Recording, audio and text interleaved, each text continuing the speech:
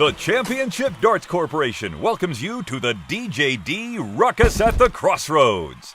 This is Season 10 of the Championship Darts Circuit, and we are coming to you live from Indianapolis, Indiana. Hello, everyone, and welcome back to Championship Darts Circuit Weekend number 5, live in Brownsburg, Indiana, at the American Legion Post 331 as we continue the road to the 2024 Continental Cup Tour Finals. This is going to be the first match of event number 13, lucky number 13, the DJD Ruckus at the Crossroads. And it features the Mauler, Gary Mawson taking on Chris Swanson. I'm Sean Green, honored to be your play-by-play commentator for this event, and I'm excited to introduce my partner in comms this entire weekend, the incredible Gordon Dixon. Gordon, welcome home. What a player in Gary Mawson to have to start off a ruckus. You're not wrong. How about that? He has been known throughout his darting career to create a ruckus or two from time to time. Gary will tell you what he thinks, and I appreciate that. And taking on Chris Swanson, the Michigander. Yes, you just like that you get to say that. I do. So obviously a little bit of the disparity in the averages. I was actually chatting with Chris, warming up. Yep. Beforehand, and he said he's gone through some grip changes. Found his elbows drifting in a little bit while he's throwing, so he's doing some things to try to change that. Got a big first win for himself yesterday, which I think speaks to what some of these players go through. Right. Competing on this tour, it's tough to get W's. So that was a big boost to the confidence. And Gary Mawson took a first round L yesterday. So he'll want to bounce back from that. So we're kind of coming from opposite sides, both in temperament and in the dart prowess. Yeah, absolutely. Let's look at the throw here from Chris. You can see, yeah, he's making it kind of a habit to have that elbow kind of tucked in. You can see it almost as like a little bit of an unnatural stance there. Gary? Whereas Gary, nice and relaxed and loose. Typically that favors that person. Oh yeah, Gary. Yeah, kind of picture perfect as far as throw is concerned. Maybe a little extra when it comes to he twists the dart. Yep. Which aesthetically looks pretty cool. It does. When you kind of draw it back and roll it back into your hand, but as far as unneeded movements, it's just one more thing that can go sideways, or at least potentially go sideways.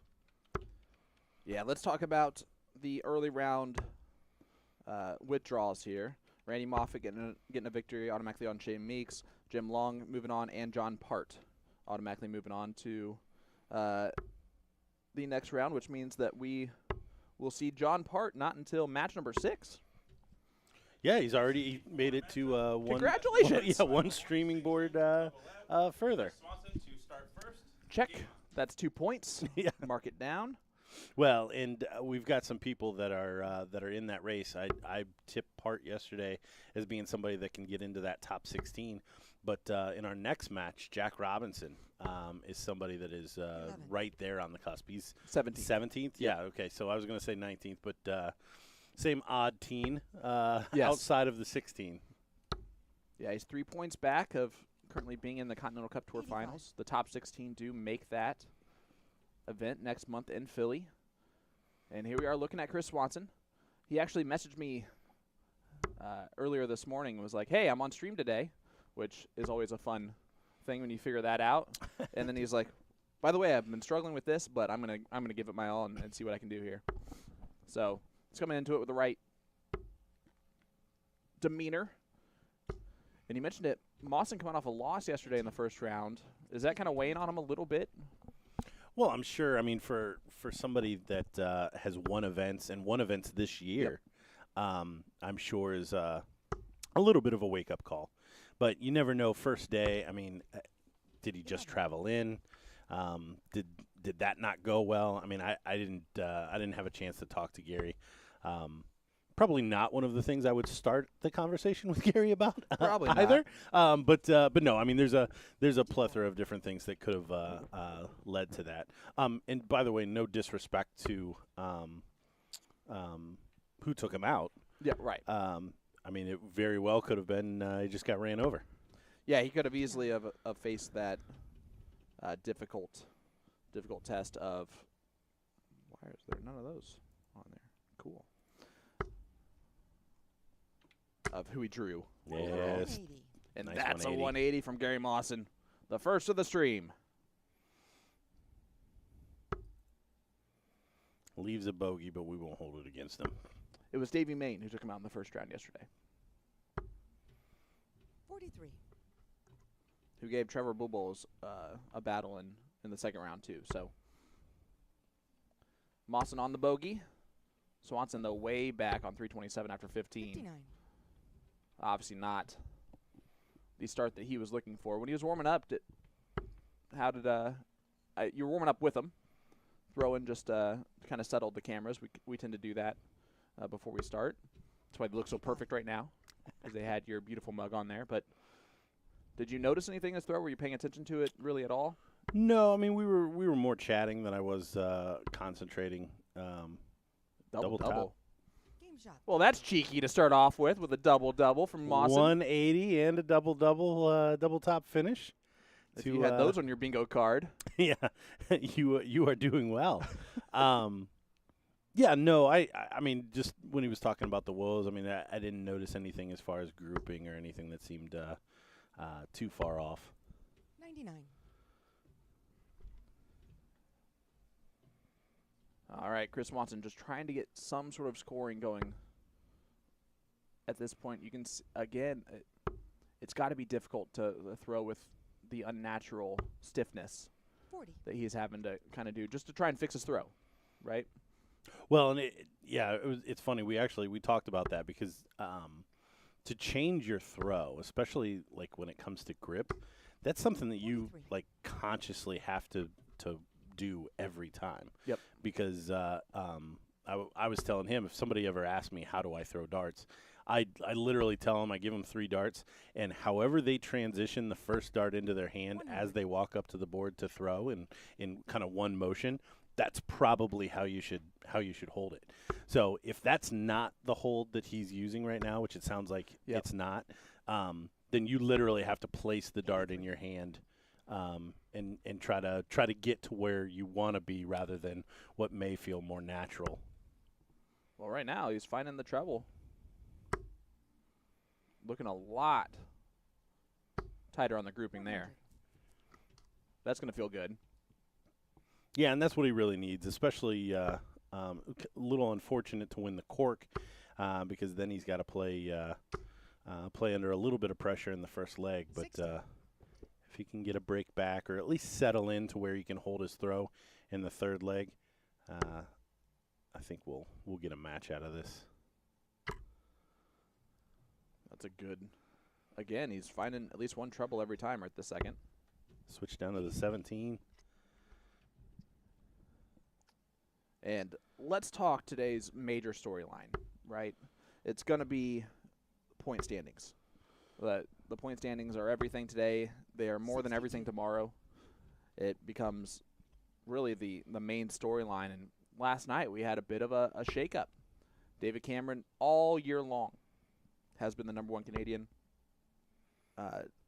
with that world championship spot 40. solidified for the most part. However, last night, for the first time, he now finds himself behind in the standings to Jim Long by 1 point. That is close. Yeah, which is actually pretty incredible that Dave has been able to do that with the depth of the Canadian 83. field Yeah. that we have tournament after tournament. It also kind of speaks to how, while he may have been the name on top, maybe paying attention to how much he was on top would tell a better story, because obviously you had to expect another Canadian winner at some point. And yeah, it's not shocking that Jim Long doesn't move up. Well, Swanson's going to have an opportunity here to break right back as Gary misses the big number on 18. He doesn't even get a shot at the double from 71. So early opportunity for Swanson. You got to take advantage of him when you get him. Yeah, this will be a big dart for him. That's in the double 5, so double 15.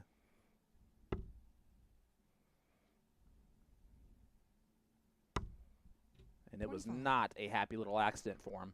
No, comes inside. I like that he was aggressive on it. It's very easy to continue to throw those darts outside, but Game shot. First start. Gary Mawson. Gary, after 2 double tops in the first leg, I finishes it off here. mean, it definitely was in the treble 20. You can see the little notch there in the double 20 now. But my goodness, that looked like that was below the wire for the most part. 41. That would have fooled me, that's for sure.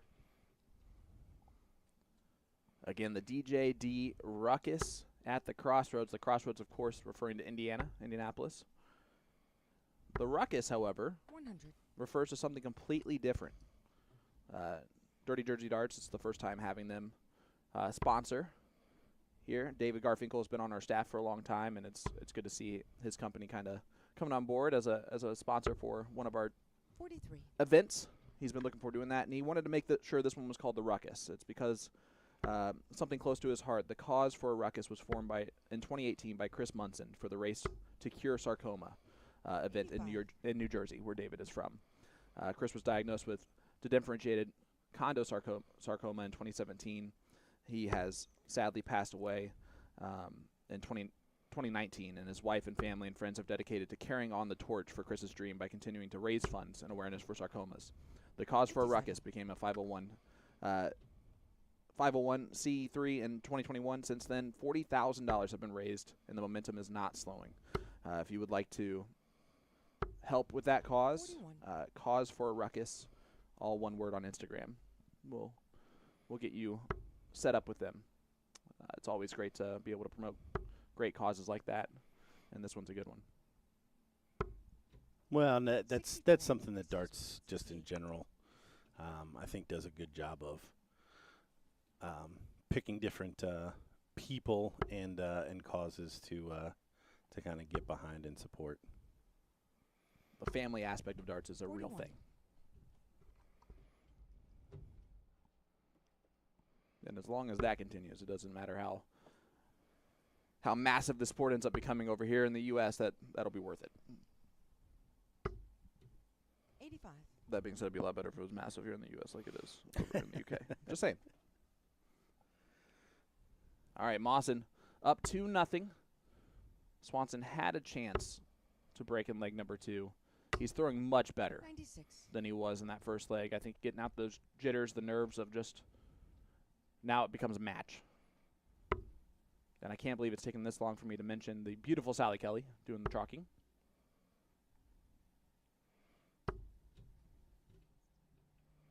Uh, 82. You can see some of the frustration leaking into to Chris's throw, where he'll find a treble and then go wide in the next one. And Mawson sets up beautifully with a 98 to leave tops. So Swanson, the 1-2-5. Not going to go. 109 left. Yeah, it should be big numbers from here.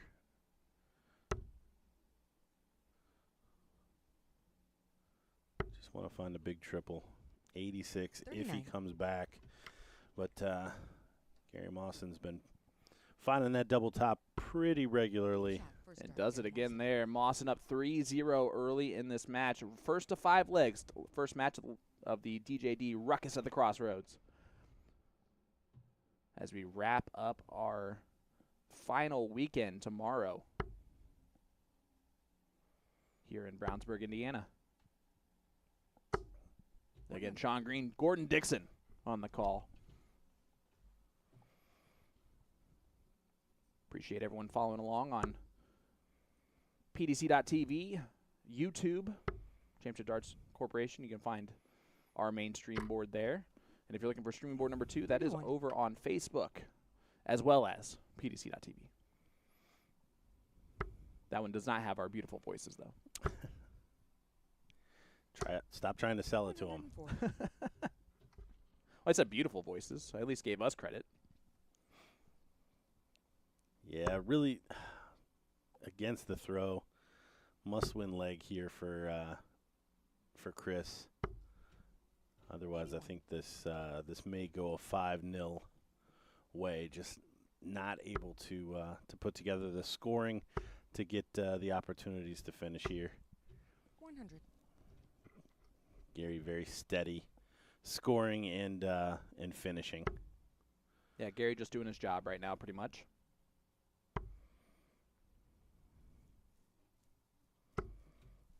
And Yeah. Chris has had moments of brilliance.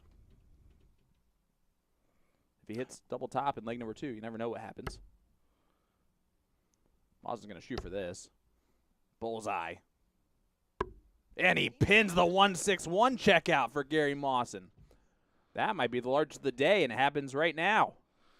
Yeah, 4th leg on stream. Gary proving he can hit another double other than double top. The bullseye is nice when you can pull that one up. And look at this. Rob Ethington, 4-3 up 45. on David Cameron in the first round. That is potential massive. And Ethington played well yesterday. Ran through a couple of matches before 95. losing in the top 16. The man from Chicago is having himself a little bit of a run this weekend. Yeah, another one to watch out for. Nick Lindberg and Leonard Gates tied up at 3 apiece. Both in that 85. mid to high 80s range. Jacob Taylor defeats Brady Noble 5-0 in the first round. Jacob Schaefer defeats Trevor Bubbles 5-1. 25. Spellman 5-0 over Ben Gardner. And Stowe Bunch just dispatched Travis Rawn 5-2 in the opening round. Yeah, Gates Lindbergh tied up 3 apiece. I swear to goodness. And, of course, Rob Eddington up still 4-3 on David Cameron. And streaming board number 2 is going on currently. Kylie Edmonds taking on Rob Donnelly. One of the guys who showed up out of nowhere yesterday and threw very well. And Mr. 9-darter from yesterday, David Cameron, in trouble. Yeah, I had to pull it up on throw for Essington here in the 8th leg. Swanson shooting much better in this leg. Mawson, of course, having a bit of a stinker too for himself.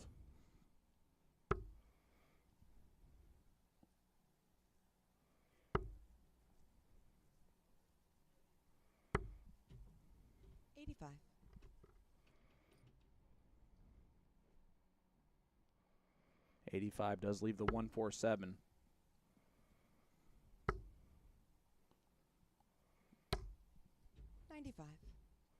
$95 does leave a finish for Mawson too.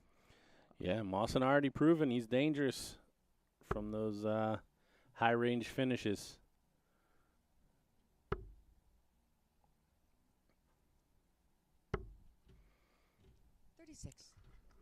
Took out 100 in the first leg, took out 161 in the 4th leg. And look at that. David Cameron is out. He will not retake the lead. No, he won't. In the quest for the world championship. Not today. And, of course, with Jim Long getting the luck of the draw, of getting in a withdrawal in the first round, he is now 3 points clear? 3 points clear automatically. 38. Sorry, 2 points clear automatically. If he does falter in the top 32, it's only a 1 point advantage there for him. But wow. Huge upset for Essington. One more dart here for Mawson to 70. polish this one up. It's not going to happen. So Chris Swanson to get a leg on the board needs 73. This would mean a lot to him, whether he goes on to complete this comeback or not. 20 will be the look here. Bullseye. Just drags it outside of the single. And Mawson now double 9. Going straight at it. And he's not going to get it. 10. He'll come back with double 4 if he returns. Swanson, another opportunity. 2 darts clear at 32. Yeah, Gary will be frustrated, but this won't be the end of the world for him. Chris Swanson. And Swanson does hit it to put a leg on the board. That's got to feel pretty good. And it was not a break of throw. He was hoping that it was. You can see them kind of smile about it. We apologize for streaming board number 2. It seems like it has black screened, which means that 100. someone who is not as responsible as our production crew kicked a cord, most likely. And unfortunately, we're not going to interrupt the match and the rhythm of the players to go out there and fix a camera. So that'll be something that will be taken care of after their match, most likely, unless there is a break in the action somewhere. But that is in the process of getting fixed. But until then, you're stuck with us and our beautiful voices. 100. 4-3 lead for Nick Lindbergh. And that would be another one that a shocking first-round exit brings in really everyone else 100. that is behind. Yeah, I don't know if Lindbergh was reading Spellman and Stowe's diary or what. I don't know either. Well, But I guess when you wish for stuff 105. and put that down in your diary, maybe that comes to Correction, fruition. 115.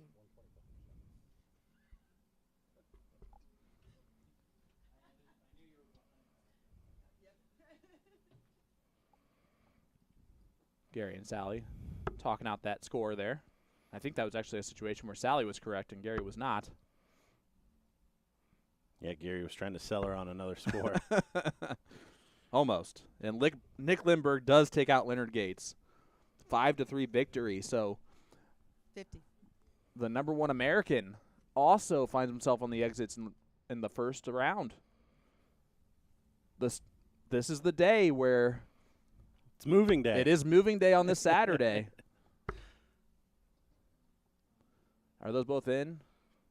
Double 8 for the 136 checkout to win it, and that was way outside, and he just waves it off.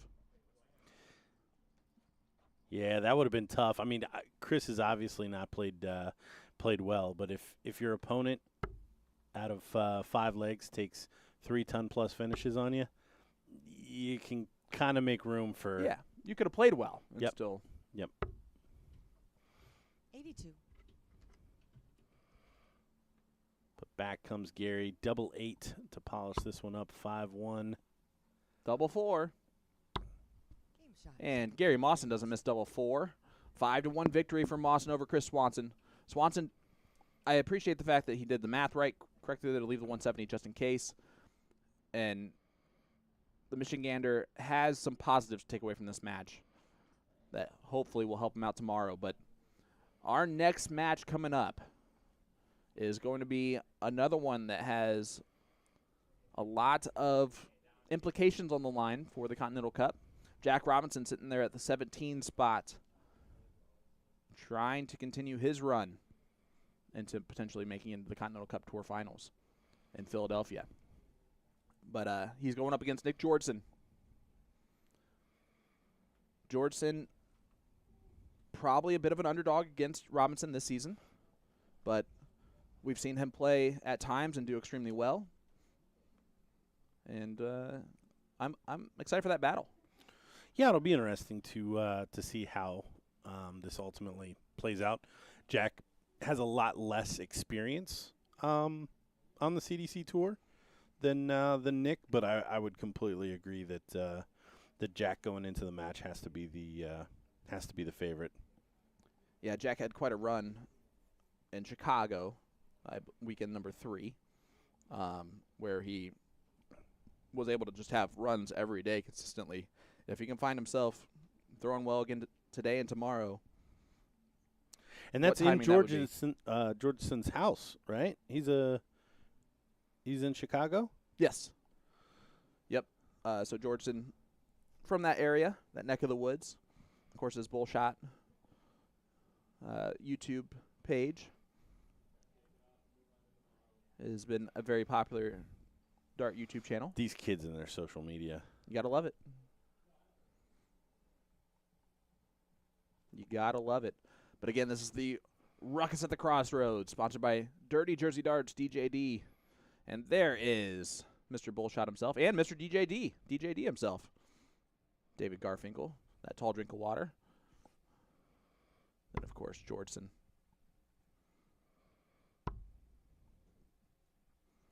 Yeah, it's always interesting when the assistant tournament director for a tournament is also the headline sponsor. The title sponsor, yeah. For the event. But DJD has been a fantastic sponsor.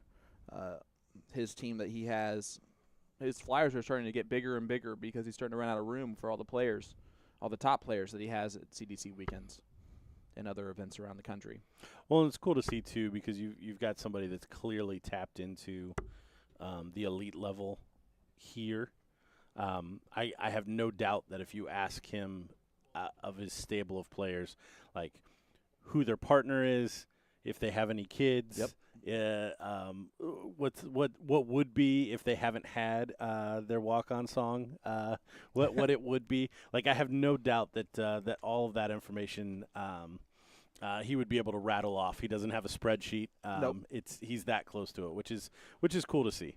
Yes, he is definitely a sponsor that is really for his players. As you see Jack Robinson head on in. I like that jersey from Jack. I believe the Dart nickname One-Eyed Jack Robinson, which I love. Be a lot cooler if he had an eye patch, but other than that, just figure out which eye is the not dominant eye and just throw on an eye patch. As degenerate gamblers that I've been in the past with poker, and I'm sure you've been in the same boat. Oh, well. One-Eyed Jacks are wild is always fun. I resemble that comment, sir. Suicide Queens and One-Eyed Jacks? I have a classic hillbilly story of learning poker on the lap of my father. Yeah. Yeah? Playing, dealer's choice. Bag of quarters, nickels, and dimes sitting next to us. No, I do like that jersey. It's good looking. I like the whole aesthetic, honestly. We got a little black versus white going on here. We do. Although Nick would never be considered the bad guy. No. That's mustache aside. I know that he's coming in from the right side of the screen every time. I promise you. Although I feel like he would make a pretty good pirate. Put long hair on there with the mustache. I was just gonna say, if you got a little twisty mustache and well, you could see him swashbuckling. Throwing an R or two.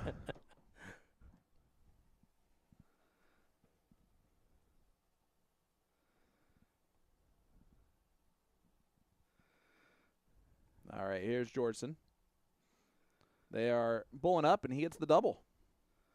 So Mr. Bullshot hits the bullshot to get the start. And there's Chris Swanson stepping up. I love it when they grab the microphone. It always makes things sound just a little bit nicer. And it's always more fun when they have fun with it.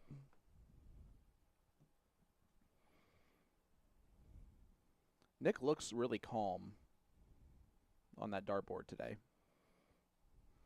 But this man right here, Jack Robinson, he has to know where he stands in the standings. He has to know what he kind of has to do this weekend. And I know coming into this weekend that had to be a goal. But we've had spoilers being played all day so far. Yeah, clearly no one is safe. Again, if you're just joining us, big news. The number 3 seed, David Cameron, loses to Rob Ethington in the first round, 5-3. And then Leonard Gates, our number 2 seed, loses to Nick Lindberg, 5-3 in the first round. Who could have saw that coming? I'm not going to say it. You still have one other half of this parlay to figure out. And that has not happened yet. And you already missed the 1,500 one. 2,500. 2,500 one, sorry. I wasn't going to bring that one up. I didn't hit that one. Fair.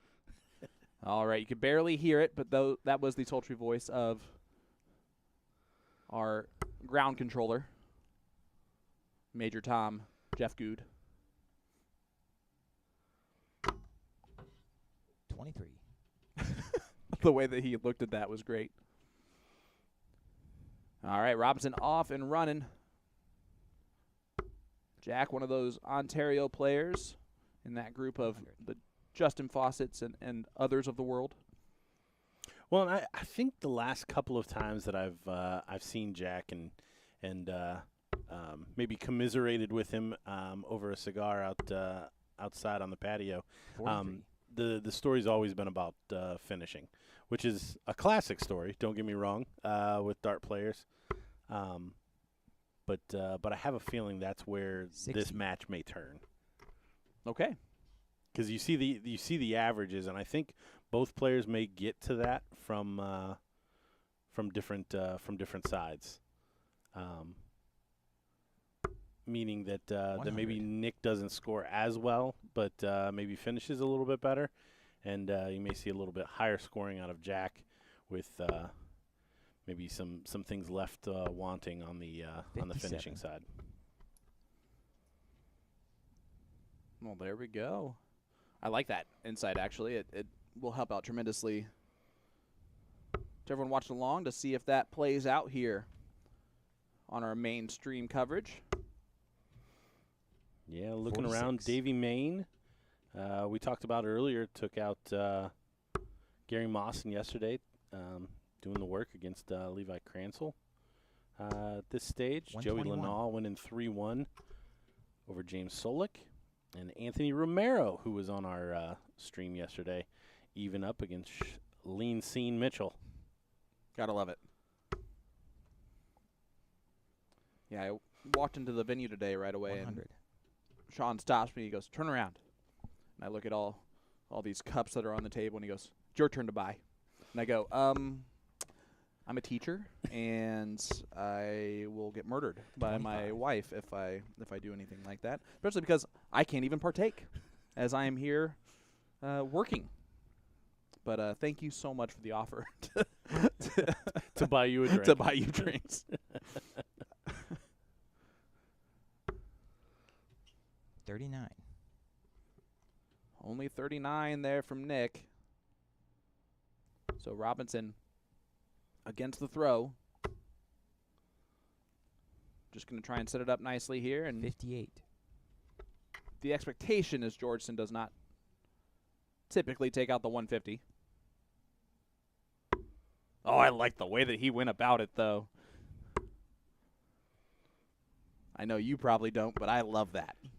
Nah, the first dart, it has to be perfect regardless. Yep. So, 96. and I think 25 does put you in better stead than a fat 20. I love it. The constant branding. Oh, yeah, absolutely. 66. Full shot. Look at that from Yeah. Jack. Slip. Trips the 20, and then the fattest 6 you've ever seen.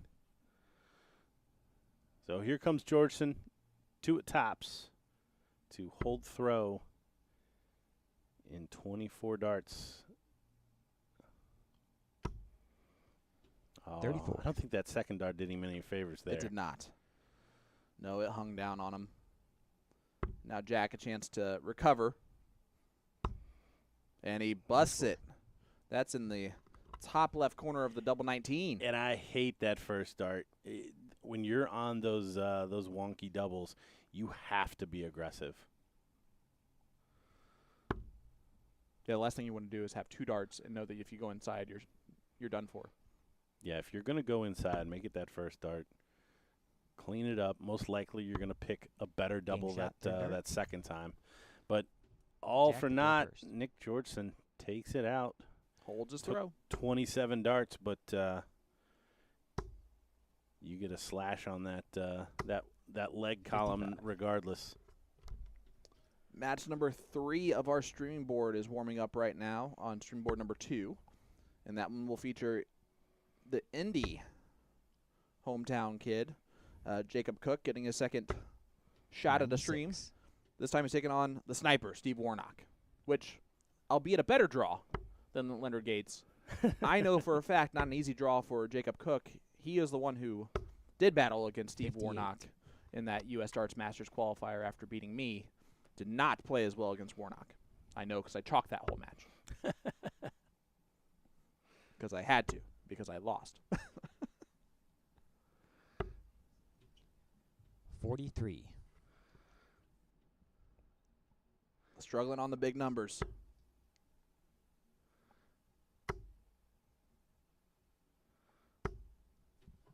$100.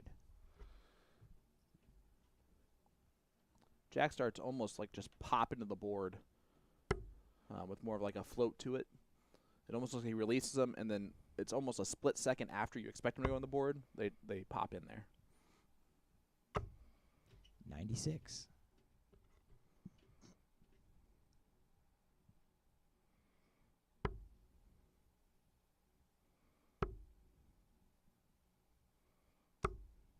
$60. Jolinal up 4-2 on James Solik. Davey Main continuing that lead 3-1 up on Levi Cransel. Last night's champion Adam Savada getting ready to do battle against the bearded 44. sensation Colin Rath.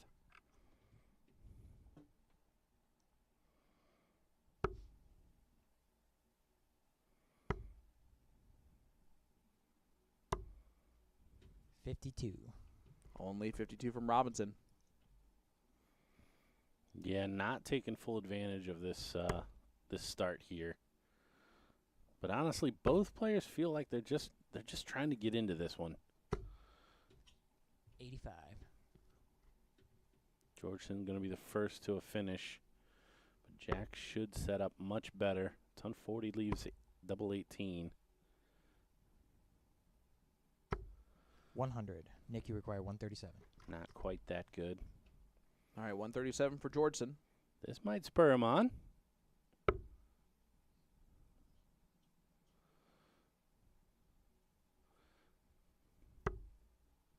$115 with one dart left here.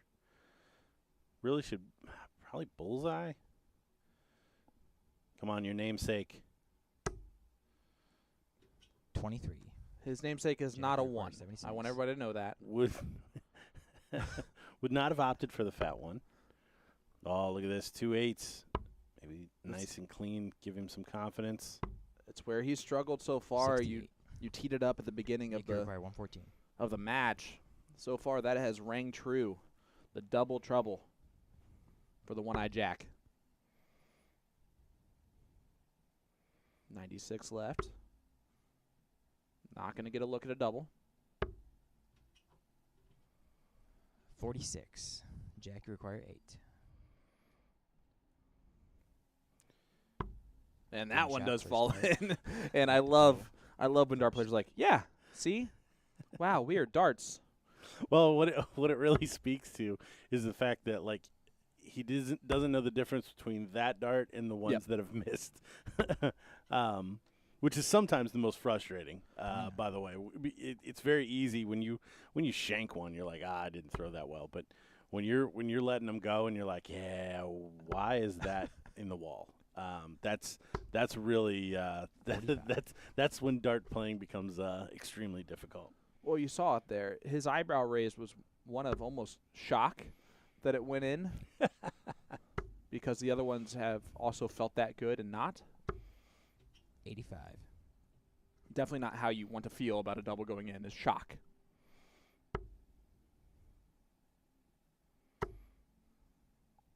And is that a settler, though? 140. I would say that it might be.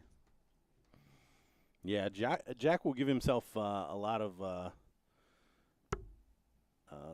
room to improve if he can increase the scoring with a nudge of confidence there after finding that double 4. 40.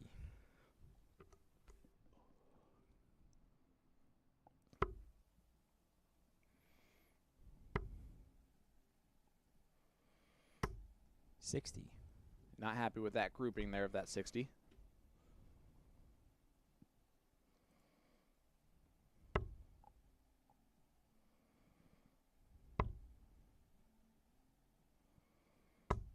Nick just 95. moving to a different scoring segment. I like that idea. Find something new. If you're hitting in the single ones and the trip ones, maybe just try out something new. Go to the 19s. 85. Maybe even go over further to the 18s if you need to.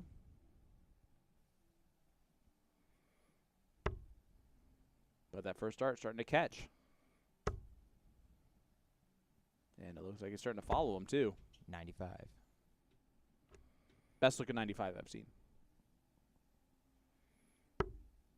But again, Jack not first to a finish, but should set up much better. 51 with one dart left. Should be an 11. 131. Leaves tops, so Nick, you require Georgeson left 157. with some crumbs here.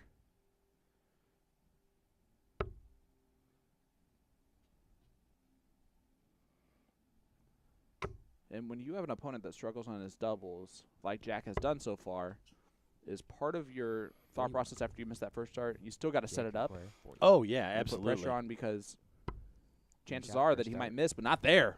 No, Jack, no, go that's first. that's not a good sign for Nick. Because if Jack's starting to put together both sides of his game, we talked about him being the favorite to start with, and that would just amplify that. But you know that he's still a little vulnerable as far as those 45. finishings are concerned.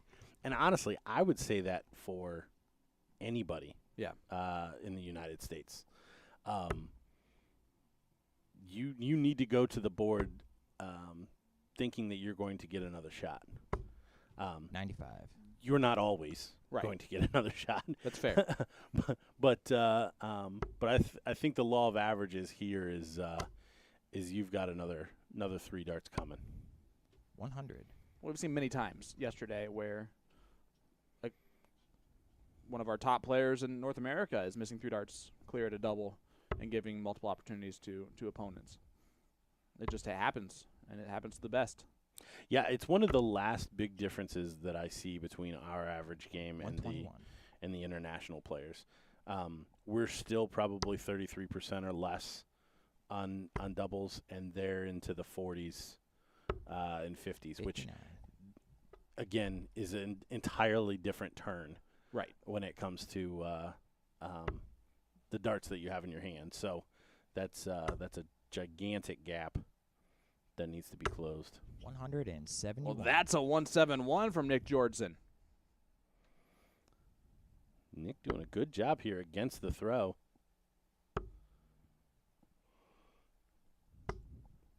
.92. Nicky require 114. Let's give a shout out to the Michigander. He's not bad at this. 96 left.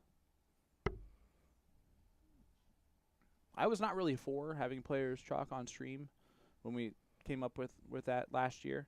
I've liked it now because you get so much more personality out of players. You get to see which ones, hey, we don't.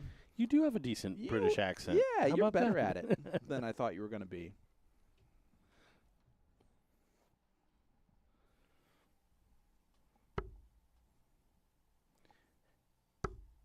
And for these guys, I'd argue that chalking on stream is probably more pressure than playing on it. 83. Sometimes. Nicky require 62. I can't follow you down that road. Fair. I tried.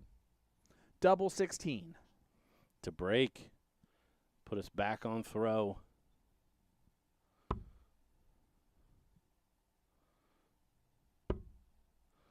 46. Jack require 122. Nick having a conversation with that third dart. Yes. That third dart is in timeout. Oh, he's going to get a whack. He's going to get a whack. Double bull. Georgeson points To his shirt again. The shameless time. promotion. I love it. That's amazing.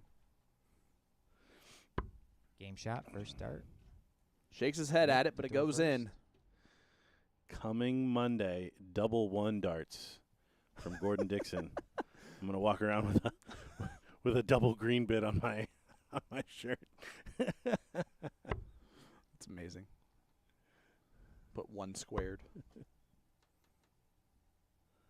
Although that's still 1. So that doesn't work. 57. You're not a math teacher. It's good, man. I told you get 3 darts. You get 3 tries.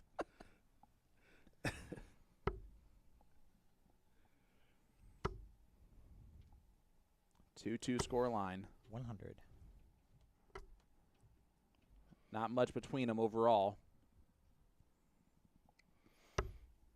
Getting the implications, definitely. Meaning more for Jack Robinson. But for Nick, 85. he's shown up here. He wants to win matches and win events, and he's shown up to do that as well. So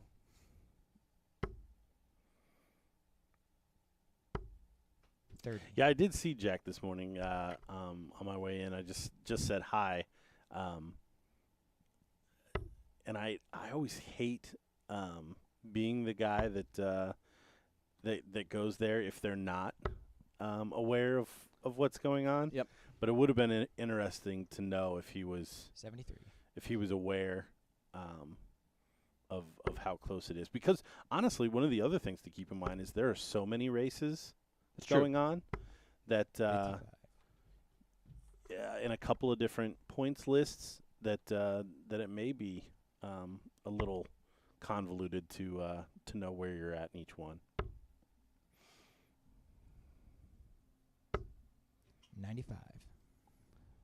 ever since Nick Georgeson has switched to the 19s to score on, he's been the power scorer of the two. Yeah, finding a big triple a turn. 140. But Nice. as soon as I say that, Nice shot there from Robinson, but again, left not leaving a finish. Adam Savada starting where he left off last night, up 3-0 currently on Colin Rath. Warnock Cook 1-1 scoreline, now 2-1 Warnock. 99. That one is on streaming board number 2. Hossey Hicks up 4-0 on Paul Jones. 3-3 Justin Fawcett, Keith Way. I wonder if Keith's bags has found its way to Keith. Hossey Hicks up 4-0 on 40. the Nick Ohioan 92. Paul Jones. And then Sean Mitchell up 4-3 on Anthony Romero. Georgeson 92 left. Great first start. Double 16 for a 3-2 lead. Game shot. And second starting to settle in is Nick Georgeson. dart. Jack to throw. Yeah, first. all with throw. So it's not panic time for Jack yet, but this is the biggest leg of the match for sure. A hold from Robinson puts us back level, and Georgeson can go one away if he can break. And if you're a player at home that struggles sometimes to score on those 20s and you just get frustrated, 95. Nick Georgeson has shown you exactly what you need to do. Just switch to a different scoring target. It has made the absolute difference so far in this match, I would 76. argue. If he was still trying to 79. stress about the 20s, I think we'd have an issue. You had a trip 19. No, you had a trip 19. This is where the scoring before the darts get pulled sometimes helps. But that being said, you have a 61. chalker there that is going to keep track of all of that. Really should. Got some score negotiating going on. You don't get what you deserve. You get what you negotiate for. 59. It's weird. That's how I ended up here. My negotiation was, can I please do this? I guess so. All right. I'm your 45. guy. So not loving the body language from Jack now. Seems a little defeated. He can't get 57. anything going. Would have expected much better scoring from him. 5 legs into this match. Seems to come 59. up with a 2 triple turn in the low 200s, but outside of that, just not doing what he needs to get down the board. Yeah, not scoring the way that we've expected him to score coming into this. 41. Keith Way does defeat Justin Fawcett 5-3.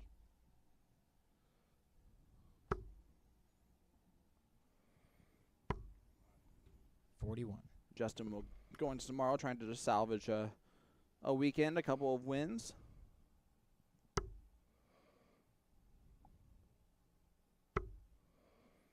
Georgeson back to shooting at the 20s.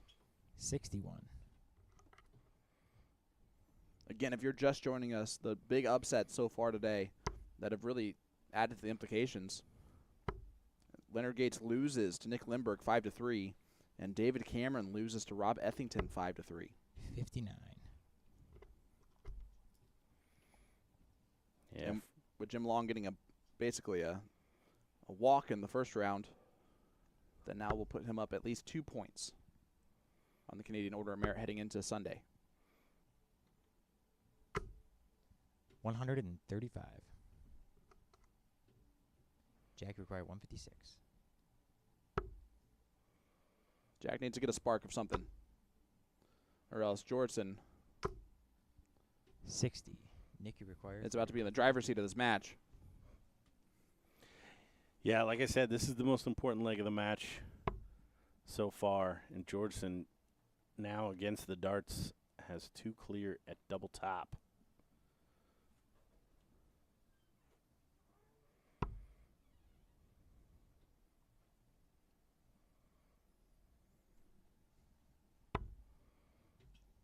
43. Chase that Jack around require the board. 96. And Robinson now 96 left for a 3-3 scoreline.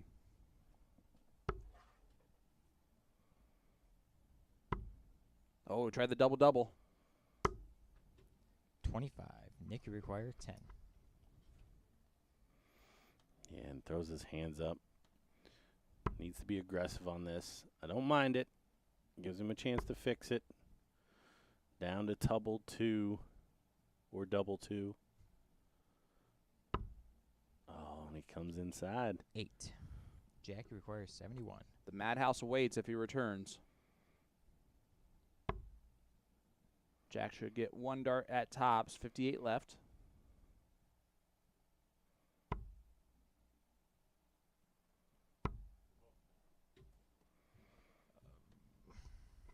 $36. Nick, you require 2. All right, Georgeson. Madhouse. Just trying to walk it down.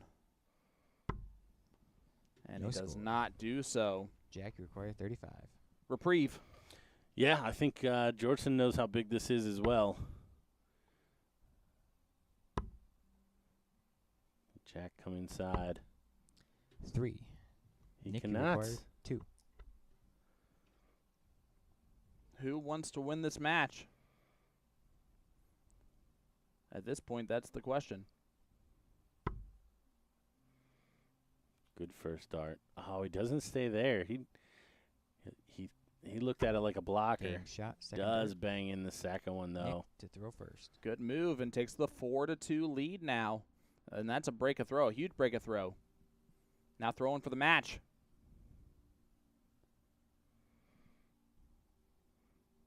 These players locked up. 66 on the average. Both going to be very disappointed with the standard. One was going to be 43. more okay with it. Come out the other end. But Jack Robinson needs to win all 3 of the legs left in this match if he's 58. going to take it home. He's in a tough position to do so. It's break, hold, break.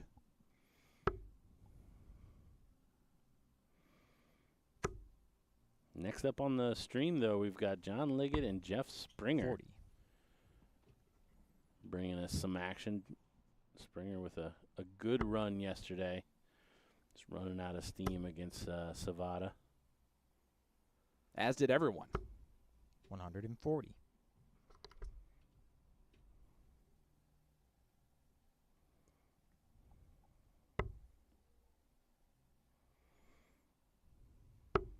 And this is a good time to mention that not only are we really looking at the 99. at the point standings for the Continental Cup, but also the Cross Border Darts Challenge, the top 6 Americans, top 6 Canadians in the point standings automatically invited to that. So you don't really want to 83. be one of those 2 wild card spots because you never know if you're going to get one. Especially Canadian side, you got John Part, Yeah. who has been playing well enough to also potentially get that spot. But Jack Robinson 59. right now 7th on that list overall, 3 points back of Dave Richardson and 5 points back of Jeff Smith.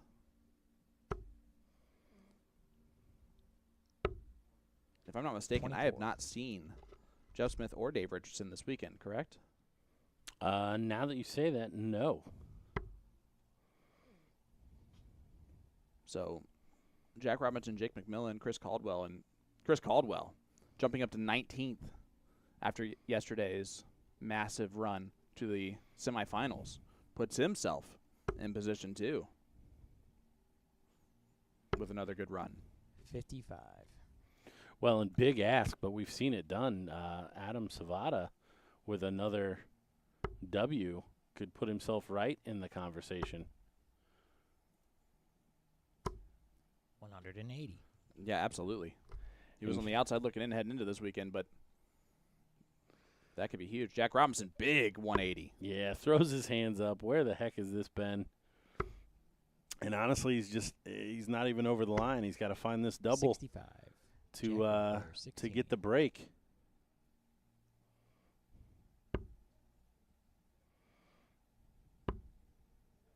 Those two are not close. No score. Those Nick, weren't you attacking require it one at play. all. That, yeah. If you could take a picture of somebody's confidence, that's exactly what you saw there.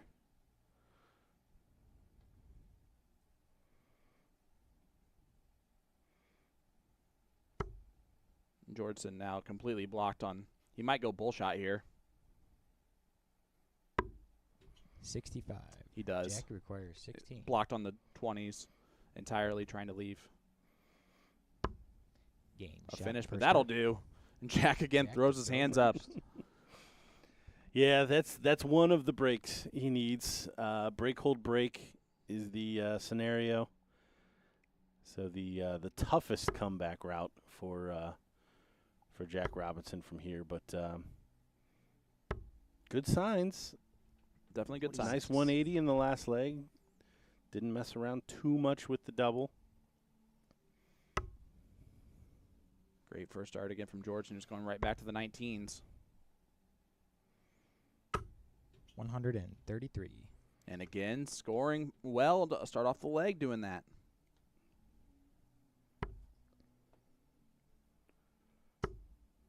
Well, we know two results. We know that David Cameron's going to be at 90 points heading in 60. tomorrow. We know that Leonard Gates is going to be at 106. The entire lead can be gone for Leonard Gates if Stowe Bunce wins this tournament today. Jim Long going to try and extend that lead as far as he can. 85. And you're right, Spellman and Savada put themselves right into the conversation tomorrow with wins today.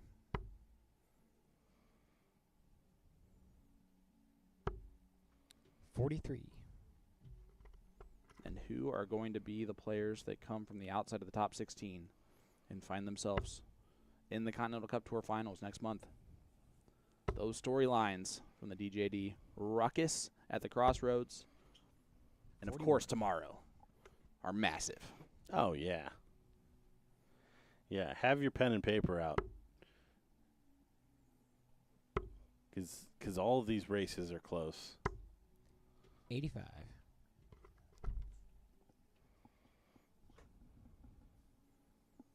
Georgian in control of the leg. Going right back down to the 19s.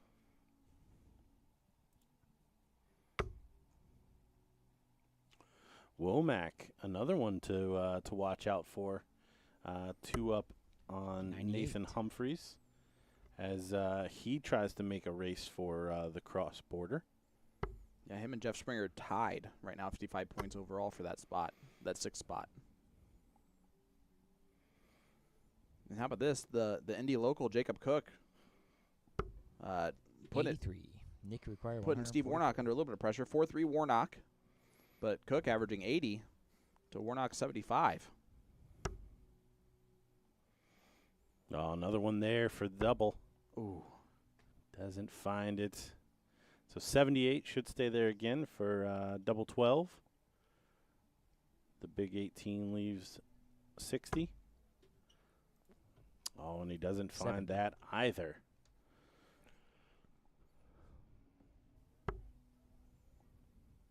Robinson needs some big troubles. That's not good. Needs the treble 20 just to salvage this leg.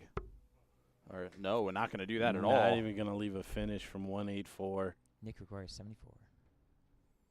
So 6 darts to sew this one up. 20 for tops for the match. That one was a little bit close to the treble, and that's why he gave that facial expression. 34. He'll be back.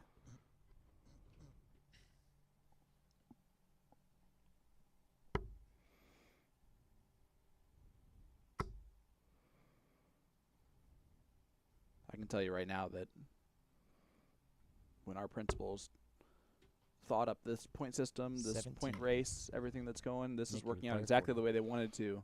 Drama, as our good friend Mark Taggart would say. Yes. Drama on a Sunday. Double 10 for the win. Should be a good marker for him. See him regripping there. And drags 30. it inside. I tried to Require place that dart. 158. Didn't really throw it. And the law of averages say that Jack Robinson may get a couple of triples here.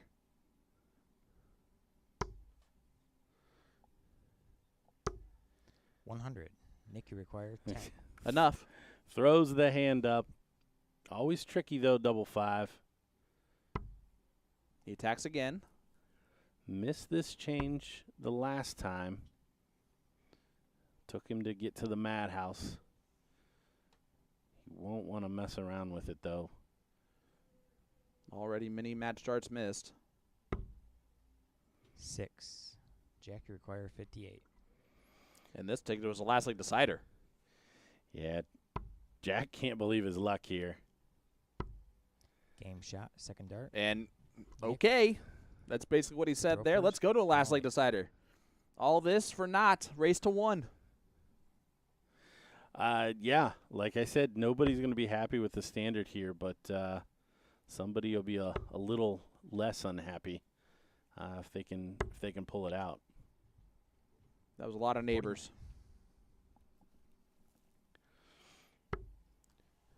Jack Robinson with his get out of jail free card. 135.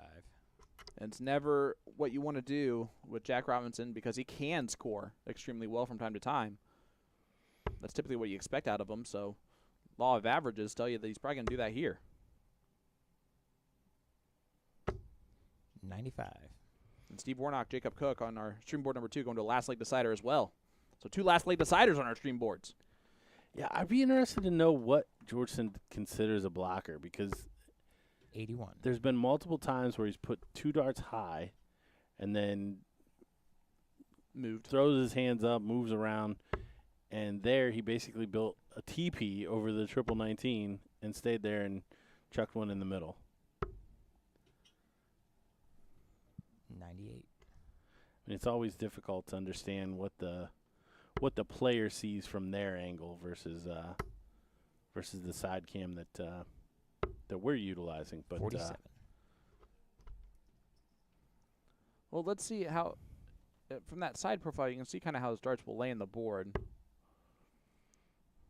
You can just see kind of how flat they are there, even from the 19 route. 57. kind of worked out. 19s were a beautiful shot there. 95 would have left to finish. Oh, can Jack Robinson find another? He 98. doesn't even try. Moves over to the 18. I like that switch, leaving the 140. Who can go out? Potentially 6 darts. This 140 would be out of nowhere, if we're all being honest. Yes. Oh, 44. Georgeson's turn to Jack mess Robinson, around 140. coming down the board. Only 44. Yeah, Robinson knows. Just put in a ton.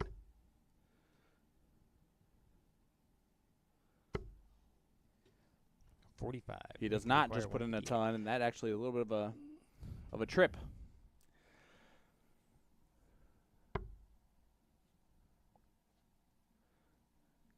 Georgeson's shooting to set up the bull. I expect no less at this point.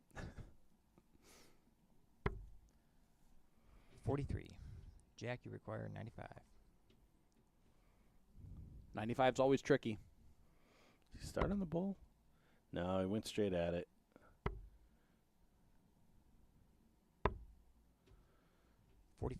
55.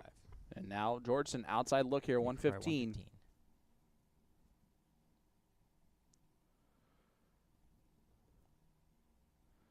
Is he going bull? I think he's down? going 19, yeah. 96, trip 20, double 18. We've seen him do it. It's not going to happen this time. Does 99. leave the double 8, Jack but he's required going to have 40. to fade 3. For the match. Jack Robinson. And an Game shot unlikely for the victory match. for Jack Robinson Jack on the Robinson. comeback. Down 4-2, comes back to win the last 3 on the trot, 2 on a break a throw. So Jack Robinson continues to keep his hopes alive for the cross-border race. Yes, he does. As Richardson and Smith, again, I don't believe are here. So gaining some more points to add to that total. So far, this DJD Ruckus at the Crossroads has been phenomenal. Coming up next will be Jeff Springer versus John Liot. The standings so far, again, the implications. Look at these. Leonard Gates will have 106. David Cameron will have 90 because they are both out in the first round. You get 1 point for making the top 64, or just by playing, pretty much. And if you look at everything else, Jack Robinson, Jake McMillan right there in the running. And Dave Richardson, Jeff Smith not here. Might not be there next month either with a couple of big-time players. Nick Lindbergh, actually, number 20 spot, another outside look.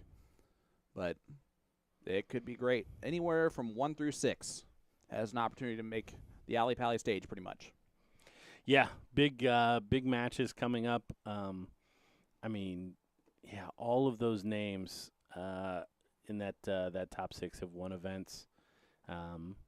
With Adam Savada yesterday, with his maiden Second title. Second title, but yeah, absolutely. Oh man, we keep talking about tomorrow, and we've still got plenty of action to bring you today. So let's take a short break, and we'll be right back with more from the DJD Ruckus at the Crossroads right after this.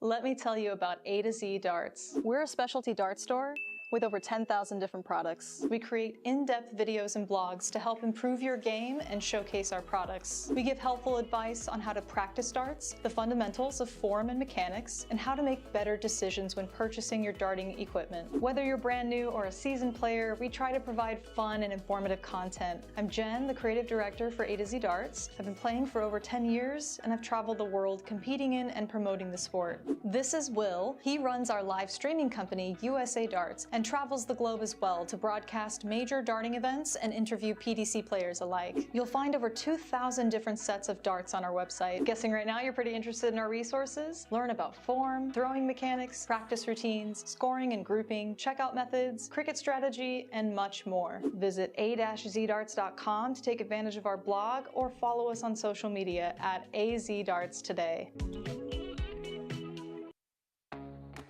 Hitcore is the streaming entertainment alternative. Live concerts and comedy? Hitcore has it. Premium high-def audio and video? Hitcore has it. A customizable entertainment experience? Hitcore has that as well. No app? No problem. Set up an account, decide what you want to watch, buy it, then press play. It's that easy. Hitcore is live and on demand 24/7. Hitcore, where every live event becomes your experience.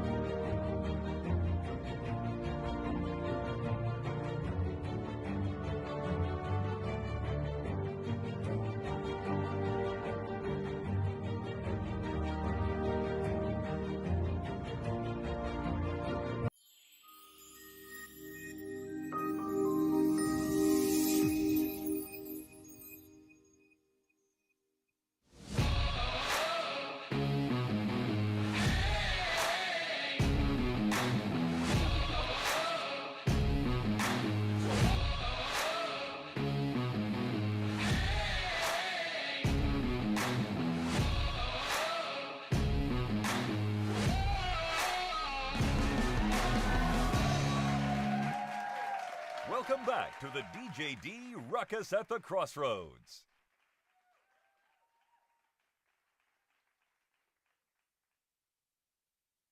Ladies and gentlemen, to beautiful Brownsburg, Indiana, for this top 64 match of the 2024 DJD Ruckus at the Crossroads. This match features the Stinger, Jeff Springer, taking on John Liot. Little East Coast, West Coast action here. I'm Sean Green, joined once again by good stuff, Gordon Dixon. Gordon, got some good stuff in store for this one. I'm excited to see this one. I bet you are. Some large, some large betting implications on this in this match coming in. Not real betting implications. No. Fake ones for everyone watching along at home. Or any regulators listening. Yes. No. I obviously Springer with a big run yesterday is going to be favored, but John Liot is a big potential banana peel for anybody that's not aware. It's been around, plays a lot, and is very good, especially in the finishing department. He's one of those players that you can't give too many chances to. If Jeff hopes to avoid that banana peel, I think it's going to have to be done by outscoring him and getting some shots at a double. Well, the Springer this season has kind of really come along, averaging almost 86 for the season. Been one of the more consistent players on tour. Of course, made the semifinals last night. He has a finals appearance this season as well. So while John Liot is going to feel pretty good about it, I think this obviously Springer's match to lose here. But here we go, as that was the call of that tall drink of water, Mr. David Garfinkel. Yes, we had a new floor captain. 100. Giving that one in there. And what I appreciate about John is also that South Carolina southern charm of the pinky. Of the pinky up when he throws. I knew exactly where you were going as soon as you started talking. Yeah, he's a dainty dart thrower.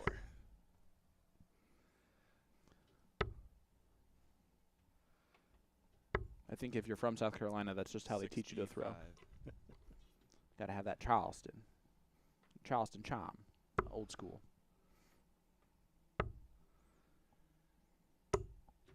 The Stinger from Washington State, the state of Washington.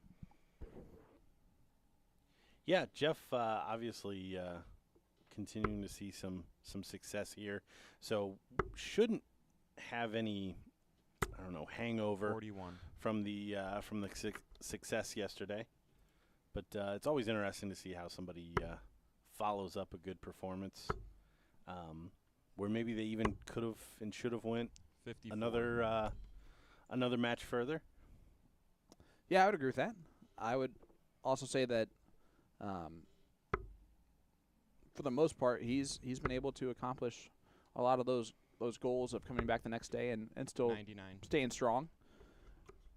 The implications on the line for Springer that he's probably not going to even know about, and that is the cross-border darts challenge. He is tied currently with Jacob Womack in that 6th spot.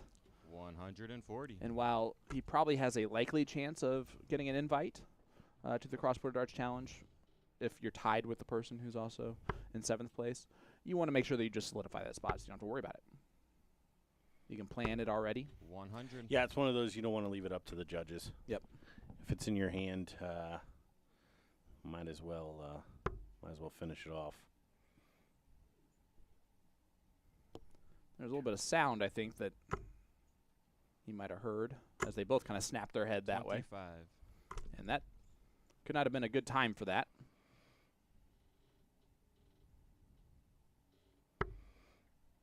Yeah, you can see the frustration.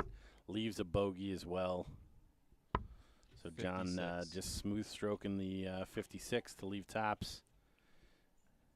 Jeff left to try to set it up. Yeah, nothing Jeff can do to stop John from holding his throw. 42. He's got to get that out of his head pretty quickly here. Do not want whatever the frustration Game was shot, to first start. to reverberate throughout the rest of this match. Well, leg number 1 goes to Liot.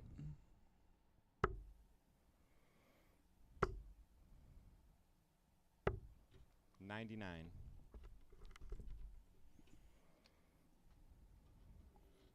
Again, the next match that was supposed to come up on our stream board was supposed to be John Part, John Steinheifer. But John Steinheifer did not, was unable to make an appearance this weekend, had to withdraw. So John Part getting the 41. automatic push through. So the winner of this one will get John Part in the top 32, which will be match number 6.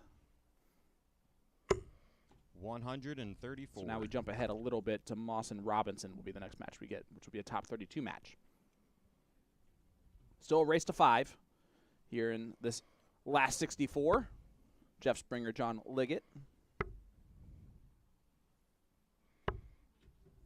54. We already have a top 32 going on out there. Davey Main, Giant Killer, taking on Stowe Bunce right now. And Main's up 1-0.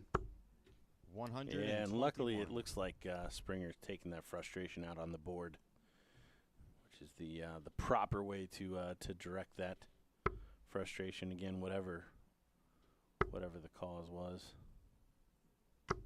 140. A nice 140 there from Liggett. Of course, huge shout out to Nick Georgeson. Doing a great job with the announcing duties. 100.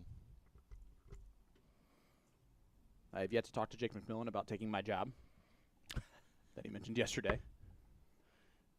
On the live feed. It was impressive. How dare he? I like it. Oh, 77. I don't like that. I thought he was going to screw it up, and he did because he chucked it up just at the last moment. Yeah, he kind of 7. thought about it as he was throwing. Yep.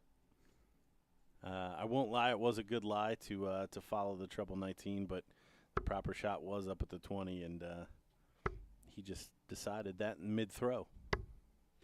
87. Which is never what you want to do. Especially when you start on the 19th at 266. You should kind of already have that in your mind. Game So shot. that lie first might have start. fooled him there. But 1-1 score line, that's a hold a throw. The Stinger puts a leg on the board. Yeah, 1 apiece, not much between these two in the averages.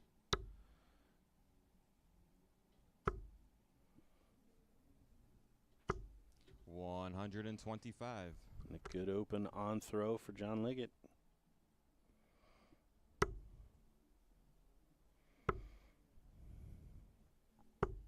$85.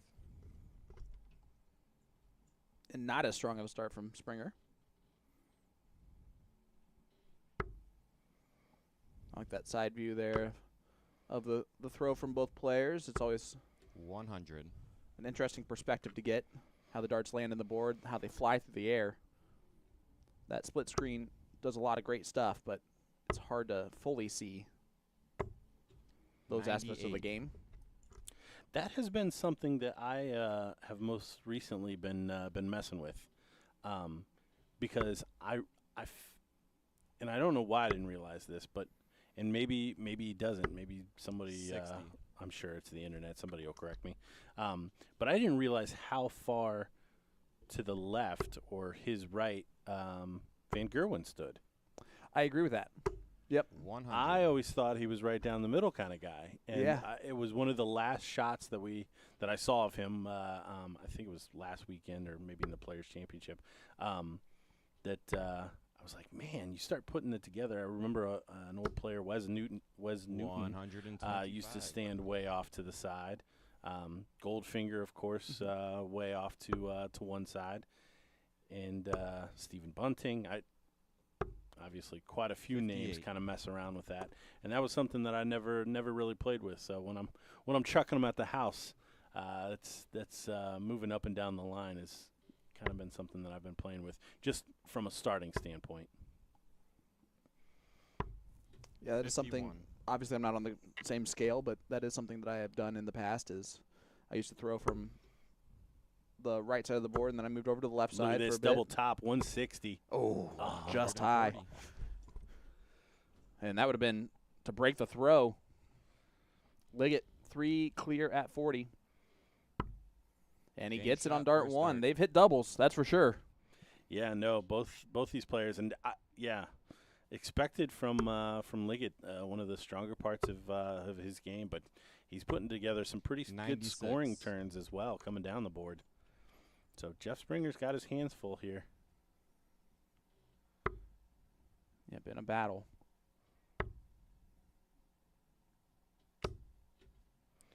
And again, you 61. do see that probably Springer tipped in this match, because on his throw there hasn't been a whole lot of 140. pressure. Yep. Now he's only had one of them, but John Liggett has kind of came in sideways, sliding in to take out his 2 legs. With Jeff kind of breathing down his 41. neck.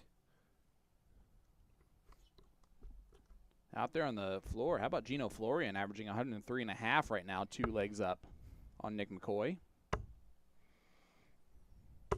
133.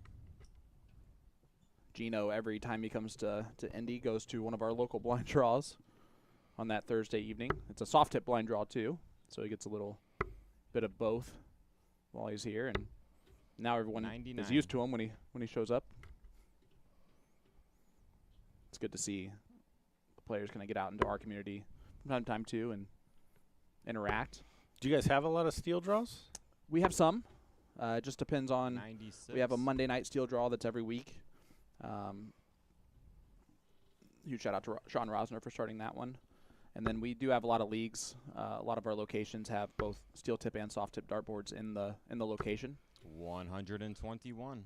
which is we're very blessed with the amount of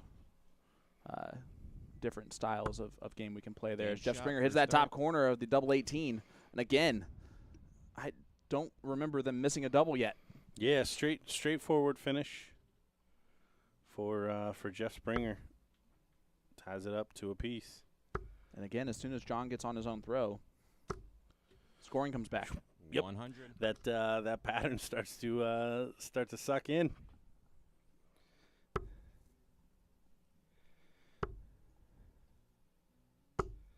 $125. Springer's another guy who puts that extra movement in his take back, the spinning of the dart. I won't deny, looks cool. I don't know, does it look cooler than the dainty pinky? As a fellow pinky up guy, 81. I am no. too. I am too. But yeah.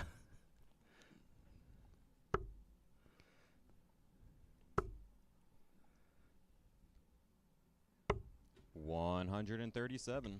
I just like to be a Southern gentleman when I play darts, Great. you know? Great leg here from Springer against the darts.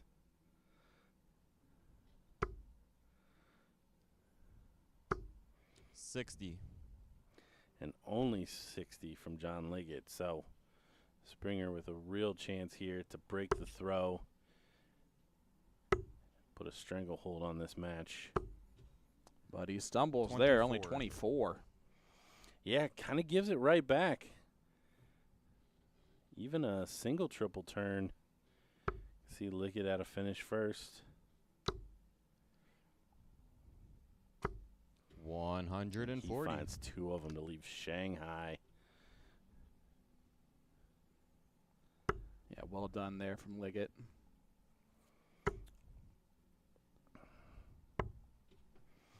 $44. I like the water in the koozie. Back on the table for Liggett. Oh, yeah. It's true. I just noticed that now. Hey, you got to make sure you know which one's yours. Tops. 80. Oh, I was waiting I for thought it was game in. shot. Waiting for game shot.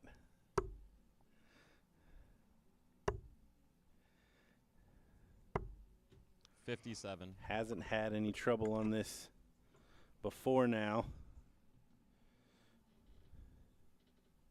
Jacob Taylor, Chris Caldwell battling out there on the other boards. Game shot. That second is dart. game shot for Liggett. He is now we know there's been 2 missed darts at a double. But I still believe that's it. Stayed chalk so far, my friend. Yeah, an 100. interesting reaction from Jeff there. It looked like he was not surprised, but just kind of like, okay, this guy's going to hit every double he gets to throw at. Kind of a reaction, and that's why I didn't know how familiar 87. these two were with one another. Because John's not blowing you off the board with averages. Right. So if you're just like, oh, who am I playing? You can go back through and you're not going to see 105. 140. But what you can glean from his matches is that he does finish well. 100. He also scores very well on his own throw. And Yeah, that's certainly been the pattern here, which puts even more pressure on you, especially if you lose the court, 81. as Jeff has done.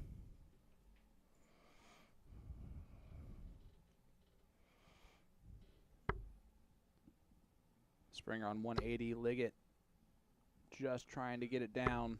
60. 60's not going to do that. Out there in the top 32, Stowe Bunn's currently down 3-2 to Davy Main in a race to 5. And Jeff Springer's going to set up beautifully with 140. with a 140 to leave tops.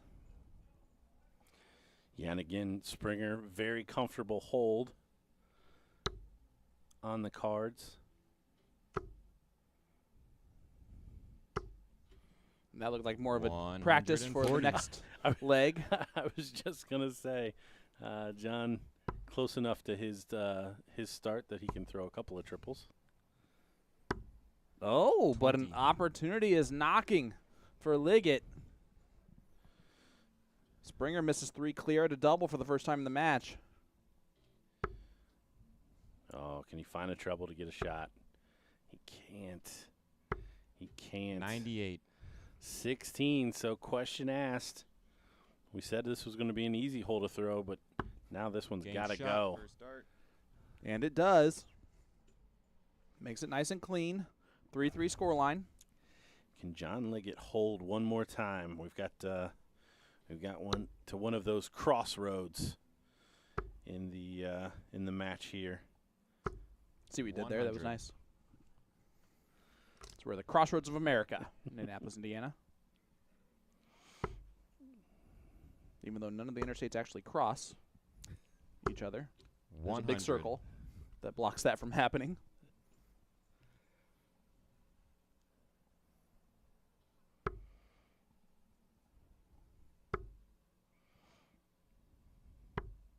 $45. Oh, is that the first opening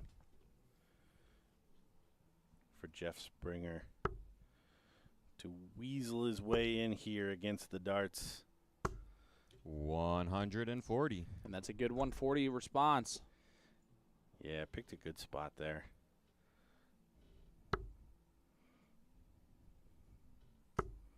Oh, but Liggett's going to come back at him. 180. And that's a 180 from John Liggett. I'll light it up one time. Boogan was the dynamite. 76. I've been waiting for a Liggett before you stick it. I wasn't going to say that on air. I'm glad that it wasn't me, if I had to say so myself. Because there's a lot of times I think of things 42. like that, and I don't say them out loud. And most of the time I do. Ah. Kind of like Chris Swanson playing earlier. I really wanted to Dumb and Dumber that up 60. often. Chris Samsonite Swanson. 1-3-4, hold a throw, take him to the hill. The shot is on. 74. 65 to do. Should be a 69 shot at the scored. bull. 11 if he's being cheeky. Yeah, the bull or the 25. Maybe 45. What we're saying is there's options.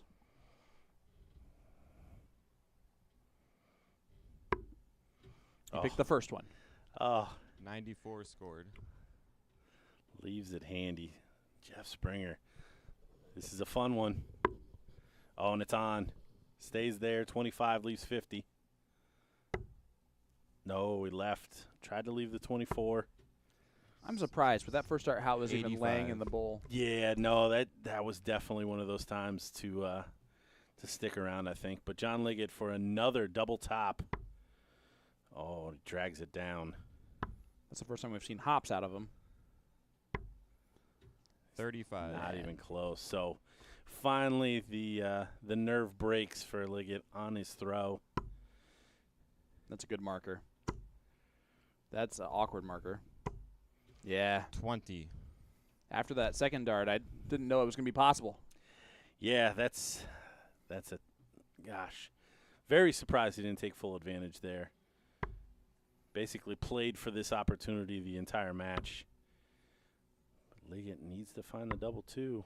3. He leaves the madhouse. So Springer again off the hook. As long as he hits it. Oh, no. And No he score. doesn't. Wow. See, this is why this is such a crossroads leg for these two, because Liggett again doesn't have the prowess Third of dart. Springer. He Game comes shot. through there and he's in a driver's seat, Yep. whereas Springer's been playing. He plays people all to final legs all the time, and just not able to take advantage 58. when it comes up. Yeah, was that the opportunity missed for Springer?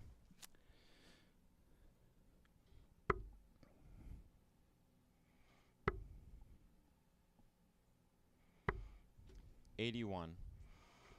Not taking full advantage there for John.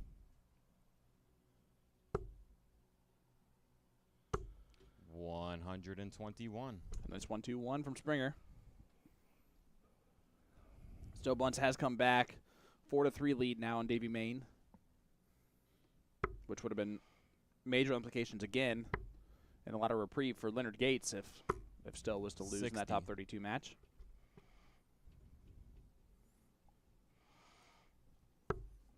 Jim Long currently up 3-1 on Jacob Schaefer. Jacob Taylor up 3-1 on Chris Caldwell.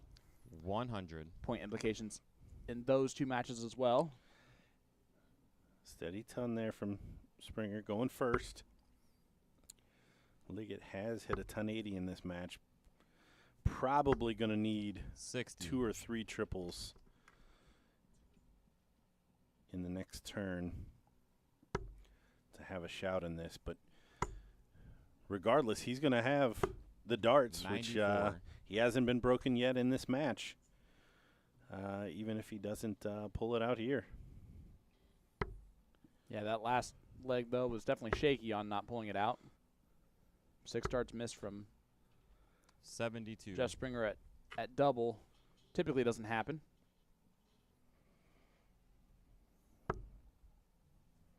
Might as well stay there. Double 10. Would have been for a little 128 check 108. out.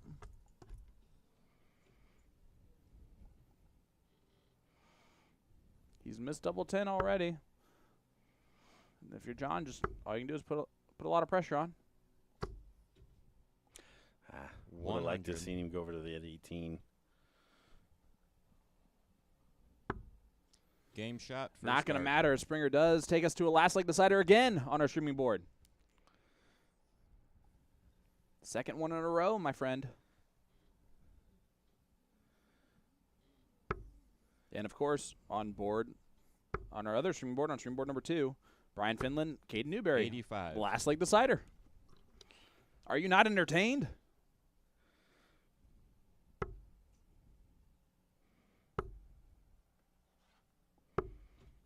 $76. Nah, 145 is not the time for the Grand Slam breakfast from Denny's. Look at John Liggett on his throw. 140. I mean, it's impressive. It doesn't happen often, but man, when that bull comes into play, 81. it is it is a thing to behold. Because this all came down to the very first dart that these two threw. Yep. At this dartboard. 80. You see the long blink there, but Springer way back. 180 is all that will leave a finish. He's on it. And that's a 180 at the right time to leave that first look at a finish. Look at the timing. Pulls it all the way back. And is it going to hurt Liot? 55. It is. A shot to the solar plexus. Oh, it's on. Oh. 344 and 6 would have been 92. dirty. Immaculate.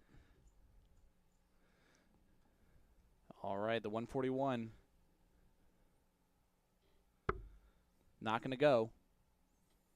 So Jeff Springer will come back with 72 remaining. 59. Yeah, Springer flubbing his lines the last time in this spot.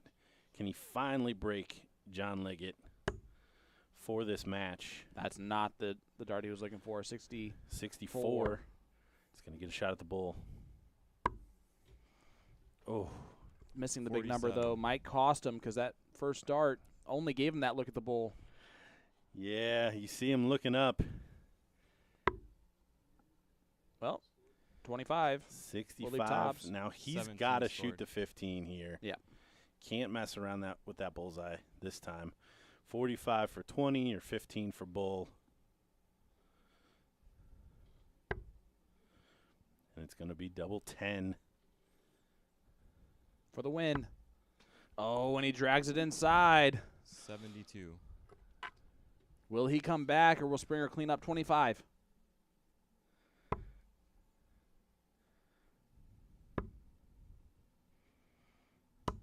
And the Stinger does Game get the shot in job the done. match. Jeff Springer. You can see the relief on his face. 5-4 victory. And a breath of sigh. Whatever.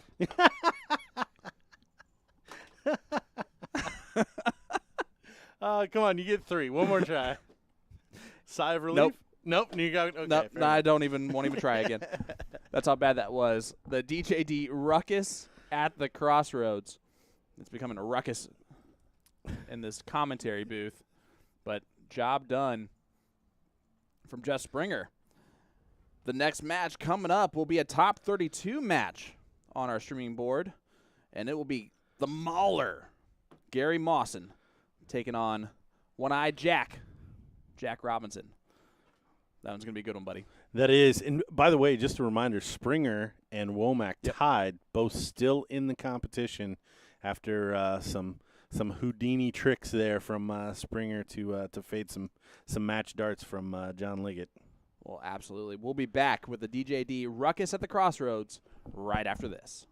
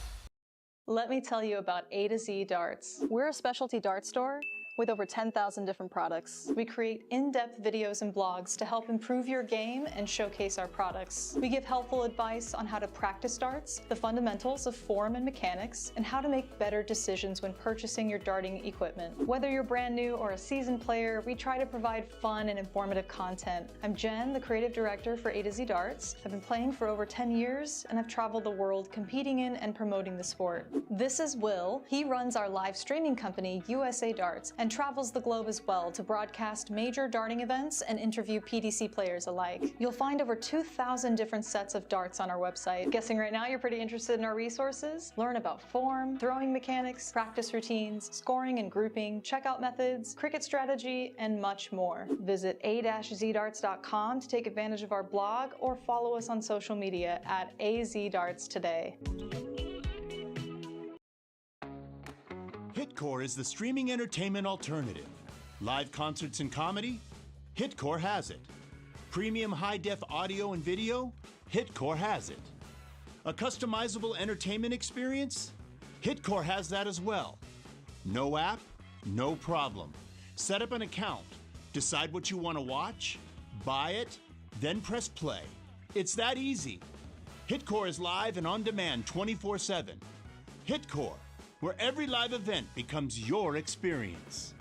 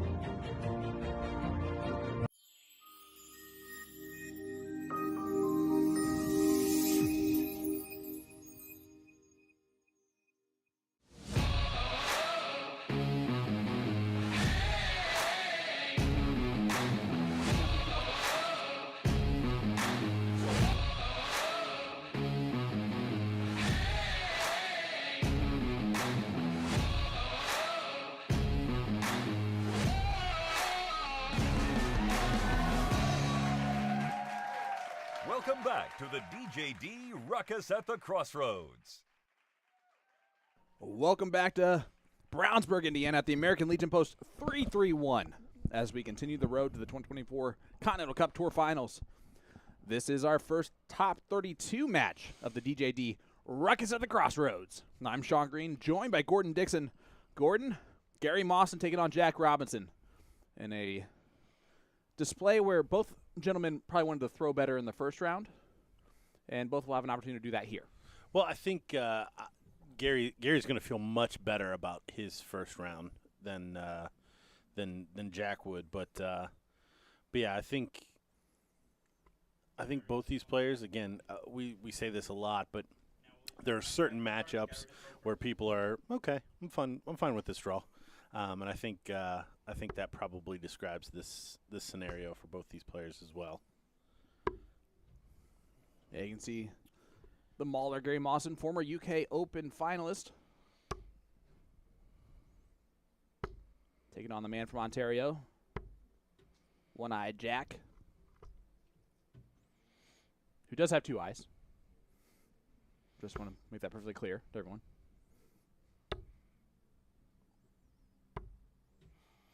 Mawson's been around forever and a day and has had a lot of success in the world of darts. Our only He's CDC player. transnational. Yep.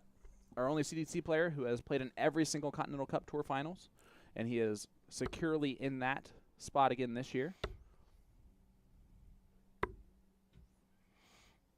That'll be 10 years in a row for Gary Mawson.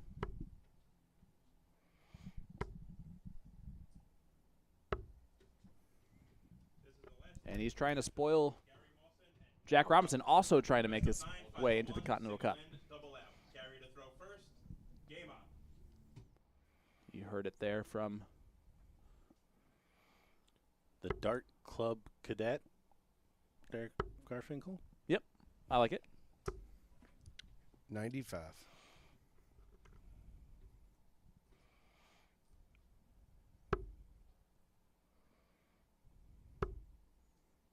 Ground controller. 81.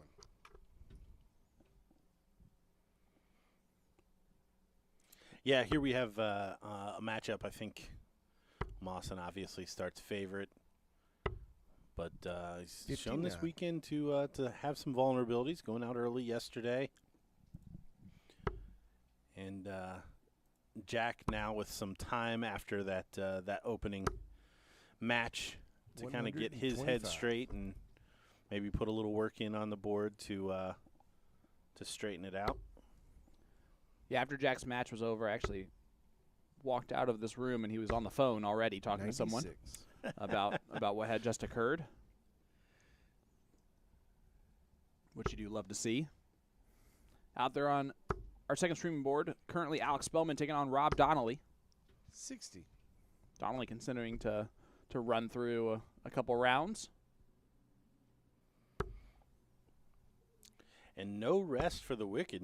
Nick Lindberg, after taking out 60.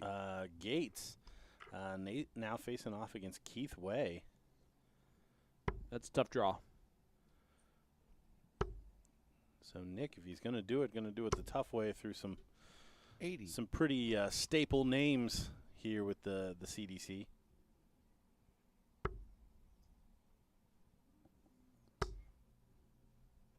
Robinson does get the first look at the finish. 83. Gary's last start really helps his overall round there, but still at 108. Robinson's still on. Trouble 19 would have left double 19. And he'll come back. 139. Cleans it up beautifully. So 108 from Mawson. Not going to go now. 28. So Jack a chance to break right away. See how those doubles are working for him now.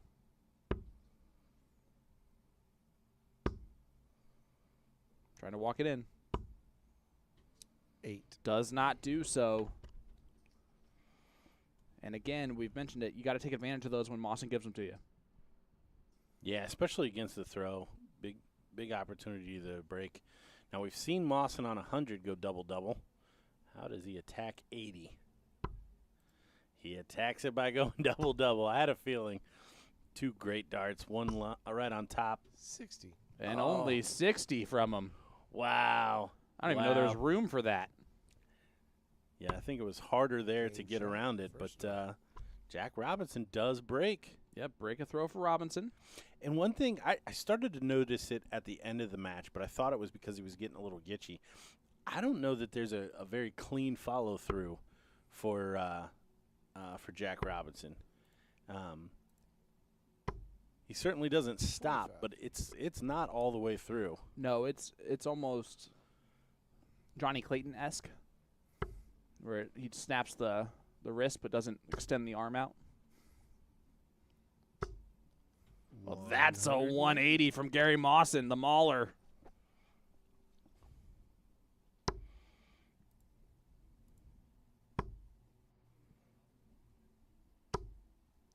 $100. Man, group number 7. These are the 4 players left in group number 7. Rob Ethington, Sean Mitchell, Jake Womack, Albert Anstey. One of those gentlemen is going to make a quarterfinal. And Jacob Taylor, of course, awaiting the winner of Adam Savada, Jason Roker. 140. Nice 140 from Jack.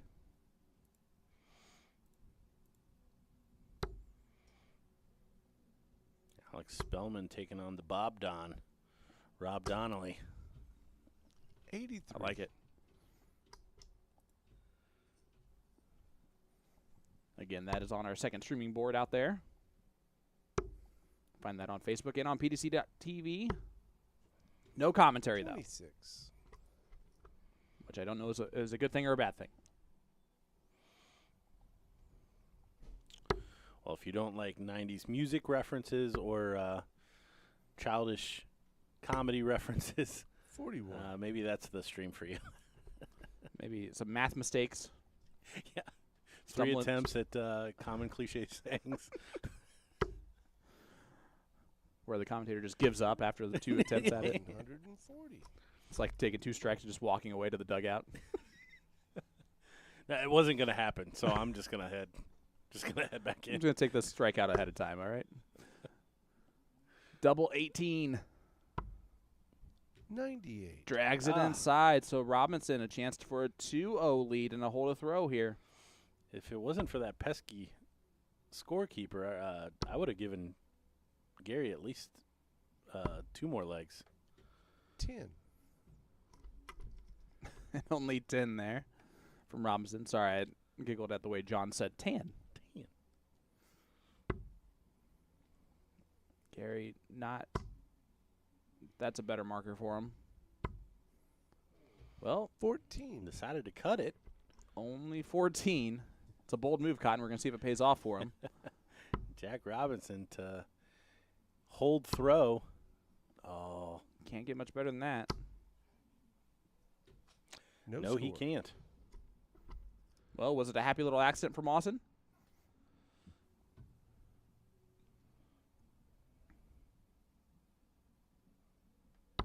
Sometimes those bold moves do pay off. 1-1 scoreline, break a throw right back for Mawson. And Jack's going to be kicking himself. That was an opportunity lost to really take an early 2-0 lead and a race to 5. Yeah, would have solidified the break in the first leg, and you never want a comfortable Gary Mawson. When he's 100. clicking on all cylinders, a very dangerous player. Event number 3 winner this season. His first event win since 60. 2018 for Gary Mawson. Surprising, honestly, Right, because he's always for as consistent as he is. But honestly, some of that is the seeding, 140. because you see a lot of early Mawson gates. Yep. And if you're usually in the bracket with the guy that's won the most Ever. tournaments, 137. that's going to dwindle your chances. You can't be scared of anybody, but at least needs to be brought into the discussion. I know that's one of our 97. principal's favorite matchups.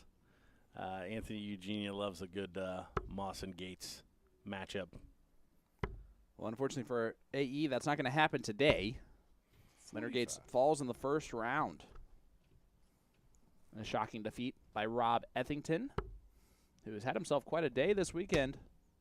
He's had himself quite a weekend so far. 100. That time I hit the base hit on strike 2, so we're fine.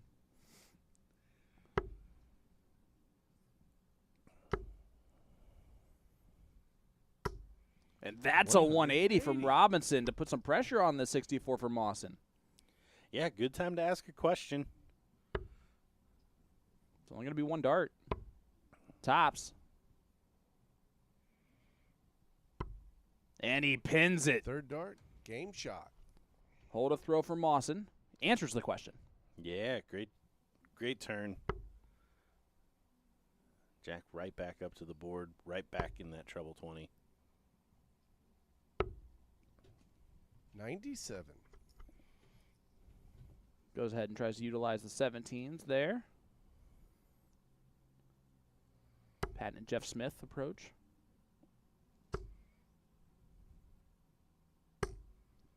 140. And Mawson starting to find the range, huh? For the season, Mawson coming in averaging almost 84. He's right at that mark currently. 60.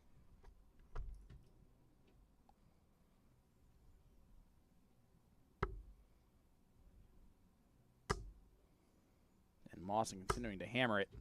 Unlucky 1, 2, 3. 123. Yeah, I think if you could have asked Gary, "Hey, is that third dart going to go in?" He would have said absolutely. No Even doubt when it was in my about like 2 inches away from that board, Yep. or from the board, he would have said, "Yep." Well, not 2 inches away. That would have been hitting the dart then. Doug Bame taking out Hossy Hicks 5-0. That's another 180 from Gary 180. Mawson. Attacking Robinson's throw. Mahler turning up the heat here in this last 32 match.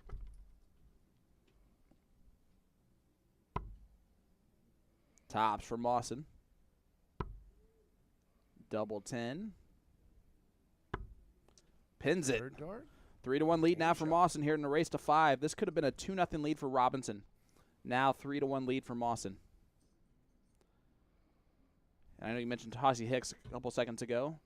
What I found out about Hossy Hicks about a month ago is that when someone biffs it hard on stage on a live stream in front of you, in front of Hossy Hicks, 140. he doesn't react at all. It's as if nothing happened. he looked down, then looked back up, and then got ready to throw his darts.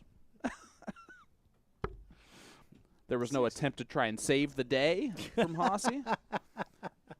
He's like, it is what it is, you know? Now, is this in a singles? It was a doubles match. Doubles. I'm in Florida. assuming Yeah. not his partner then. It was not his partner. It was the opposing Ah, well team. then, yeah. Where's your partner at? That's 100. Well, Hossy's partner actually, it was Norman Madu, did make a motion to catch, but it was all for naught. I think it was just a gesture. It definitely was a gesture in the back. 121. He knew it was more in the camera shot. So Yeah.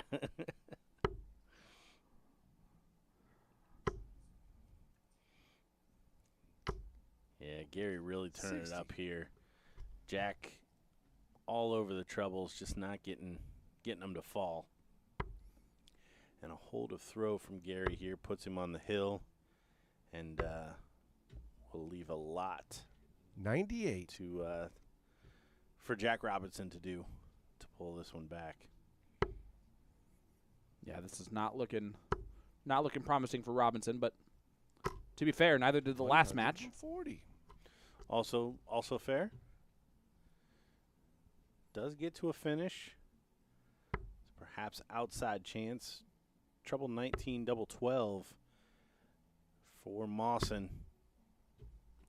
Will he come 77. back, or will Robinson hit this outside look at the 141?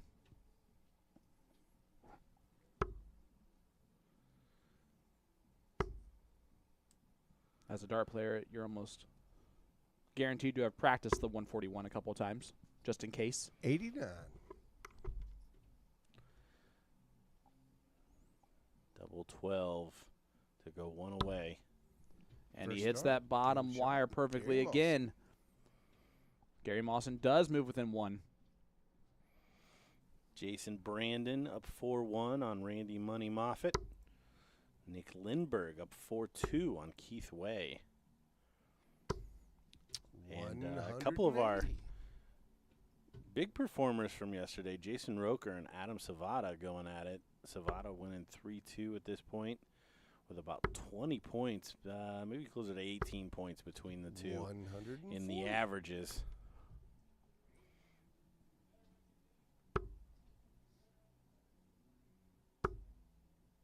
As we look at the top 32 results, Stowe Bunce defeats Davey Main 5-3, Doug Bame 5-0 over Hossy Hicks, Spellman 5-1 over Rob Donnelly, Jim Long 5-1 over Jacob Schaefer, Joey Linall 5-0 over Elmer Kempt, Sean Mitchell 5-2 over Rob Ethington, And then Jacob Taylor, 5-1 over Chris Caldwell. So 120. Caldwell had that great run yesterday to the semifinals. Unable to get the job accomplished today. So he'll head into tomorrow knowing how many points he'll need to jump into the top 16 for the Continental Cup. But he put himself in position for that yesterday.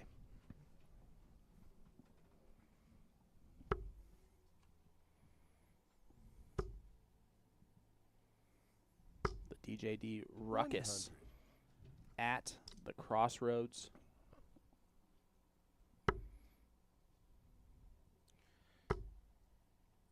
Gary Mawson's turn to take a whack at 99. 141, this time for the match.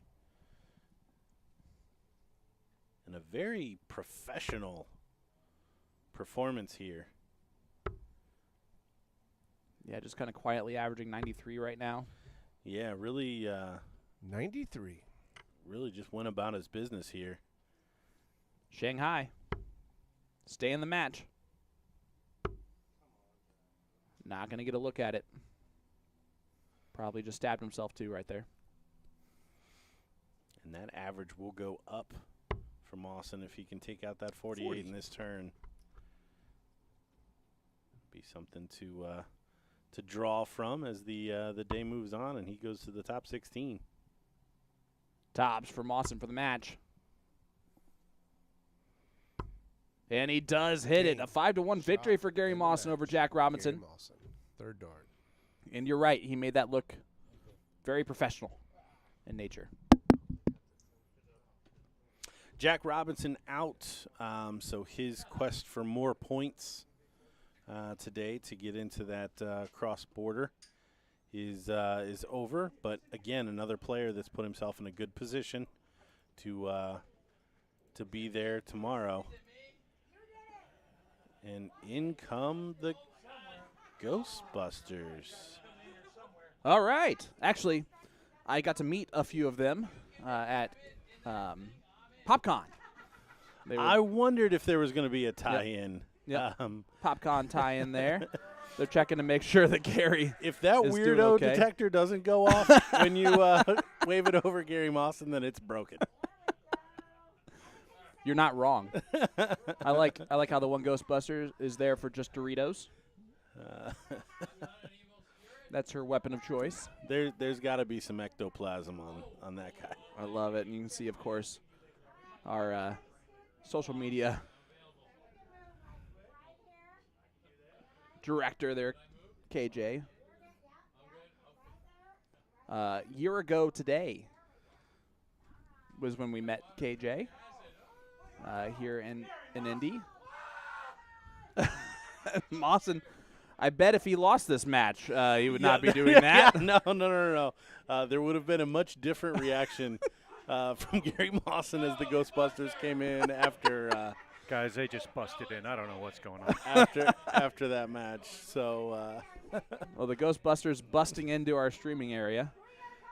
the Mauler having some fun with them though. Yes, he is. Oh, my goodness. The next match coming up, who is waiting for this craziness to kind of die down, is going to be Jeff Springer taking on John Part, the DJD Ruckus at the Crossroads. We're about halfway through, my friend. Yeah. Actually, we're going to be over halfway through at this match point. Yeah, excited. We've got a lot of implications for almost all of our lists and qualifications for this next one. Lots of points to be had, and two players that really need them. So this one, again, I have no doubt that John Part knows where he is in all of this stuff, as this is kind of the direction that he's gone with where he's at in his career. And at this point, I doubt that there's any way that Springer's not aware of what needs to happen. So excited to see these two battle it out. Part's been playing well. Yes. So very well. He's coming up against a guy that kind of got through one in his last match with Springer. So we'll see if they can kind of ignite and really battle it out here. Yeah, John has been playing extremely well this season. Some 95.5 averages. A few of them this year in matches. He's played Jeff Springer. He beat Jeff Springer in event number 11 in Niagara Falls, 5-2, the last time they faced each other. So that was the very last day on the Sunday in Niagara. And look at that, some new aspects to the John Part jersey. A little bit of switch up there for Galaxy.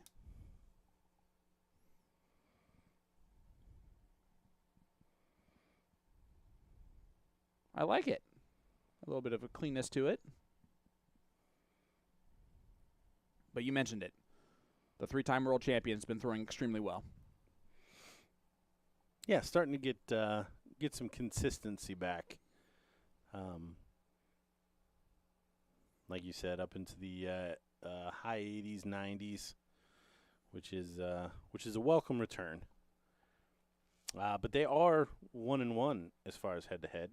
Okay. Jeff snagged him back in 22.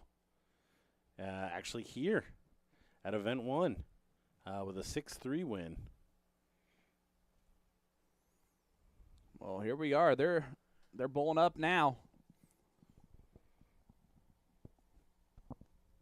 3-time world champion taking on the Stinger.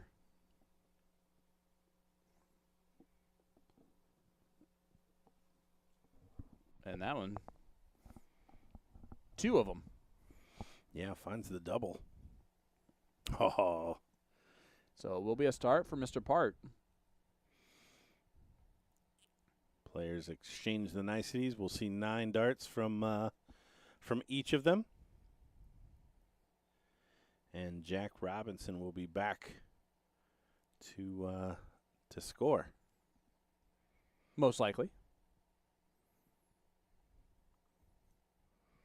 Yeah, that 81 from Part in that last graphic, I don't think does him justice for the last 6-12 months. I mean, you can see it right there. That was a 180 in warm-up that he just threw.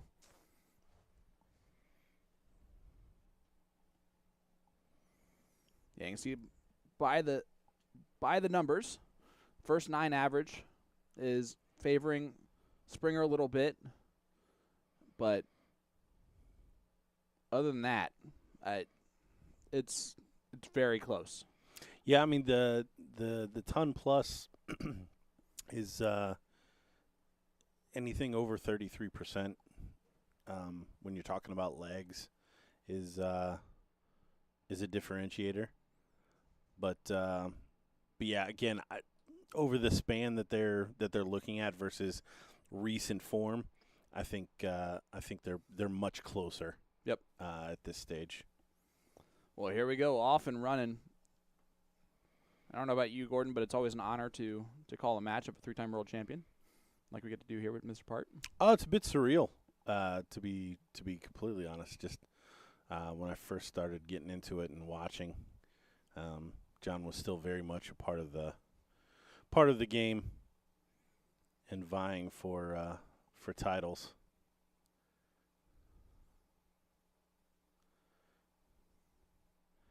Now I get to call matches and argue with him. Yes. And call beside him in some scenarios. He's turned into a bit of a colleague. It's very surreal. A little dart fan from Indiana who's never, ever reached close to a top level of competitive play. It's always an honor.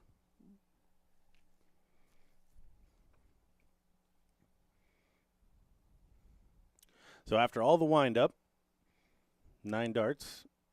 And a whole lot of nothing. Yeah, not literally. Not quite into this one just yet. Springer as well, falling off there with only an 11. But expect both these players to raise those averages at least 20 points, if not higher by by the end of the number of legs that they play. As a reminder, this is our last on stream 32 match. First of 5 legs.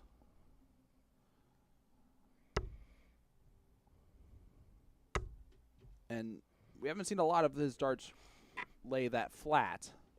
We saw that a little bit last year and 2 years ago from him, but not as much this year from Part. I think he's found a good release point now with those darts that they're a little bit more parallel instead of pass parallel. That's what he's looking for when they land on the board.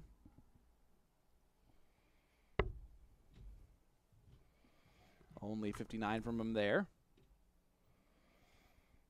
So to break the throw, 110. 51. 74 over to the 14s. So John, just a hold throw. 21 darts, going to need a 113 finish. Still only race to 5. Shot is on. Yes, it is. Tops. And he pins tops for a 113 checkout. John Part. Jeff Springer going to get sick of people holding throw against him. Yeah, I talked to him for a second after that match, and he's just like, it's like, that was way too close. Way too close. And then when we talked about, you know, how Liot had just thrown so well on his own throw, he's like, yeah, it just wasn't giving me an opportunity. And when he finally did, I knew I had to take advantage of it or else it was over. And that's a 140 from Springer. You can see the scoring power starting to rise for both players already.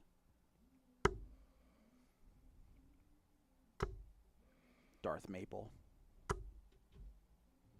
Steady ton.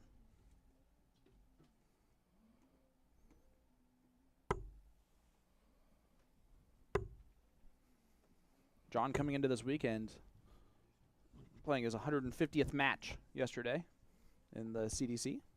Sorry, 151st match in the CDC.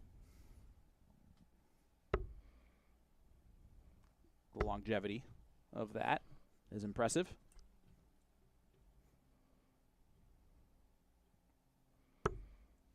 Shots on.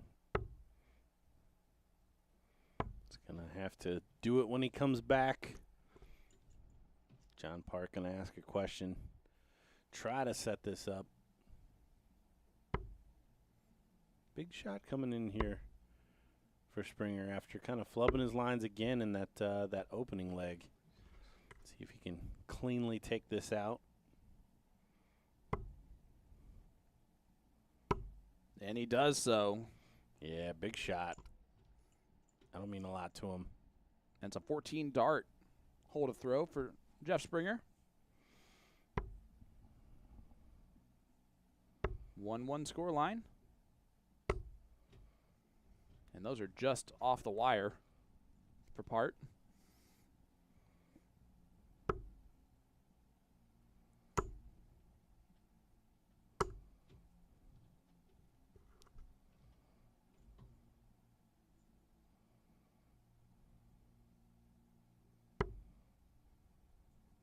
A reminder, this is the DJD Ruckus at the Crossroads.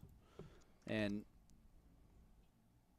Ruckus was important in the namesake for David Garfinkel and Dirty Jersey Darts due to their good friend Chris Munson, who formed in 2018 the Race to Cure Sarcoma event in New Jersey.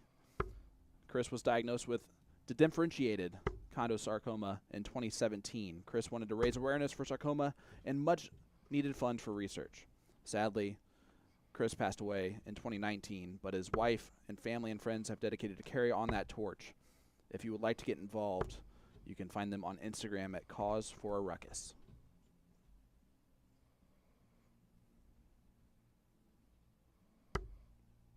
They've raised $40,000 so far and are trying to keep that momentum running. It's a pile of money since 2019. It really is, in a really good way to help research for that. over some tough years, too. Absolutely. To be starting a drive. Well, the averages for these two fellas continue to rise. Part again. Gonna have to do something special here on his throw. Perhaps fade some additional leg darts here from Jeff Springer. Doesn't happen, but gotta think John's gonna have to take out this 52. Gonna get 2 darts at it. It's a good marker for him.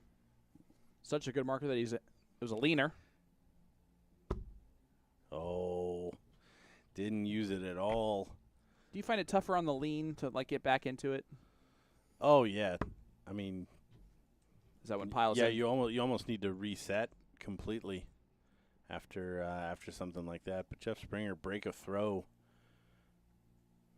almost 11 points higher on the averages here. You mentioned that Mawson did a professional job in his match. Springer right now doing the exact same thing. Yes. Coming down the board, take it out. He did flub some lines in that the second leg, but after that,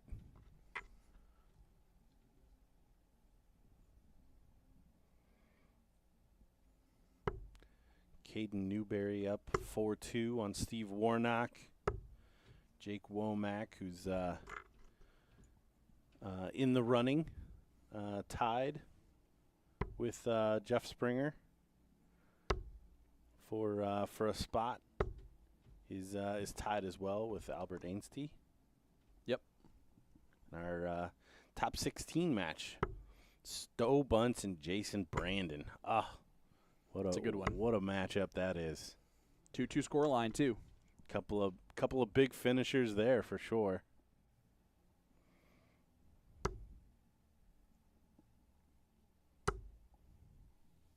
That's a good first 2 darts for John. Nice 140. He really wanted the 180. You could see him shaking his head at it. Almost upset that it didn't go. Yeah, he wants to get this back on throw as quickly as possible after being broken that last leg. And he's putting himself in a position to do it.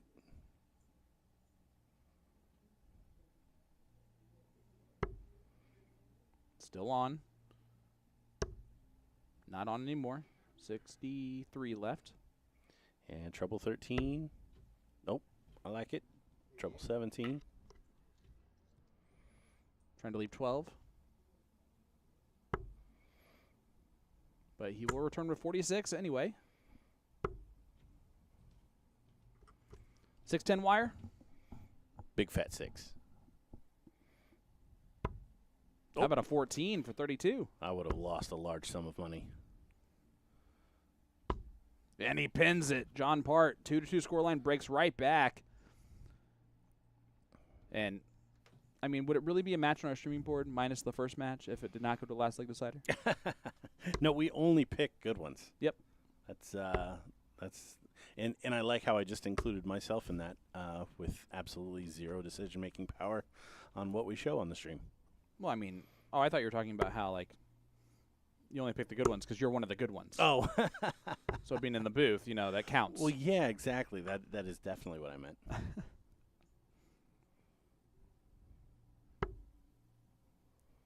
Gordon Dixon bringing you some good stuff. ESPN commentator. 3 times. I'm just leaning into it at this point. You should. I love that you said 3 times. That actually is amazing. Good follow-up there from Springer. Finds a couple of treble 19s. Staying with Part on his throw. After Part does get the break back.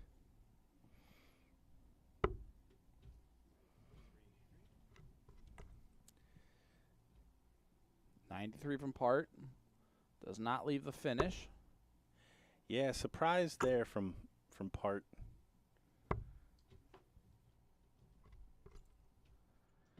Unable to math it out to get to a finish. But he'll have 6 from 175.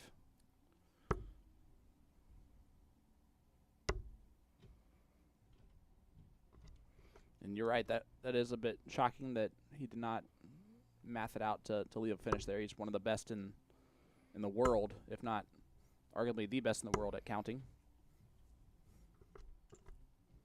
It's what has led to all the success he has had as not just a player but also a commentator.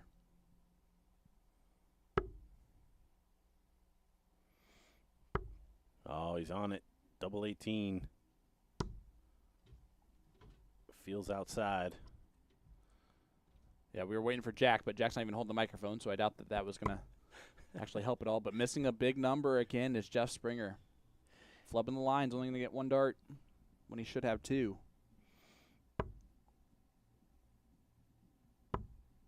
Yeah, Jeff doing it the hard way here. We talked about that kind of professional performance, and you're just starting to see some poor things creep in here as, again, John Part is able to hold throw. And now takes a 3-2 lead on the Stinger.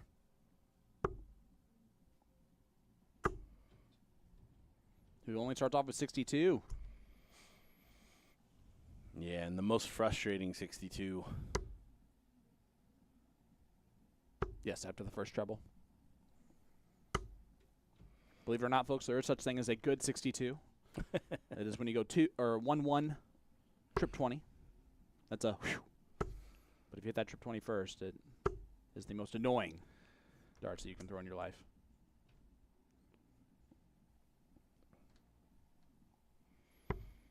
So John with a good open here against the throw. Trying to do his own solidification act. Caden Newberry up 4-3 on Warnock.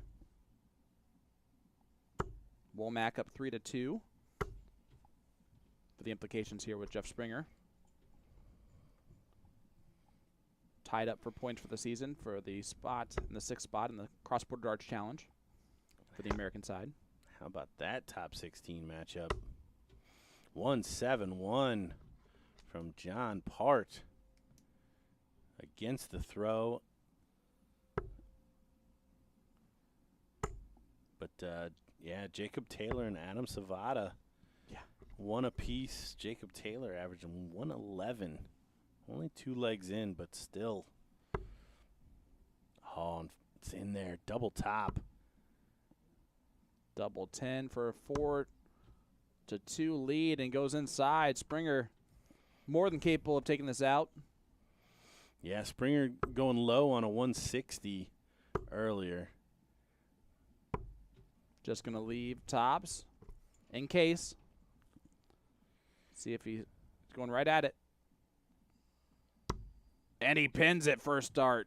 John Part break a throw at the right time. He's up 4-2, Gordon. The 3-time world champion has put Springer on upset alert. Yeah, big shot there.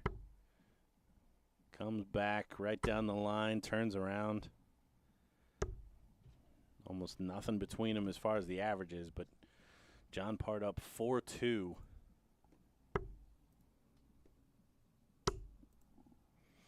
And luckily for Stowe Bunce, the format is extended in the top 16 because Jason Brandon is up 5-3. So Stowe needs to win 3 on the trot if he wants to stay in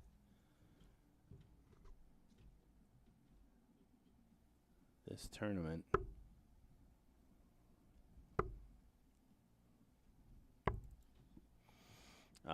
Jeff Springer spraying him. This is looking like one-way traffic now. Mm-hmm.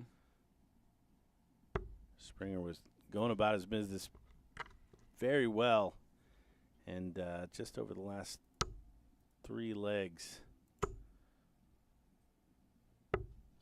just started to fall off a bit, and you see the body language there.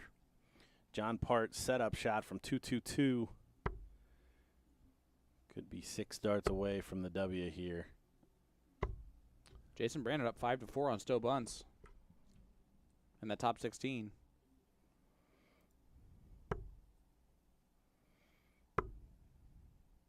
Great standard in that match, too. Mm-hmm. Both mid-90s after 9 legs.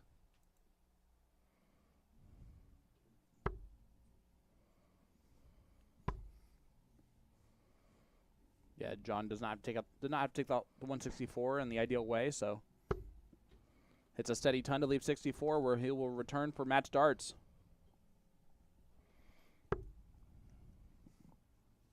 But it's going to be under pressure.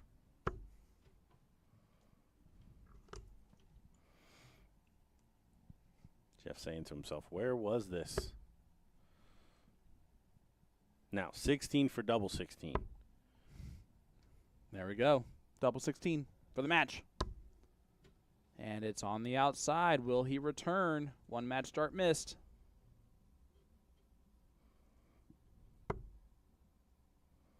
Treble 20 would have left the bullseye. Should be back over to the 18. Yeah, the bullseye was the other shot there. Dreadful miss, but doesn't matter anyway. John Part wins the match 5-2 over Jeff Springer. The Stinger has been stung. Yeah, the Stinger's bell has been rung. I don't know. Good performance there from Part. We kind of said that he's been playing well. I don't know if that's an exact representation of that, because I think there was some opportunities in there that Jeff wasn't able to take advantage of. But job done. He's still in the event. Still one of those that can make his way into some of the events that are upcoming. The Cross Border Challenge, yep. The Continental Cup. I don't think either in the running for the World Championships, but certainly one of the other events that we're paying attention to this weekend. The good news, John's going to be at the World Darts Championship anyway, so that'll be a win. Next up on our stream is an OG battle. Gary Mawson taking on John Part. Yeah, that takes us back to probably 95, 96.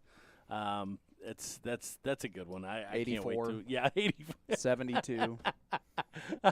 I was being a little conscious of that. But no, I'm excited to see how the players get on the stream. But yeah, exciting matchups. Man, if you're not following along on Dart Connect, you need to.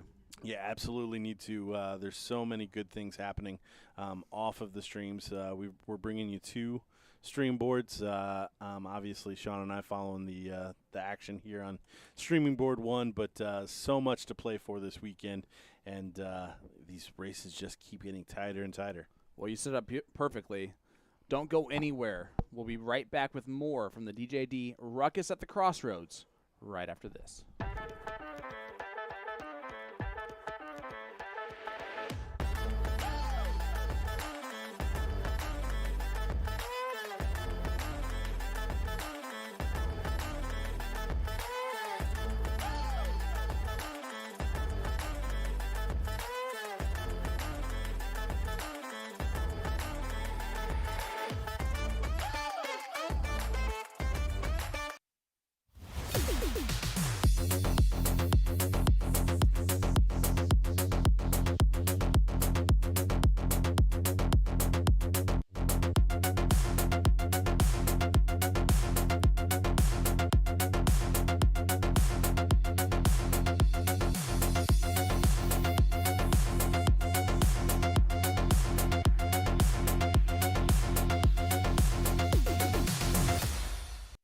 Let me tell you about A to Z Darts. We're a specialty dart store with over 10,000 different products. We create in-depth videos and blogs to help improve your game and showcase our products. We give helpful advice on how to practice darts, the fundamentals of form and mechanics, and how to make better decisions when purchasing your darting equipment. Whether you're brand new or a seasoned player, we try to provide fun and informative content. I'm Jen, the creative director for A to Z Darts. I've been playing for over 10 years, and I've traveled the world competing in and promoting the sport. This is Will. He runs our live streaming company, USA Darts, and and travels the globe as well to broadcast major darting events and interview PDC players alike. You'll find over 2,000 different sets of darts on our website. Guessing right now you're pretty interested in our resources? Learn about form, throwing mechanics, practice routines, scoring and grouping, checkout methods, cricket strategy, and much more. Visit a-zdarts.com to take advantage of our blog or follow us on social media at azdarts today. Hitcore is the streaming entertainment alternative. Live concerts and comedy? Hitcore has it. Premium high-def audio and video? Hitcore has it. A customizable entertainment experience? Hitcore has that as well. No app? No problem. Set up an account, decide what you want to watch, buy it, then press play. It's that easy. Hitcore is live and on demand 24/7. Hitcore, where every live event becomes your experience.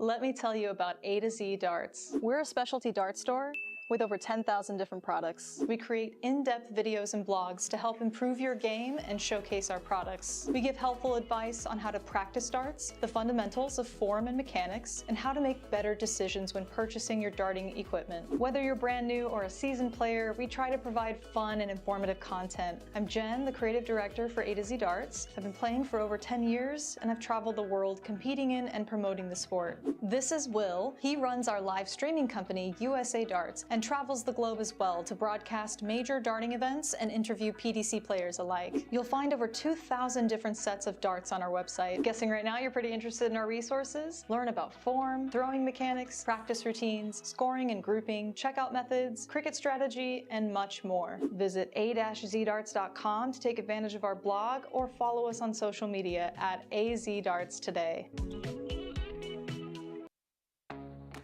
Hitcore is the streaming entertainment alternative.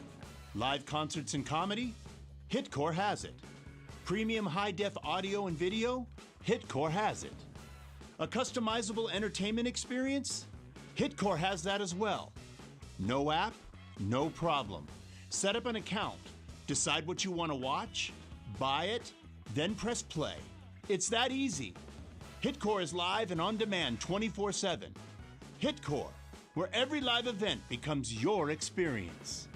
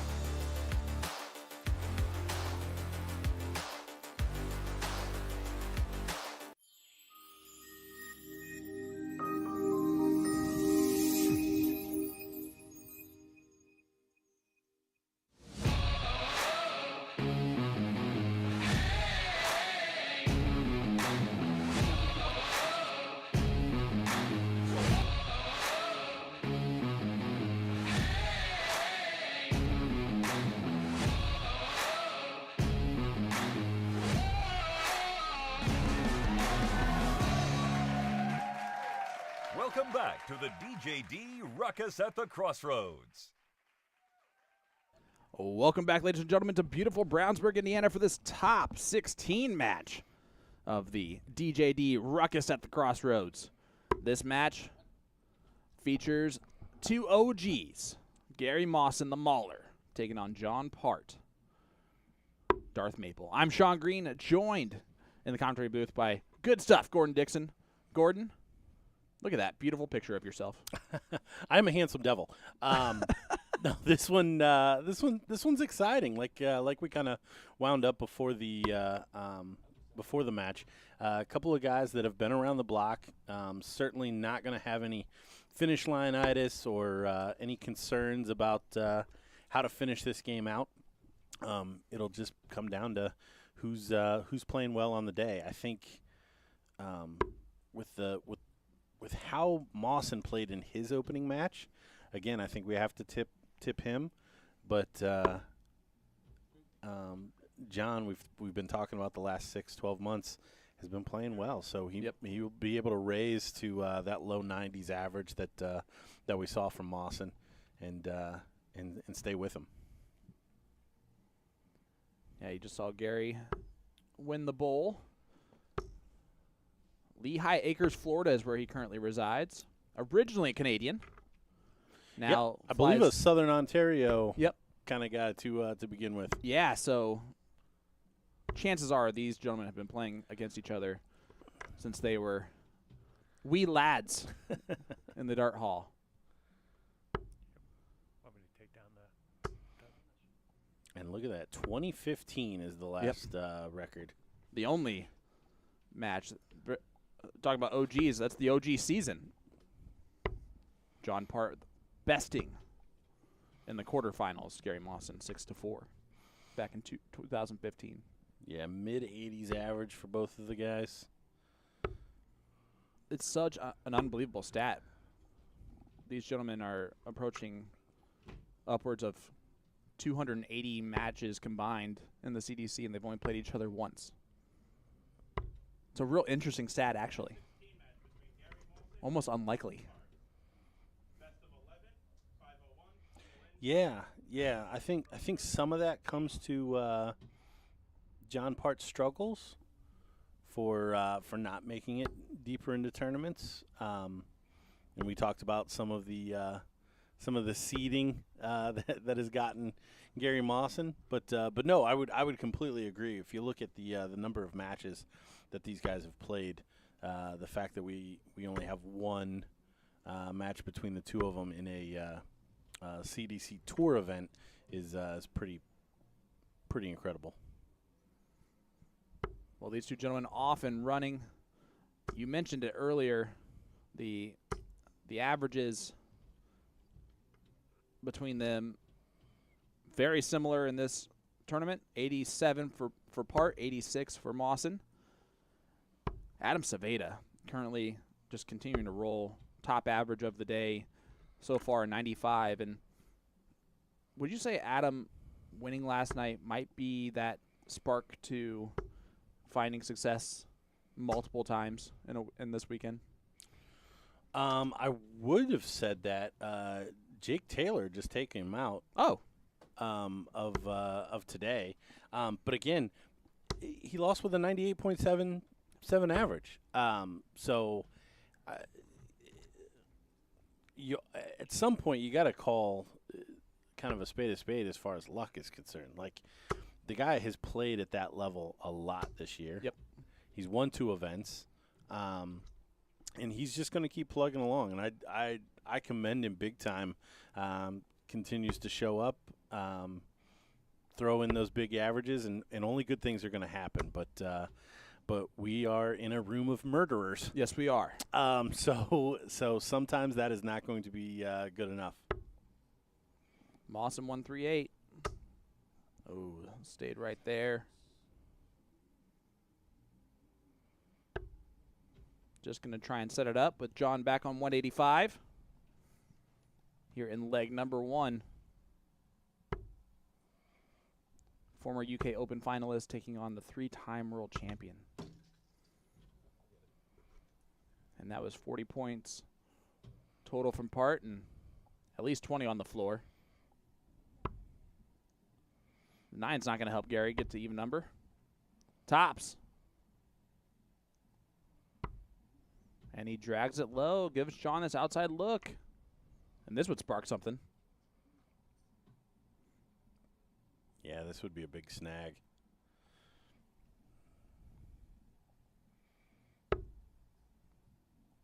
Not going to happen. So Gary will come back to the board. Double 10 for leg number 1 and a hold to throw for Mawson in this battle of the OGs. And it pins it first start. So let's give you an update here on what's going on around. We do have some quarterfinalists already established. Jacob Taylor, Jim Long, Jason Brandon. The Jim Long being a quarterfinalist is not music to Dave Cameron's ears, who lost in the first round today. So that lead will be extended. You want to talk about taking a chance. Jim Long deciding to go to Niagara Falls in weekend number 4, which he originally was not going to be at for the Champions of Champions at Modus. Changes up his entire situation in order to make it. And now he finds himself in the driver's seat to play in the World Dart Championship. Well, yeah, I find it very surprising that he wasn't going to with what's on the line through the CDC. Well, $25,000 for the Modus Championship Champions is pretty good money. Yeah, but first round, and we've seen what World Championship berths have done for people, especially North Americans over the last 3 or 4 years. You are not wrong. So I would almost look at the $25,000 as a short-term goal. I like that idea. That you just the way you put that into words. Now, I am not returning the check for $25,000. But if I'm weighing all of my options and the things that can come from one or the other, that's where I think the CDC route kind of wins out between the two. Yeah, that would be the most money I'd win at one time doing anything, or earn or gain. I don't know how to. In one fell swoop, you know. Tops for Part, and he pins it. 1-1 score line, hold a throw. That's a 15 dart. Hold a throw for Part. Yeah, one apiece for these guys. Formats extended. We are into the top 16. And John Part is heading into the October season. That's Champions Tour is off and running. Leonard Gates, the 3 seed in the Senior Masters. David Cameron also. I was just going to say that's something else that David Cameron's got coming up here. And look at Gary Mawson. That's a 180 from the Mauler.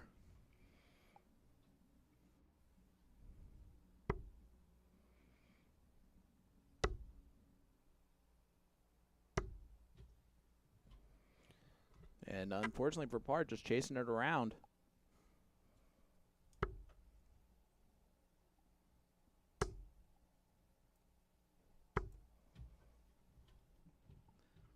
Let's take a look around the venue real quick. Stowe bunts out. Jason Brandon defeated him 6-4. He is awaiting the winner of Doug Bame, Larry Butler.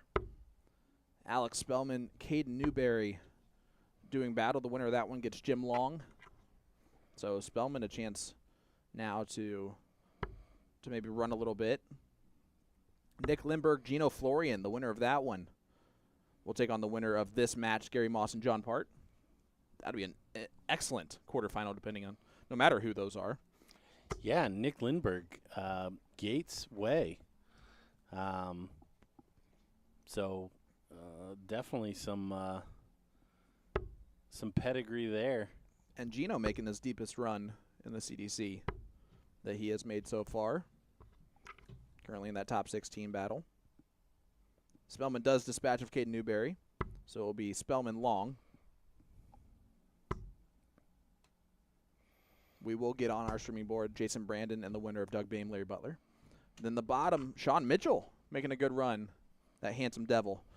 Taking on Jake Womack right now. So Womack, an opportunity to continue to run with that cross-border darts challenge. Jeff Springer, of course, losing in that top 32. And double 6 goes for Mawson. 2-1 lead. Now for the Mauler. I like the follow through, the lean extension. It's like, are my eyes deceiving me, or is that it? And again, Part still looking for that first 180. With the ways those first 2 darts are laying on the board for him, he was expecting it. Which tells you how well he's throwing. Yeah, it's a good thing anytime your expectations meet what is needed.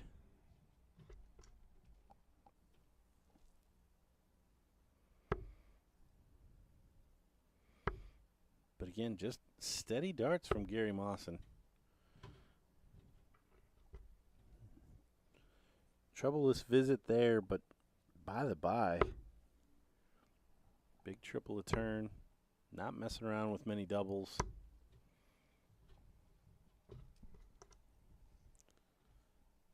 Nice, consistent performances. And Mawson buys that first dart right in the treble again. And does stack in a 140. Of course, you can see the chalk flying off his darts when he throws those. He is old school in the fact that he holds chalk in his hand at all times that he plays. Old school, kind of used to chalking your own matches type of style. And once you do that for so long, you're just kind of used to it. It also helps with the grip.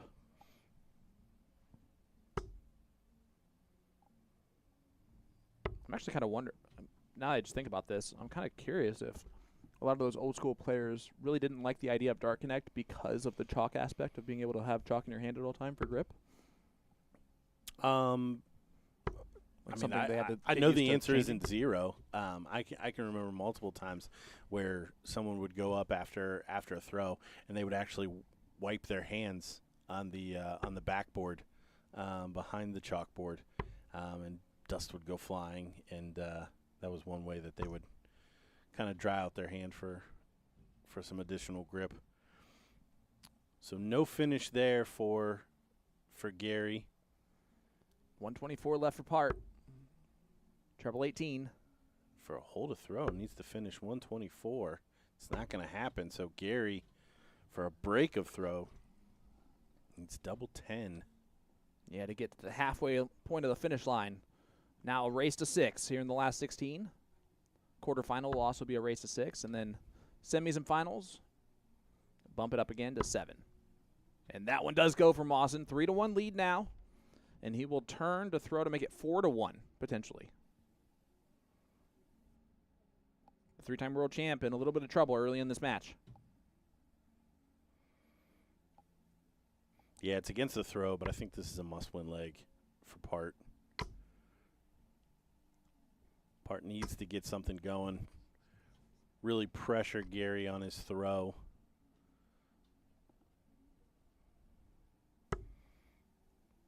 As we do look around the venue here, Jake Womack up 5-0 on Sean Mitchell.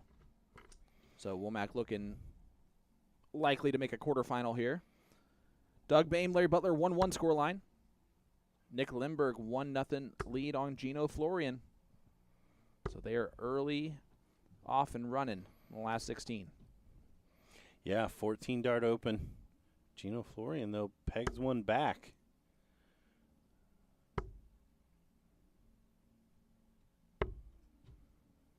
I met Gino at a soft tip tournament 3 years ago in Batavia, New York. Didn't even know he played steel tip at all. And, of course, now our paths cross all the time with the CDC. Got his tour card right after that. And rapid fire, Gino. Part not doing what he needs to here to start getting Gary to ask questions. The scoring's leaving him.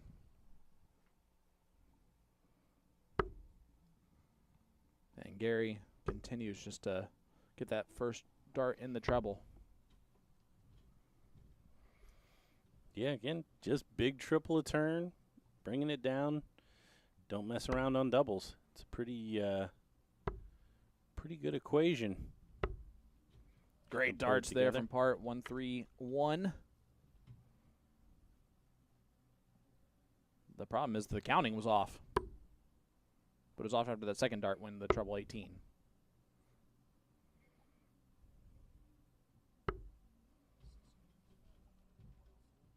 Yeah, it's the second time that there's been maybe a better route for Part. And that'll make it real frustrating.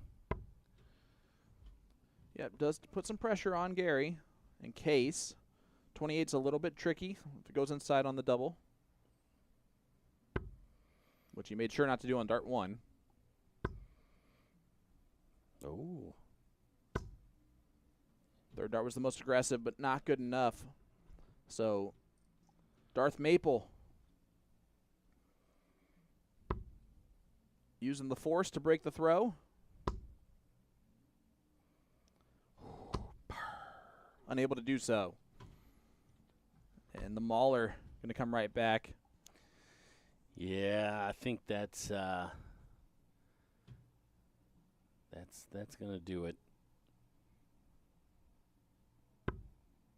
Gary been pretty solid on his finishing, and continues here, 2 legs away. I do like how safe he is being on the first dart. Just trying to set up almost markers, and he's hitting them perfectly. 4-1 lead now for Mawson. Part had his opportunity. Yeah, he sure did, and the averages reflect that Gary's about a turn ahead right now of John. And per John's own equation, he is in trouble. 2 legs away for Gary for the finish line. John 3 legs away from his opponent.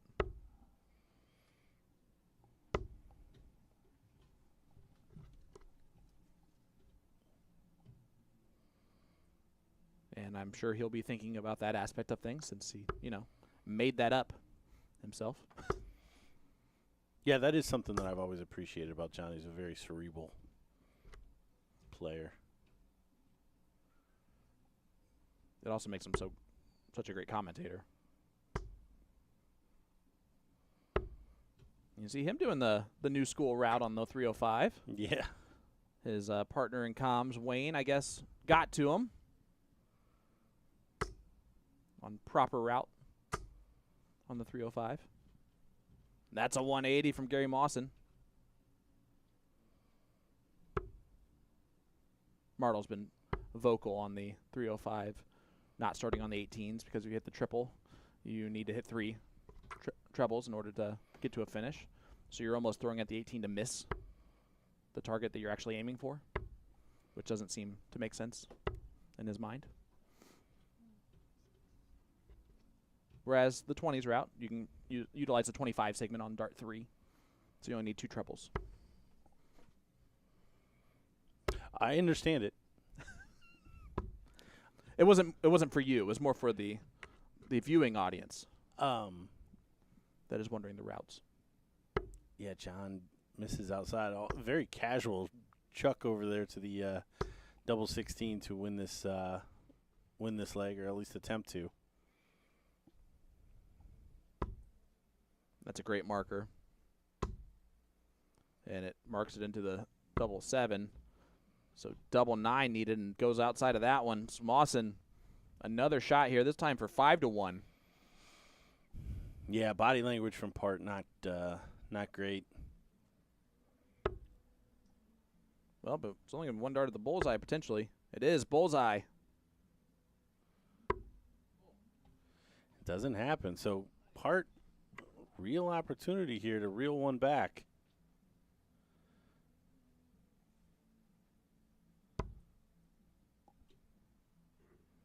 And that one left a lot to be desired there. Double 2. And double trouble. Come on. Yeah, not what you want to see from John Part. 9 for 32.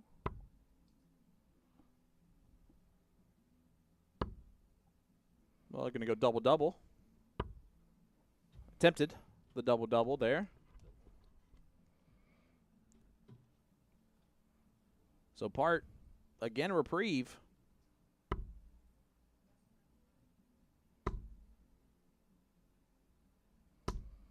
And John finally does accept that gift. but he was really trying to give it back. Yeah, only a hole to throw for John Part. Which might be the most frustrating aspect of it. Yeah, and I think he needed every one of those darts.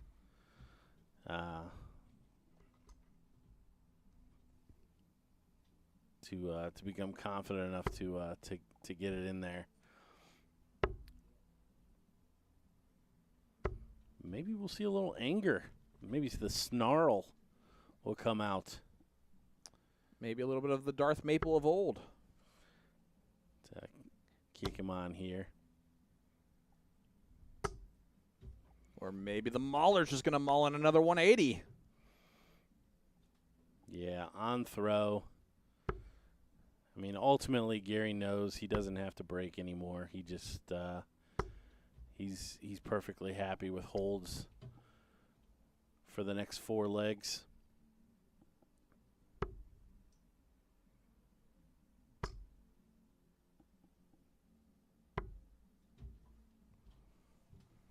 As we look around the venue here, 3-2 lead for Larry Butler on Doug Bame. Gino Florian up 3-2 on Nick Lindberg. A couple of really close friends in Ohioans. Larry Butler and Nick Lindberg battling out in the top 16 against a couple of Buffalo natives. So, friends battling friends.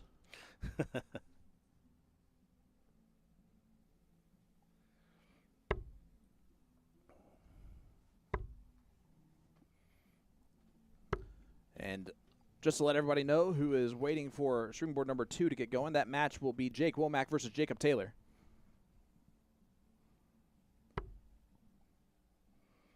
Which Jake is better, we'll find out. Yeah, if Jake Taylor just runs over everybody and wins this event, there's not a single person in here that would be shocked. Nope. That guy has such a high ceiling.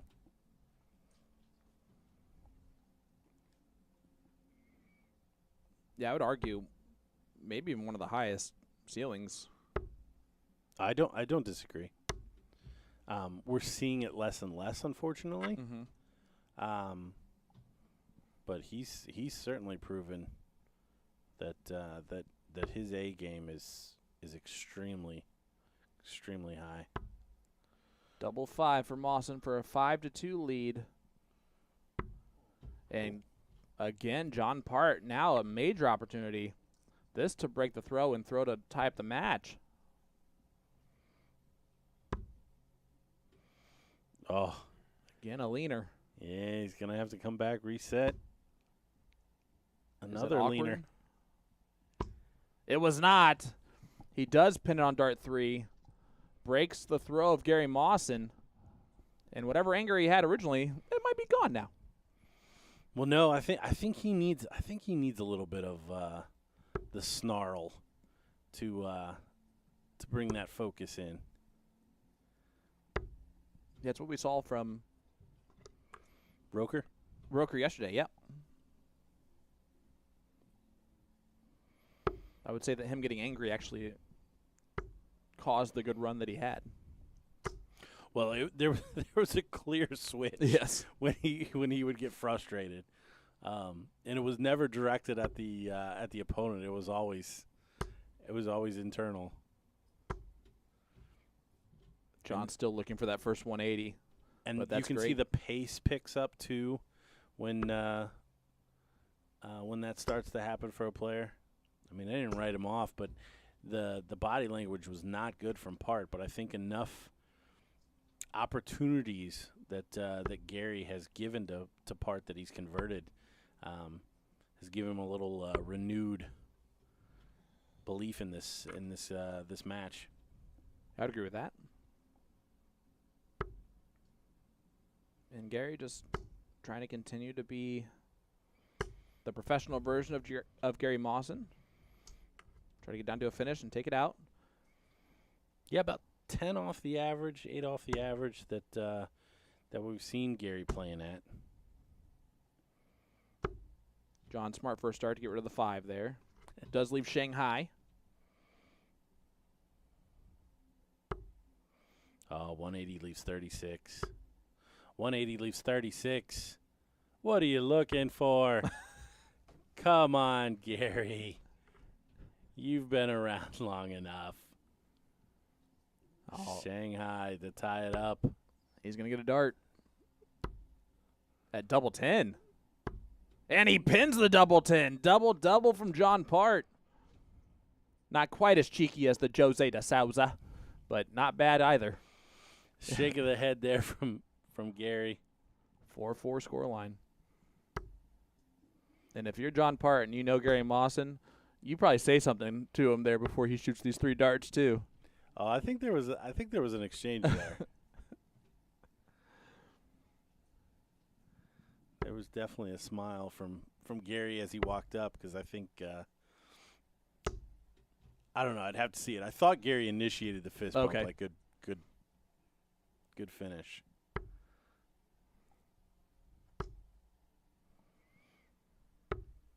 But now a little bit of pace from both these guys.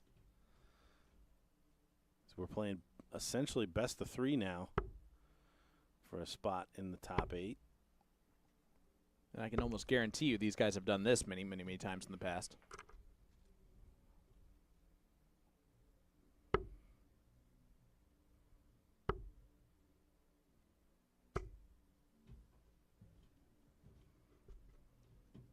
Definitely a great matchup for our overseas viewers as well.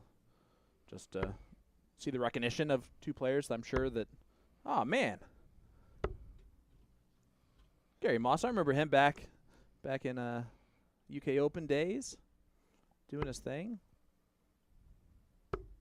Coming over to the UK every once in a while. Maybe Modus on the horizon for Gary Mawson. That'd be interesting. I wonder how much he plays outside of the CDC. If he's playing leagues and whatnot in Florida. I think he is a member of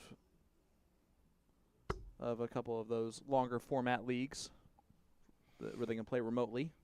87 should be treble 17, and it is 36 if he comes back. This would be huge with a capital Y. Oh, and it's on. Oh, it's definitely on. Tops. Oh.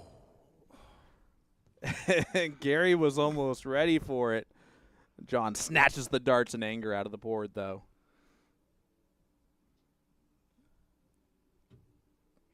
Gary's got to regroup. Almost was more worried about John missing there than getting ready for his own shot, and I think it cost him. Yeah. I think that that completely threw Gary off. He was much more worried about whether or not Part was going to take that out than he was preparing for his own shot. But Part lets him off. And no commentary needed there. Those growls tell you all you need to know. You could hear what he thought of that. And now we got double 4, and you know. Nobody misses double 4. Nobody misses double 4. 5-4 lead now for Mawson. No one definitely misses double 4 when he goes dead center of it. Yeah, somehow John Part almost won that leg by not winning that leg. Just the good attempt from 142 put Mawson on edge.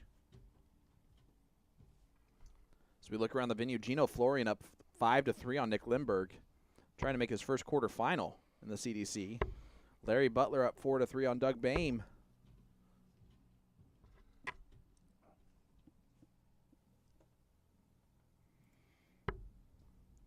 And Jason Brandon is waiting the winner of the Doug Bame-Larry Butler match. Alex Bowman, Jim Long, set up, ready to go. Jake Womack, Jake Taylor will be on that board 12. And then the winner of Lindbergh-Florian plays the winner of this one. John Part, not done yet. Another 140. I know it has to be frustrating at a certain point to go two trebles, and only end up with 140s each time.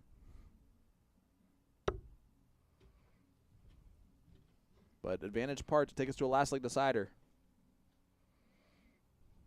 At least 6 from 225. And again, gets rid of that 5 first, just to even it out. What a dart. Stays straight on dart 3, too. So he'll come back with 140. Will it be pressured? No. 78. It was a good switch. But steady ton, and Part's got to think that it'll be back. Mawson has already hit the 161 today, though. Did that in the first match, first leg. Fourth leg. Fourth leg. Fourth leg. Yep. You're correct, because it was 3-0. That made it 4-0. It's on again. It's on. Bullseye for a 161 again. And the match. Oh. That one not as close. Yeah, no. I was expecting a fuller thunk with that last dart, but no give me. 80 for Part. And he pins the last dart to take us to a last leg decider. 5-5 score line. Mawson will get the start. Some more. They're having a good time. Yes, some more words exchanged. Even Springer's enjoying their interactions. You could tell. He's usually pretty stoic as a chalker. Yeah, I wish he'd pick up the mic and aim it back at him. Just mic them up. We could get some of this dart dinosaur knowledge. Dart dinosaur. Wow. Said with love. I wanted to be a paleontologist. So you wanted to study them when they were dead? Why do we have to take the metaphor that far? I'm just saying. You. Yes, I wanted to dig up their bones. There you go. 3:01 after 6. Steady leg again from Mawson, and he's through. John Part's going to need a couple of big trebles to start to wrestle this one away. Can't count on opportunities from Gary, I don't think. No, not with how well he's been on his finishing. And not just today, but overall.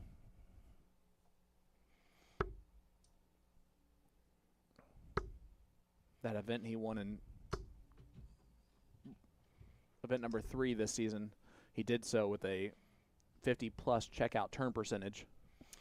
Gino Florian makes it to the quarterfinals, taking out Nick Lindberg 6-4. Doug Bame and Larry Butler still locked up 4 apiece. And, of course, we're watching the 5-5 here. But Gary Mawson trying to make it uninteresting. 62 remains. Does leave the 32. So not only does John Part need to put some pressure on, but he's also got to dodge 3 match darts from Mawson. First task, though, is leaving a finish. He's going to do that. Will he come back? 32 for the match.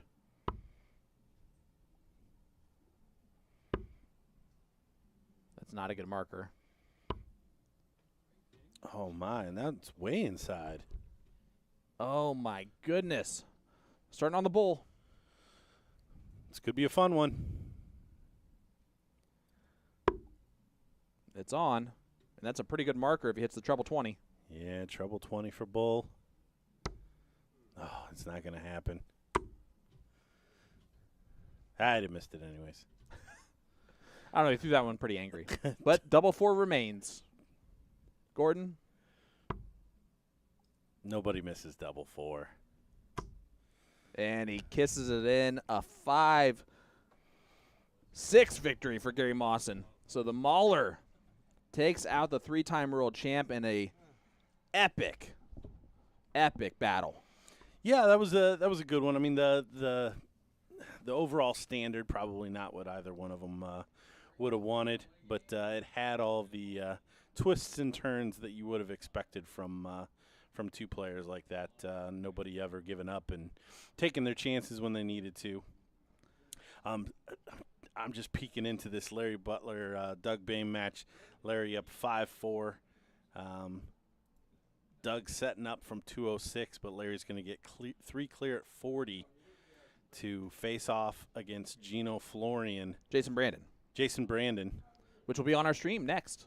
Which will be coming up next. So we will have, obviously, that result of Larry Butler, who only gets 8 that time.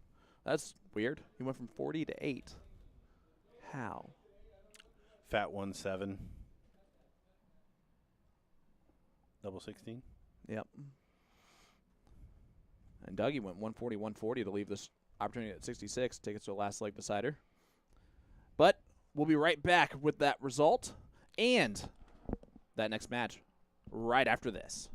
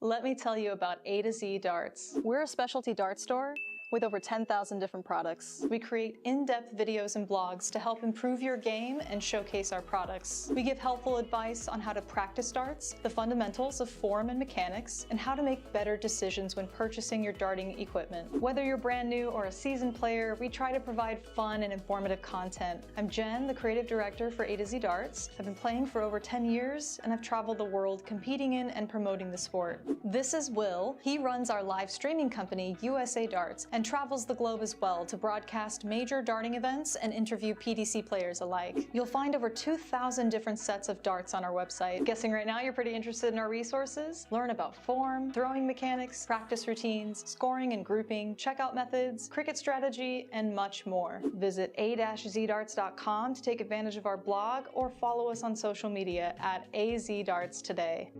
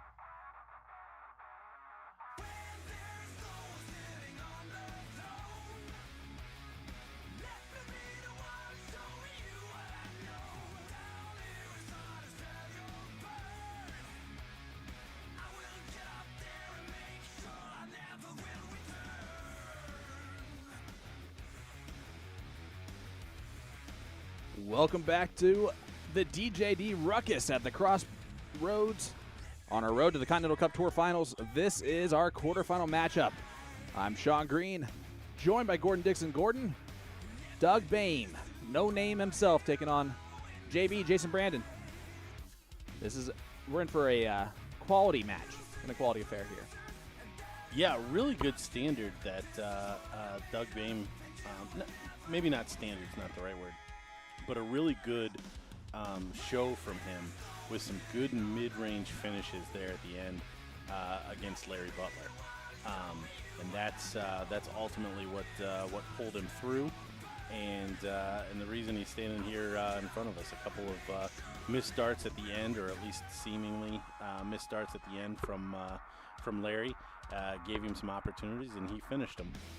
I also, before we get into this one, need to mention the end of the last match between Jake Taylor and Jacob Womack. Yep. In the final two legs, Jake misses 136 on the double 8. Womack checks 124 on the double 11, so trip 20, trip 14, double 11, and starts the next leg in 108 with a 108. Finishes the match with 101 plus average over 9 legs. It was absolutely incredible on board number 2. Fun match to watch. Yeah, 101 average from Womack, 99 from Taylor. 40. And again, you mentioned it, bad luck sometimes for Jake Taylor. That's exactly what that was. Yeah, you can't play that match any differently. Nope. It was Jake Womack's turn to win. That's all you can get from that. Now, I promise I'll talk about the one. No, that was great. On hand here. Hopefully we get a similar result in this quarterfinal. Jason Brandon, I call him Southern Comfort. I don't know if that's one that's going to stick or anything, but taking on, of course, the man with no name. Dennis Priestley Jr. I do like that jersey for him. He has different variations on his no-name jersey. That's the Priestley homage.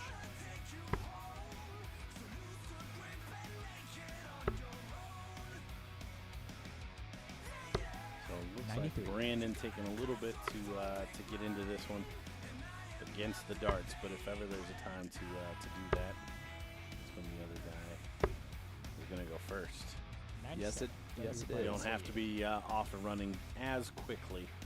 Not that you like losing any legs, but kind of make a little excuse for yourself in the first one. The other quarterfinal running right now, Alex Spellman and Jim Long. Obviously, lots of implications there. And David Cameron again, an American fan. Yes, he is. Rooting for the other side. Savada came through for him yesterday. See if Spellman can stop the gentleman.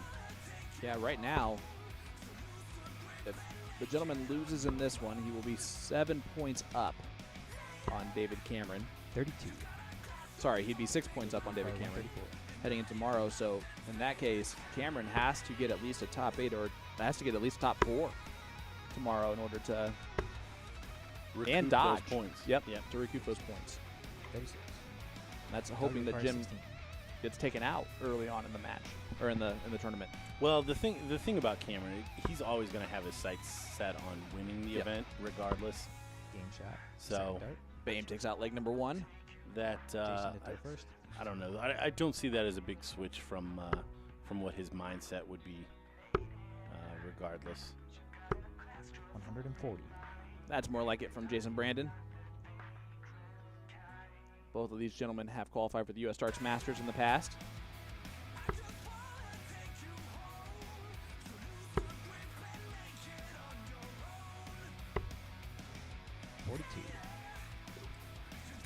Doug Bame and Jason Brandon, both of them more than capable of averaging high 90s.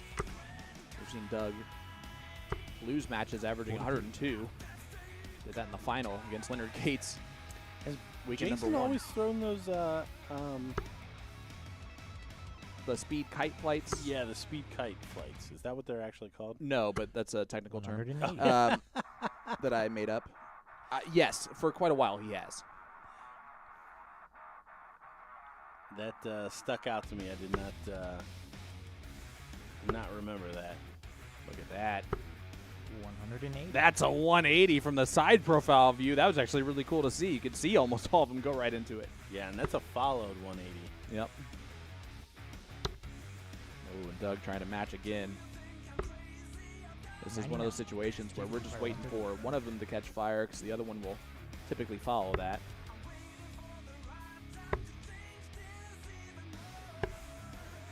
$86. Bame firing now.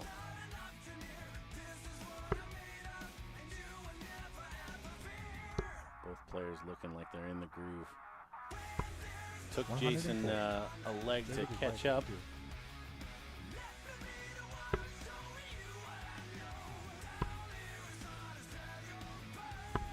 Game shot. And great dart from Jason Brandon. One apiece for a 15-darter. And the standard's starting to rise up between these two a little bit as well. 40.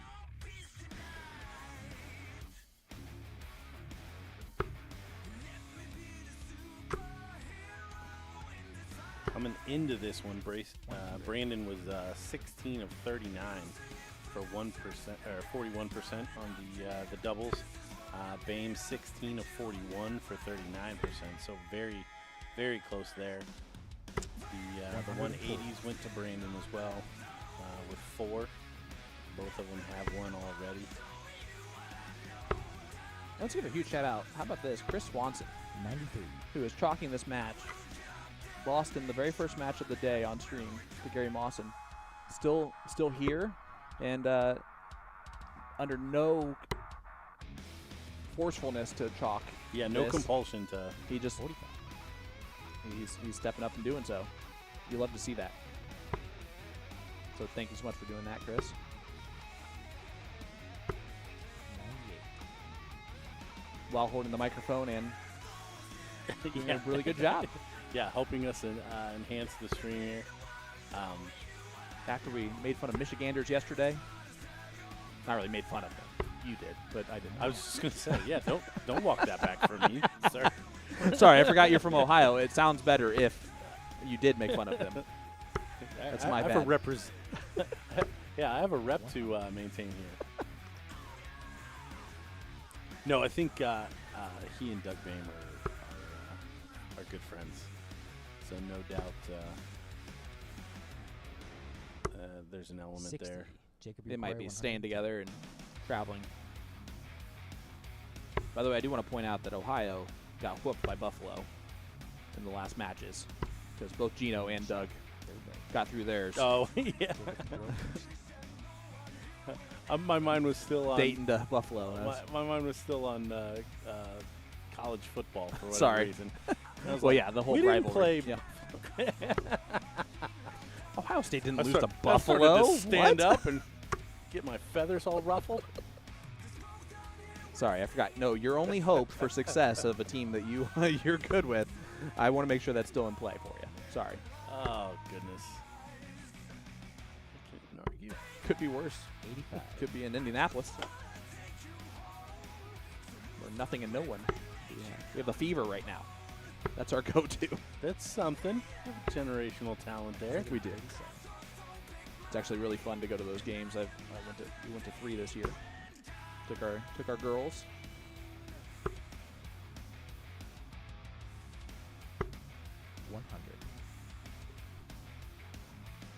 After a slow start, Jason Brandon off and running now.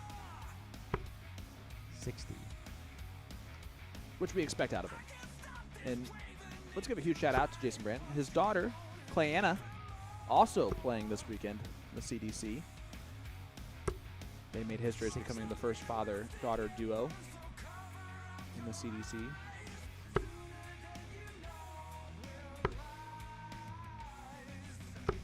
And that's Clayana with an actual tour card, not with making it on associates list or anything like that, which there's no harm, no foul in that. But she's here because she earned that tour card. And hats off to her for taking advantage of it, because there's a lot of players that do not. That haven't been, yep. Can stay right there. 86 left. Ideally. Yeah, 74 to do. Trouble 14. I was going to say, he looked up at 20s when he saw 74. It's almost a happy little accident he missed that. Yeah, I think he would have been shaking his head if he was coming to the board with 14. 96. Jason will require 54. Tops for JB. And he's up 3-1. Doug took break first. Hold, break, hold. After Doug took leg number 1. He's halfway to the finish line. Yeah, and that scenario too, with Doug really only being broken once in 60. the last 3 legs, really shouldn't be that big of a cause for concern. But this is a pretty big leg for Doug to hold and kind of put that pressure back on Jason. 131. And unfortunately, Jason throwing very well right now is going to make it a lot harder on Doug to do so. Doug's game's going to have to raise. 60. And I know I've mentioned this with Doug's throw before. When his darts are below the treble wire, when they're landing below the treble wire, even though he is a flat darter, 51. like flat earther, but flat darter, he likes that first dart above the wire. That's how he can tell that he's throwing well. So you see those darts start to slip below that treble wire. 125. He's struggling a little bit with his throw.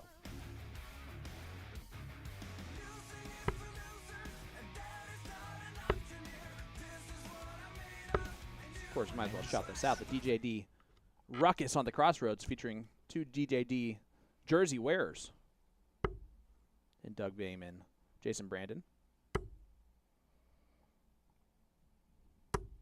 140. Just goes to show you how good the stable is of DJD players. 99. Doug will require 116.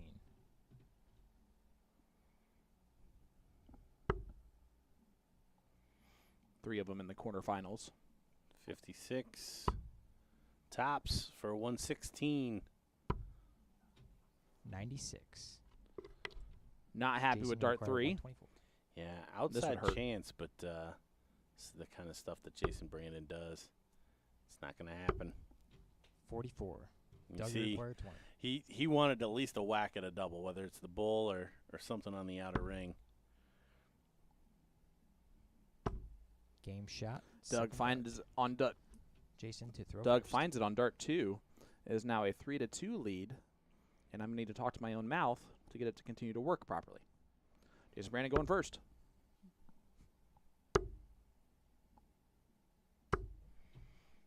41. Yeah, that breaks the drought too, as Doug did not have a dart at a double in those 3 previous legs from 57. Jason Brandon. So all kinds of positives there for Doug to draw one back. 60. Yeah, Doug actually doing really well. 33% on the doubles, but he's only had 6 attempts at them. And that just tells you how good the scoring's been for Jason Brandon. 92. Yeah, Jason's been big triples moving around the board, as we see right there. Doing a 95. good job finding them. Sorry, Doug, 2 of 7. Jason Brandon, 3 of 4. That boy good.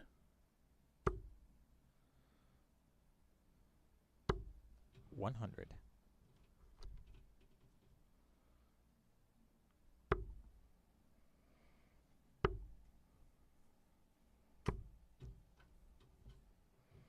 I like it better. 83. What do you like it better? 305 on the 18. Fair. I could tell that you didn't agree with the sentiment earlier. 180. Look at That's a that. 180, and those are laying right in the right spot for him. And what a timed 180 that is for Bame. Ooh, does he get to a finish? 22. Doug, you He require does 72. not. So the uppercut 180 stuns Jason Brandon. And now double 12 for Doug Bame to tie this one up. And that's a Game break of shot, throw second for dart. Bame. So what a time for that as he points to the Doug camera. To throw first. Gives one back to us. Maybe a little shout out to Erica at home. You never know.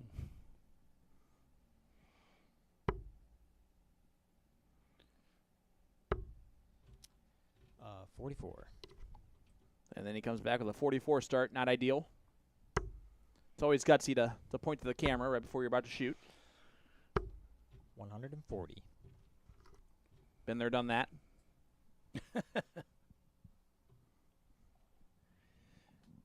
But he's got to feel good about the position that he was in and where he's at now, because it was gritty to 96. get back those two legs. Yeah, 1,000,000%. He's got to be careful. He may get broke back straight away. 91. As again, Jason Brandon moving around the board, finding the open trebles.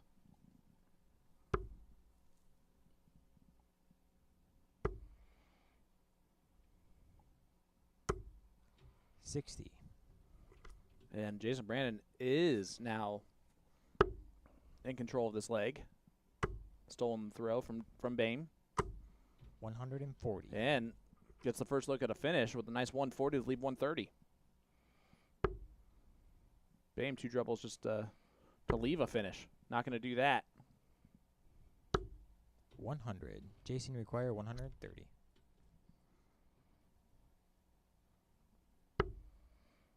And it's on if he wants to go for it. 70 left.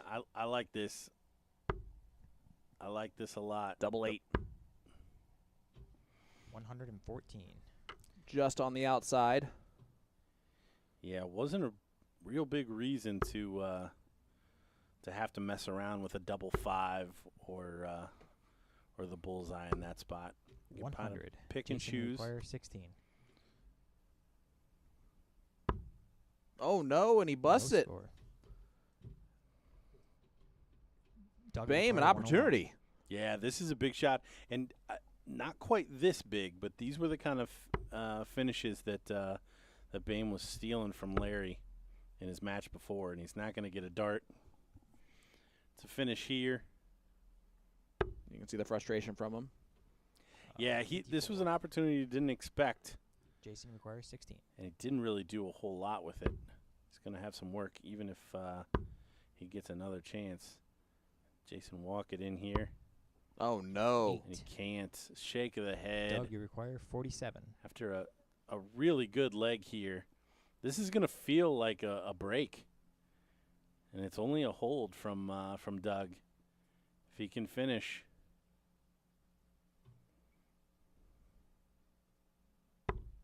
There's the 15. 32. And he does Shot. take it out. Second dart. Doug Bame now has the lead in the match for the first time Jason since leg to number throw 1. First. 4-3. The tale of rattling off 3 legs on the trot. 96. Let's see if Jason Brandon can slow that momentum. Well, it's all about, can Jason Brandon hit a double? He's given himself and putting 99. himself in some good spots the last 2 legs. Just has not converted. He started off 3 for 4 on the doubles and hasn't hit one since. 100. And many attempts.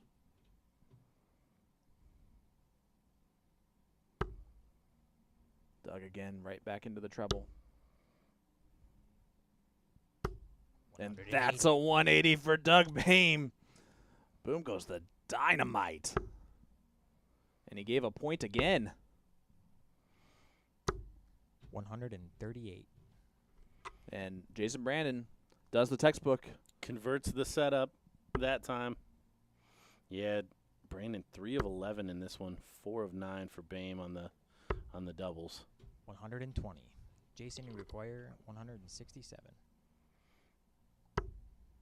Not going to go for Brandon. So now Doug has the 83. same Doug, similar you require situation. 102. 102 to break. And this would be huge. Treble 14. Not going to go. 68, maybe back to the 20, maybe down to the 16. Triple 12, all kinds of options here. He does triple 12. 69. 70 scored. 70 scores equals 32 left. If he returns, more likely now, he's got to save it, not going to. Yeah, shake of the head 43. as Doug, the you require 32. double trouble setup woes continue for Jason Brandon. Game And shot. Doug Bame now up Match. 5 to Oh, 3. not the match, my bad. Race to 6. Doug to throw first. Chris almost called match shot and then reversed. Does the perfect backtrack. And this is now the situation that Brandon does not want to be in. He has to go break, hold, break. 140.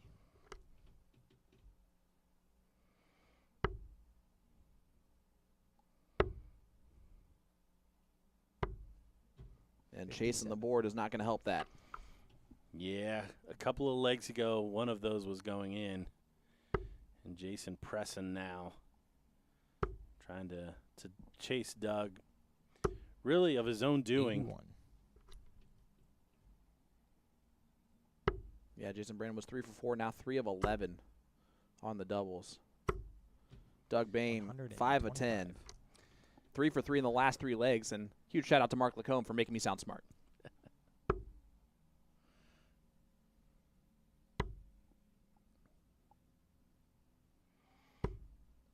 Looks like Michael Van Gerwen's about to take on Michael Van Gerwen. Opening after the poor shot from 41. Bame and a poor shot follow for Jason Brandon. So looking like Bame going to get match darts here. Should be the bull. 65. It is to leave the 170. Jason Brandon needs a couple of trebles to get a finish of his own. You see him regrip there. 97. Way Doug, to you stay require with it. Does find a 170. treble, but Doug Bame, 6 darts from 170 for this match to make it look pretty one-sided when I think anyone watching the match 60. may have Well, it'd be 5 legs in a row. yeah. Yep. He was down 3-1. But it's not over with yet. The last start 87. missing. Still Doug, you require 110. put some pressure on the 110 for Bame.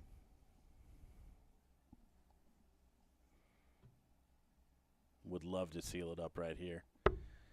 Not mess around with Southern Comfort getting a whack. It's not going to happen, though. He's going to have to potentially fade some darts here from Jason Brandon. 78. Is Jason confident Jason enough to Brandon. go with the 18? Will he go with the bull? I like this. I really like this. Double 6. Oh, and again, 82. misses. Doug, you require 32. Match starts incoming for Doug Bame. He's been good on 32. And he continues to be 5 legs on the spin for Doug Bame. He wins this one 6-3. And Doug Bame is in the semifinals. Yeah, took advantage every time his opponent gave him an opening. It's all you can do. You can just play what's in front of you. Doug Bame through against Jason Brandon. Jim Long 5-4 lead on Alex Spellman. Not good for David Cameron. Gary Mawson up 5-3 on Gino Florian. And Gino is averaging 90. 90 plays 90. And Spellman just busted on 36 with Jim Long sitting on 40 to polish off the match. Gentleman more than likely going to take that down, but as we will be right back with more from the DJD Ruckus at the Crossroads right after this.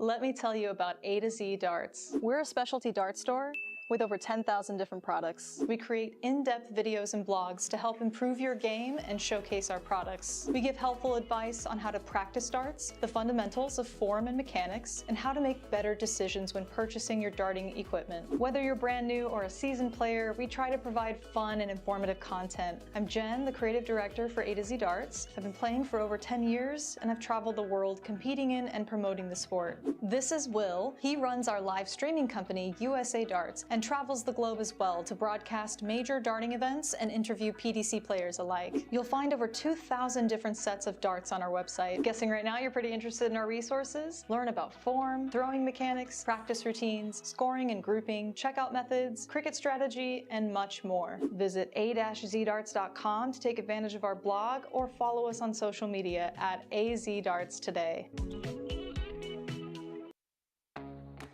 Hitcore is the streaming entertainment alternative.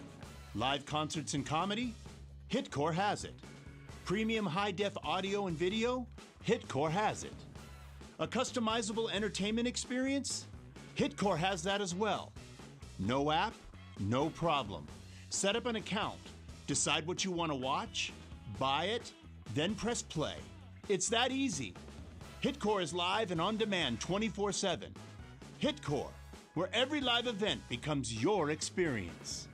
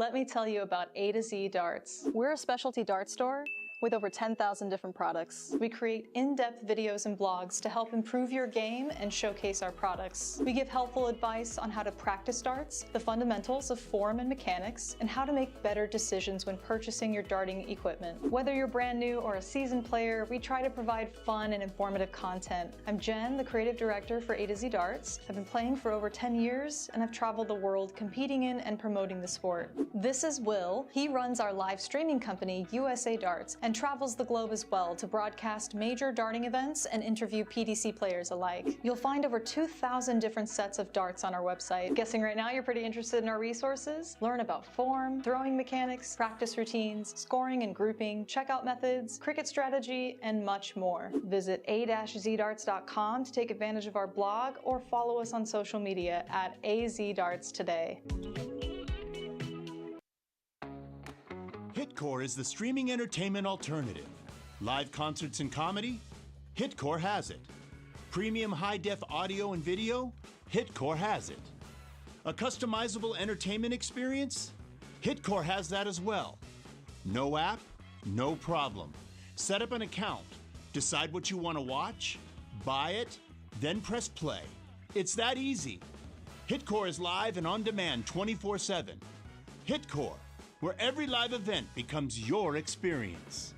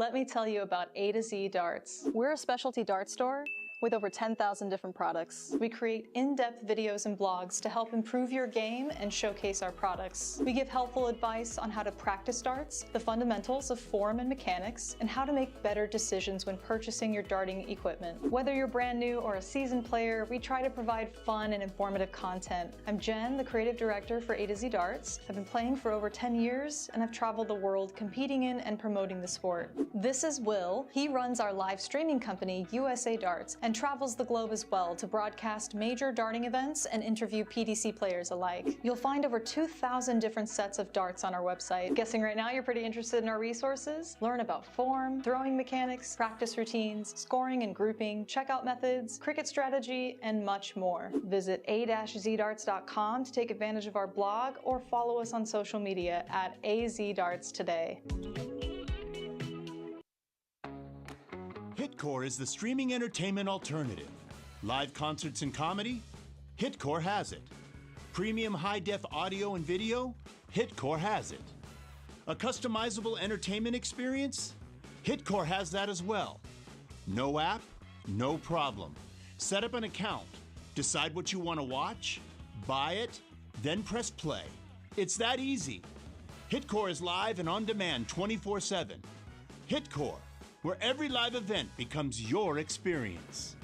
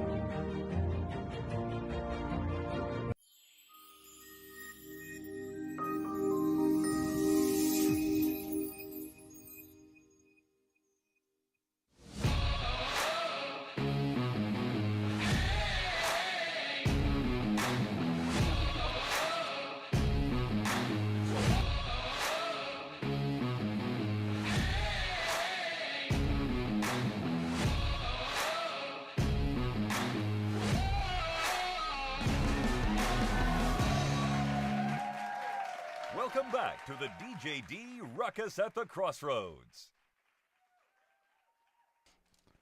Welcome back to Brownsburg, Indiana at the American Legion Post 331.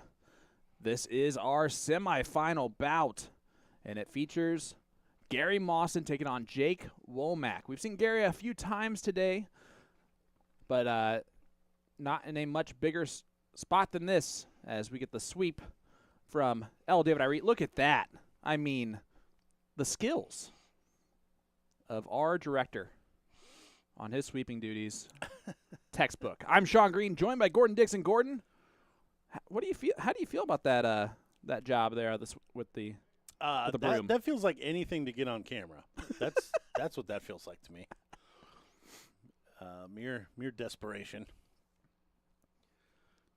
Broom goes the janitor there. Got to make things look all nice and neat. Yeah. I'm sure there's our beautiful mugs that I'm sure you guys are enjoying seeing on the live stream.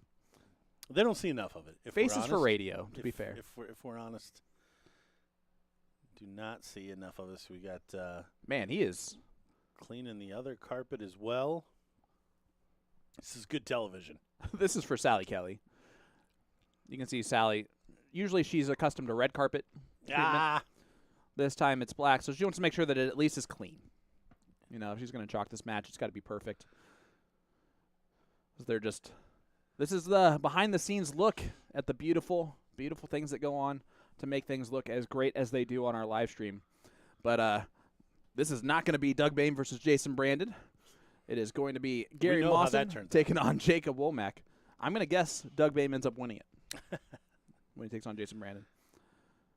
As Dave Garfinkel now is both of having these himself men, a good time. Both of these men have won in this room. Yes, they have. That's true, correct? Jake has one in this room. Gary won event number 3 in Chicago. But didn't he win one in Brownsburg? The last time he won was 2018. 2018, so no. Okay. Fair Fair that enough. was before we made this our home away from home.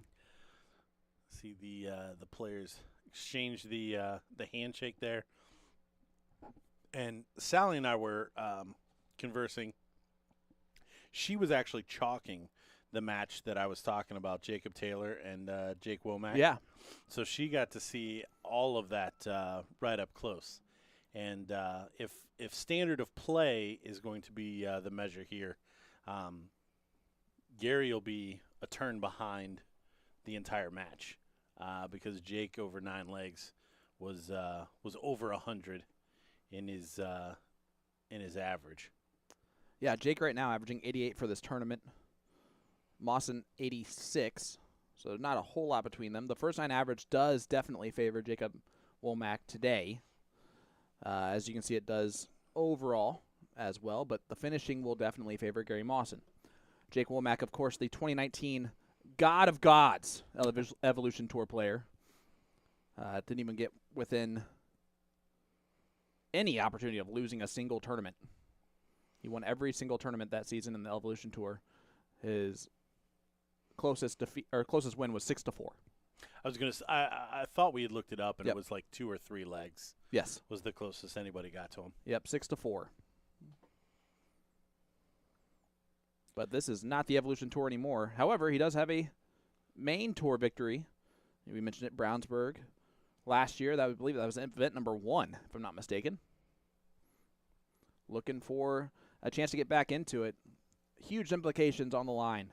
This almost will solidify his spot in the Cross-Border Darts Challenge. Yeah, what a spot to play for.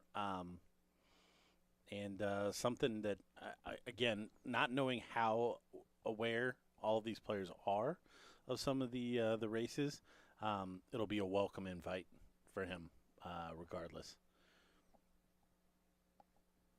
Womack, one of those everyday guys that is very easy to root for, to say the least. Taking on the Mauler, Gary Mawson, trying to get his second title this season. Won event number 3, trying to win event number 13. Lucky threes, maybe, for Gary Mawson?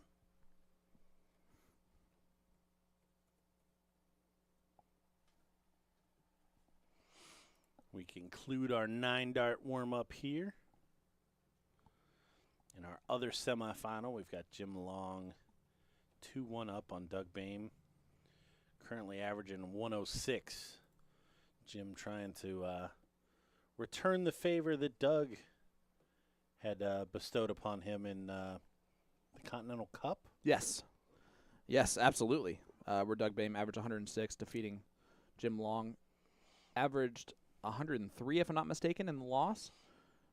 Bame also has lost averaging 102 in a final. But that's a good battle there in the semifinals. And if Jim Long wins tonight's event, that spot's his. It's locked. It would be locked. Wow. It would be impossible for David Cameron, who was down 1 point coming into it, to come back from 19. And might have the turntables in that case. Yeah, absolutely, absolutely surreal to see how quickly that position, because we talked about how close it was, and it's going to be back and forth, and yeah, a couple unfortunate matches, and then to throw in there that you also have Dave, who was throwing well enough to throw a 9-darter yesterday. Yeah, put himself essentially out of contention if Jim takes it all the way. It's crazy, right? Do you think if Jim does win tonight and take it out, do you think he buys Rob Ethington dinner or something? Seems a little cold. They're good friends. Don't get me wrong, but hey, it's a world championship spot for a man called the gentleman. But well, he's buying someone dinner. I mean, I would totally do it. That sounds perfect. All right, Womack on 166 here in leg number 1 after 9. So continuing this fantastic play.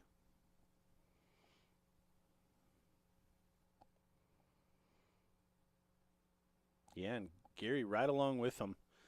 Does not get to a finish after 9 either, but 22 for Mawson. Oh, and that's going to leave the biggest bogey. So 6 darts at least for Womack.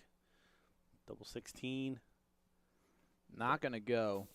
Listen, we can't go any further without shouting out Gino Florian. What a run today from Gino. Making the quarterfinal, losing in the last late decider to Gary Mawson, but played extremely well. 2-year card holder in a second year, finally getting that run, getting some points on the board for himself. So great guy. I've known him for quite a few years now and excited to see him have some success. I know that all of the friends and family watching along at the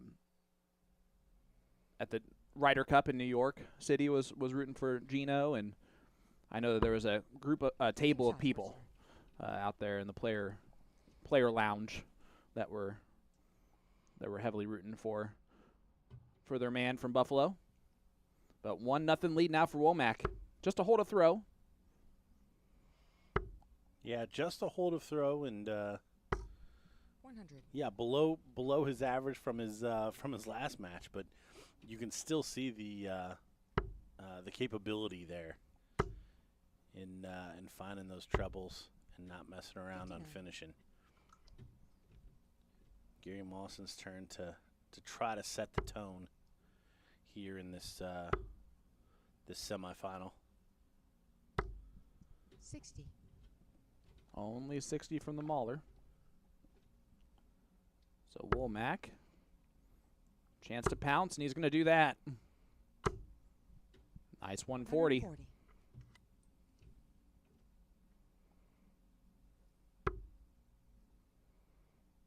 Currently resides in San Jose, California, does Jake Womack. 140. Originally from Denver, Colorado.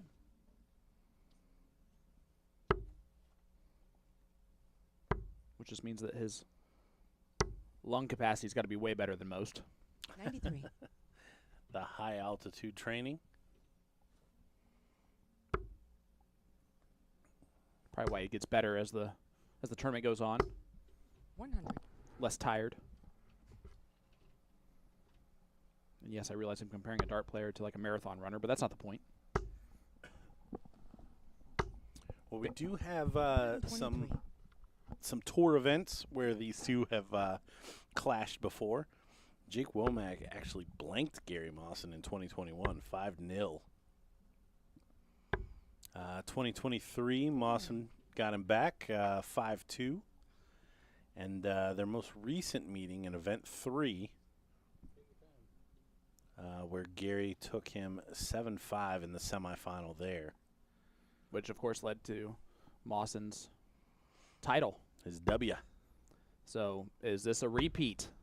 This is a repeat of the semifinal there. Oh, and what he a finish. pegs it. And Womack breaks Gary Mawson, takes a 2-0 lead, and Mawson, it said something to him to make Jake giggle. And Sally. 140. I think we've seen just a very pleasant, happy, loose Gary Mawson today. Would you agree with that? Yeah, 100%. I mean, we've also seen a winning Gary Mawson. But that being thus far. said, even when he's losing legs to big checkouts and stuff like that, he's still being jovial. But no, cheeky 96. comments aside, he certainly seems very comfortable with his game, which I think is also deserved. There's been multiple times where 59. where he's just kind of come in, ran down the board, took it out. Very professional performance. Look at the counting from Jake. 95. Professional performance definitely occurring here so far after 9 darts on the big fish. Leg number 1, he was on 166 after 9. 38. He's got 6 darts from here if he wants them.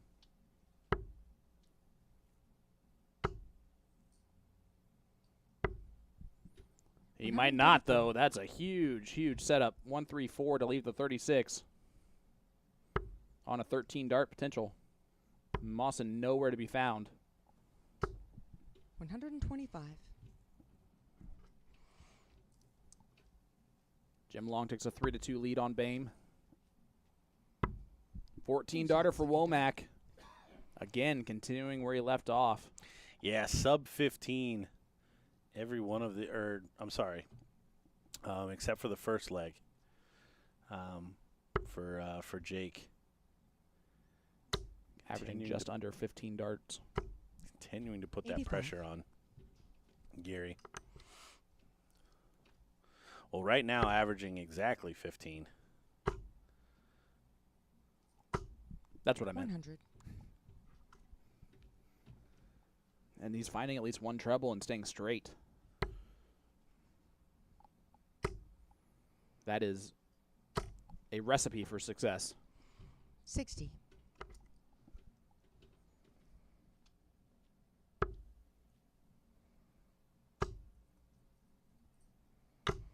140. Jake Womack 3 for 5 on doubles. Gary Mawson 0 for 0. Yeah, hasn't even got a dart, and we're in the fourth leg. And this one also looking like he's not going to get a dart. 60. Throw's been stolen by Womack. Yeah, this is a big turning point. 2 breaks 140. in a race to 7 is a pretty big lead. He's getting better after 9. He's on 121 now. And you can see Gary's got nothing for it. Yeah, the pressure's going to mount. I don't care how experienced you are. When somebody's putting this kind of a display on and you're seemingly not even at the races, it will make you wilt.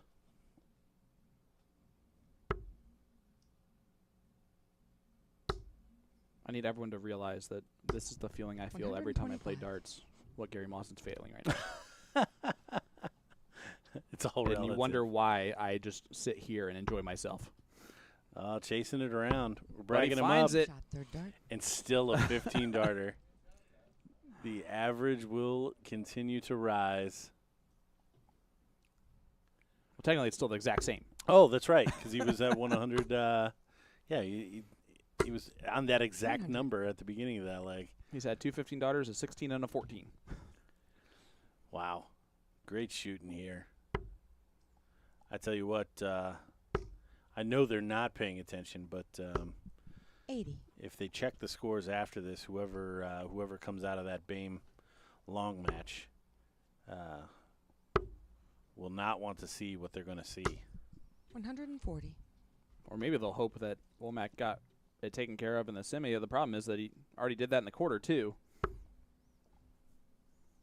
I said in the interview, once it's a fluke, second is just something that happens. It's a statement. Yep.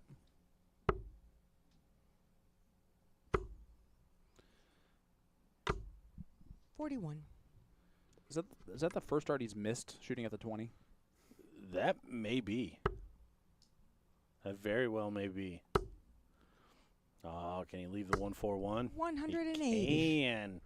He can. Needs must here from Gary Mawson. 60. And only 60 from Womack. Mawson still on the throw. Treble 19. First double attempt of the match. And he drags it just inside. 129. I think Gary was trying to tell her that it's in. And Womack not going to take out the 160. Although with how well he's been playing, we were 44. Yeah, we were ready for it. Honestly, I expected a crack at tops. Mawson Game shot. does second. find it.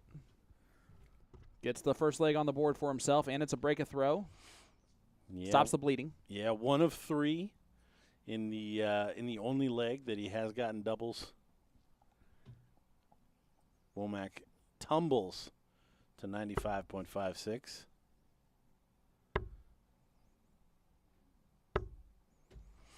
Gary switches after the first arc, so where that was 124. lying in the treble 20. Too far to the right for him.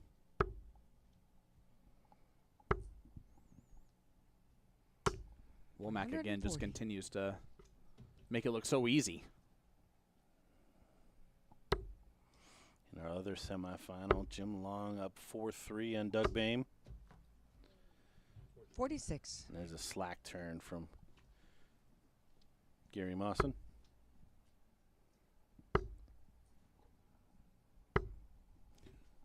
$100.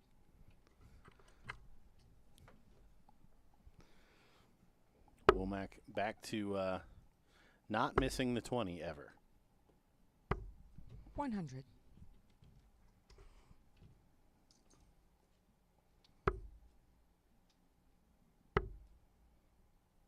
I knew that was going to be immediately jinxed. 95. 95 does leave a bogey for Womack, so Mawson does have 6 from 2-3-1.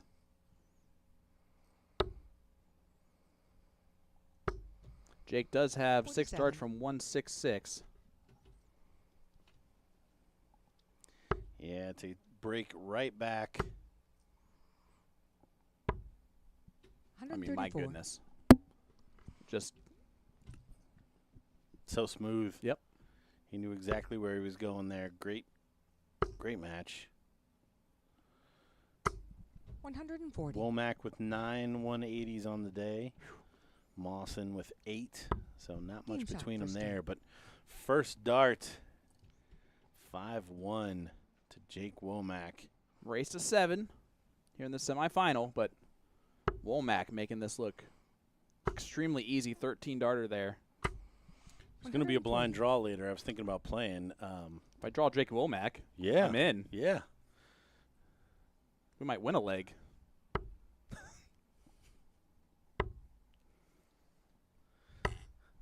I was going to say the 50. tournament, but Oh, well, for you, listen, there's a difference between someone who has played in the Continental Cup before and someone 60. who has a level 5 state championship title as his greatest I victory. promise you at this stage in the game, rhetoric is the only difference.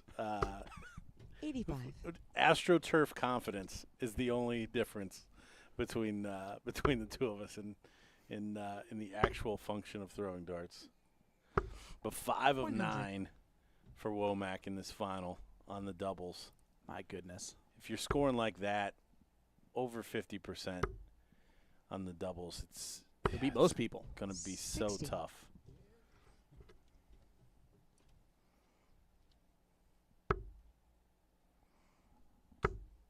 Where is the PDC this weekend? Hungry. 45. He could be in Hungary right now winning matches doing that. Yeah. Yeah, absolutely. Yeah, I believe they're in Budapest. Nice. Which is 41. where the World Cup? Yep. Yep.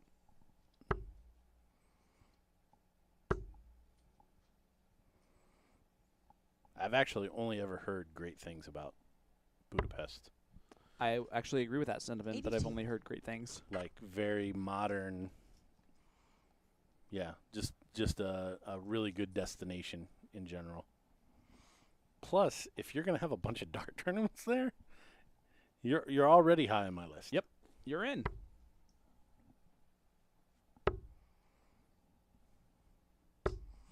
So 96. All tied up in the other semi at 4 apiece.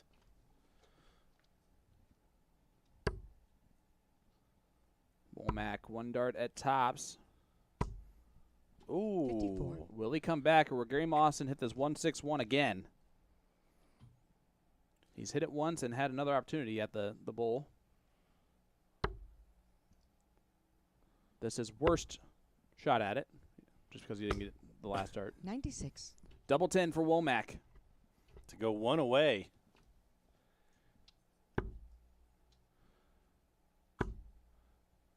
That's awkward. Yeah, we're starting to see a little finish line-itis here from Womack. And that was definitely a whoopsie to get into the double 7. This, I believe, is going to be the worst leg of the match. 24 leaves 41. Tops for Gary Mawson. 25. Yeah, he threw a flyer. And he had one sail on him. Double 7. Game shot. Pins it on the last dart. 6-1 lead now for Womack. 13 darts, 24 darts. Still a tally mark in that leg column. Yes, it is.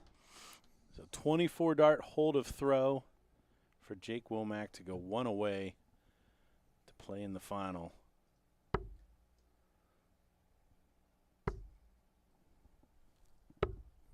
$59. And Mawson was actually the only spoiler opportunity at an all DJD final. So that is actually going to happen at the DJD Ruckus at the Crossroads if Womack wins one more leg before Gary wins 5, 6.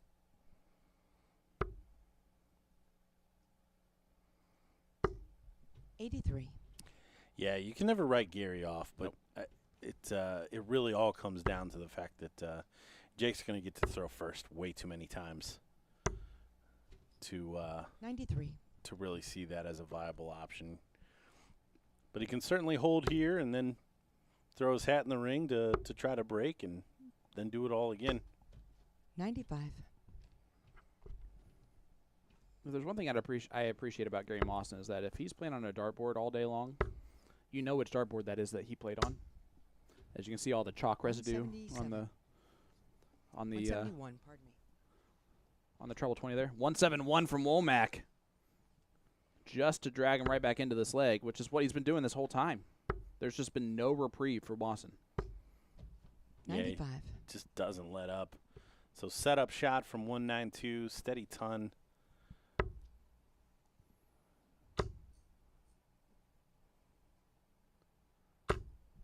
Steady 133. ton. 133. 133.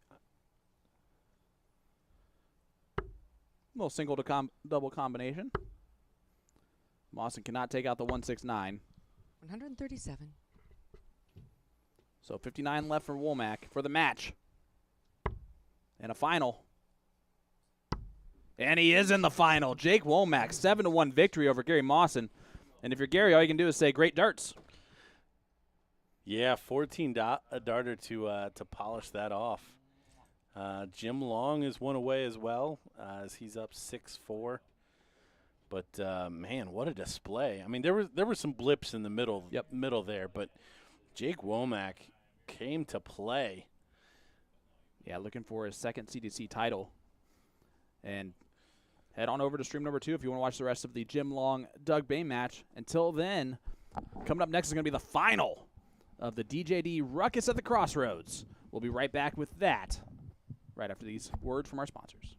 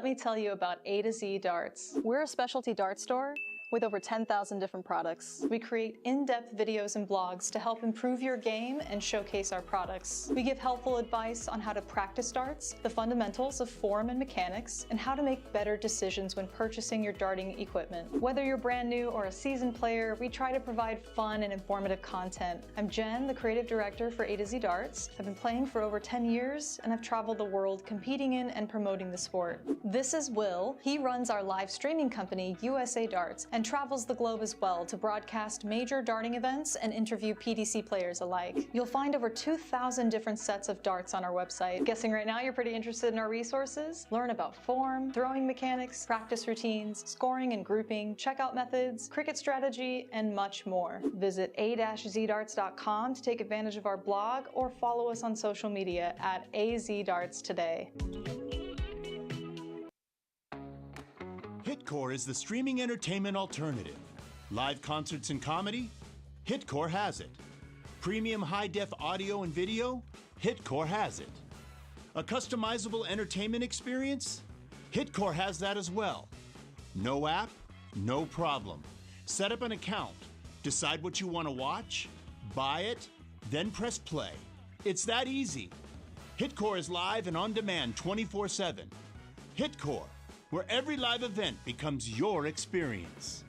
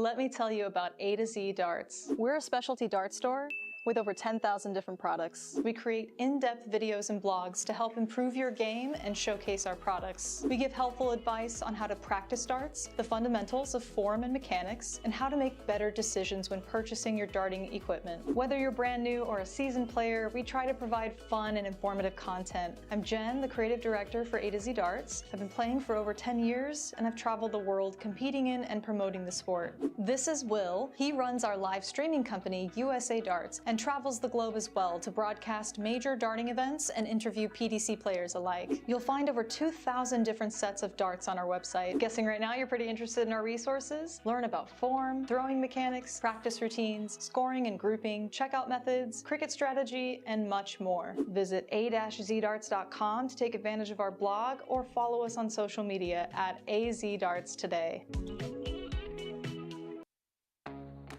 Hitcore is the streaming entertainment alternative. Live concerts and comedy? Hitcore has it. Premium high-def audio and video? Hitcore has it. A customizable entertainment experience? Hitcore has that as well. No app? No problem.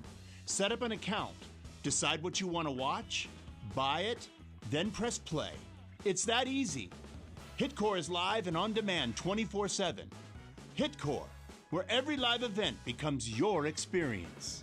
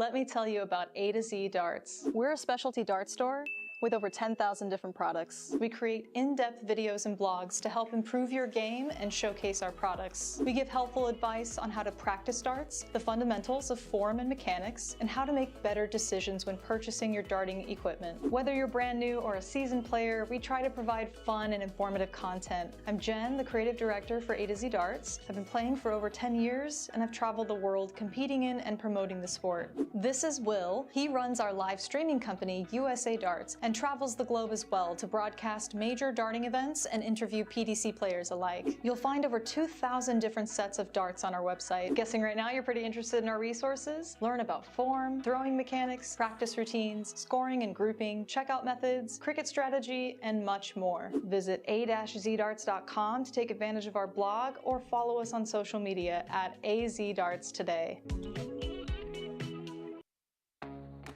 Hitcore is the streaming entertainment alternative. Live concerts and comedy? Hitcore has it.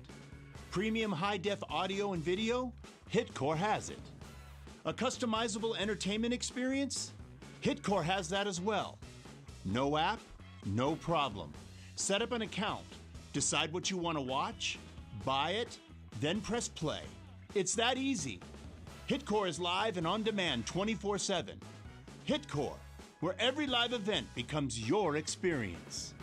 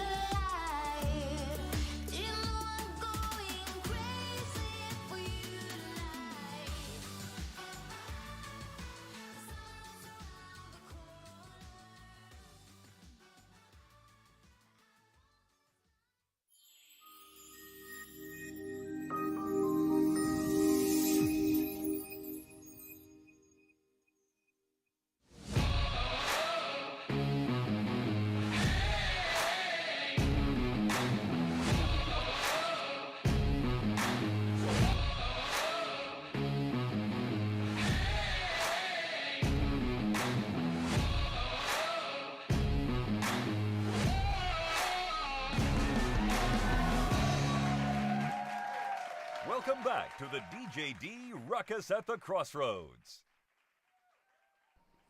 Ladies and gentlemen, the moment we've all been waiting for. Welcome back to the incredible American Legion Post 331 in Brownsburg, Indiana, for the finals of the DJD Ruckus at the Crossroads.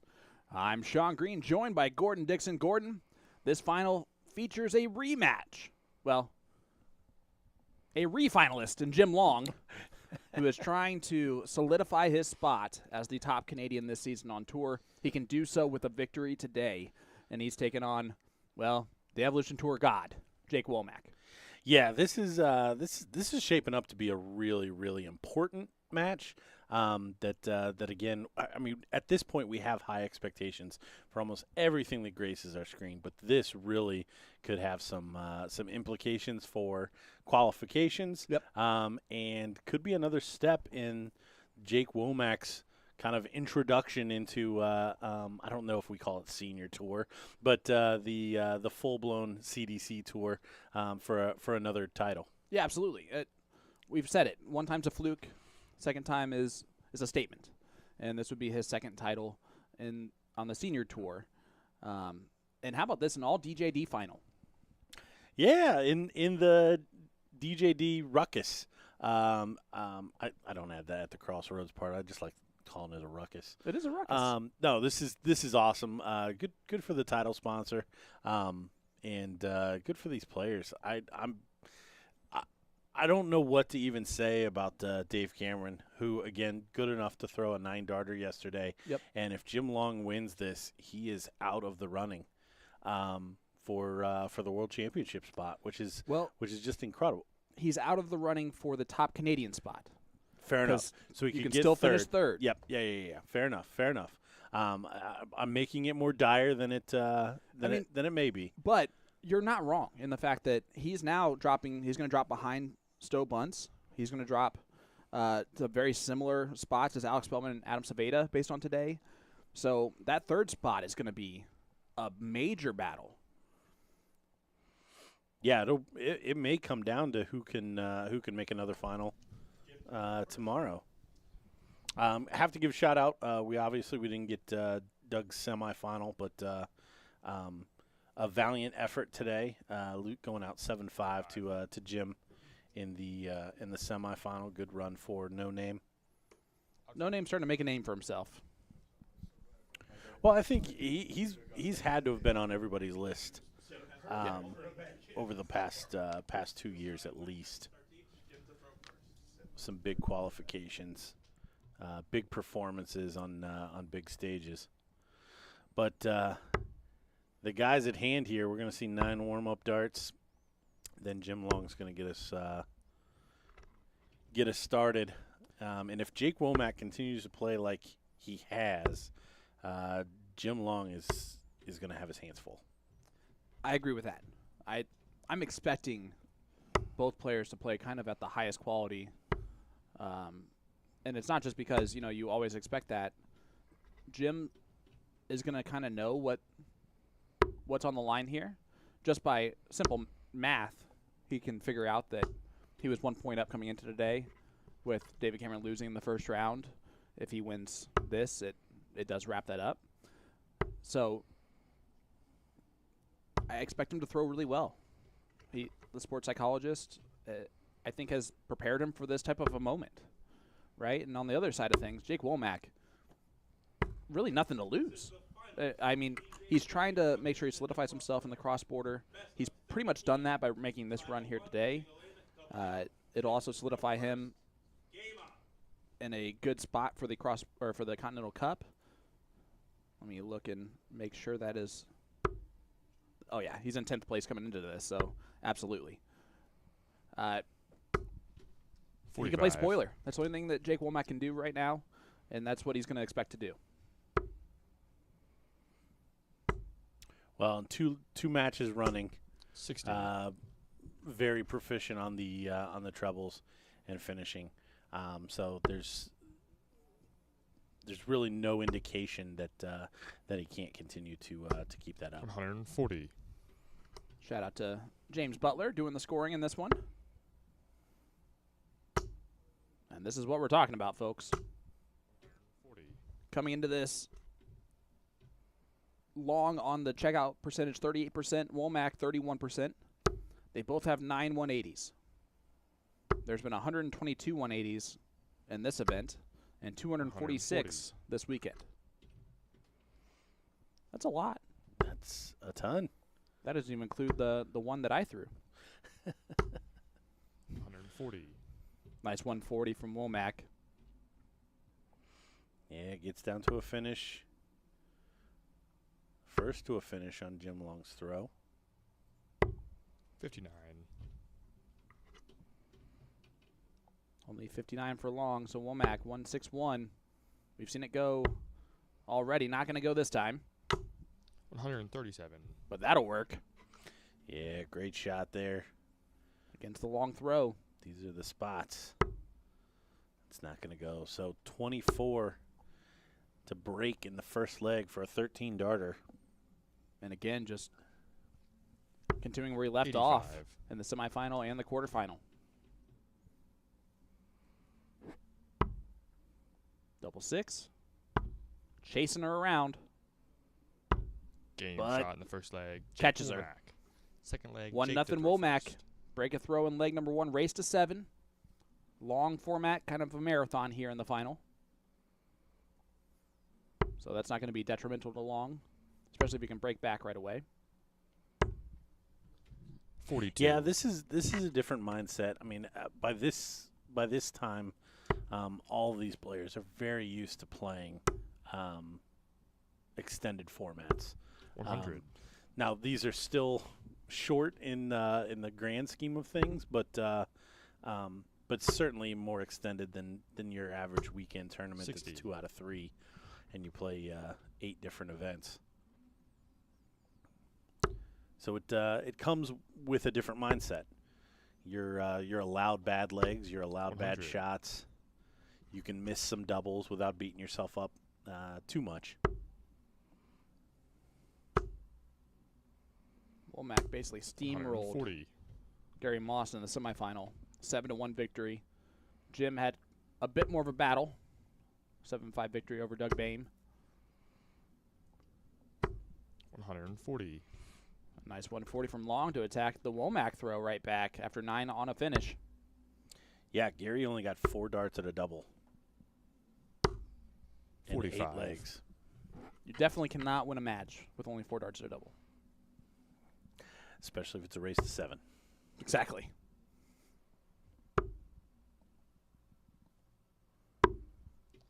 $64.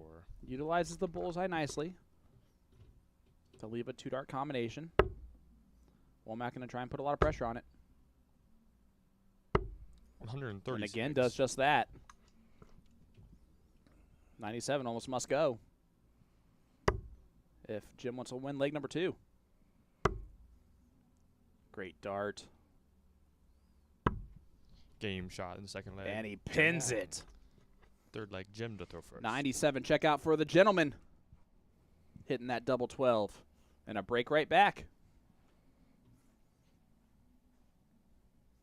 97 plays 92 and a half.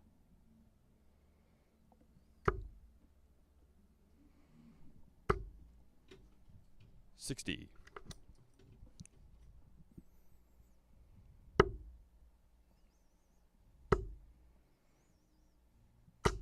$100. So 2 high-level breaks a throw here to start this match.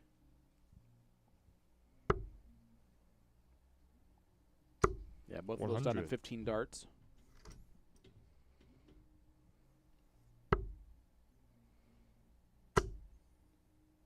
And again, Womack. 139.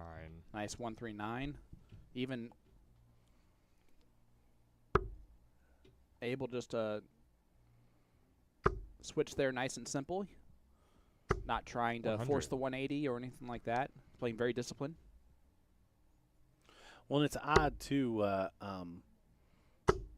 the 94 from Jim Long, 180. as we see a nice 180 there from Jake Womack, has seemed a little bit more, I don't know, nonchalant than the Jake Womack 47. average.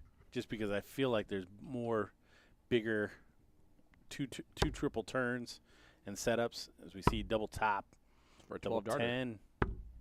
62. He'll be back.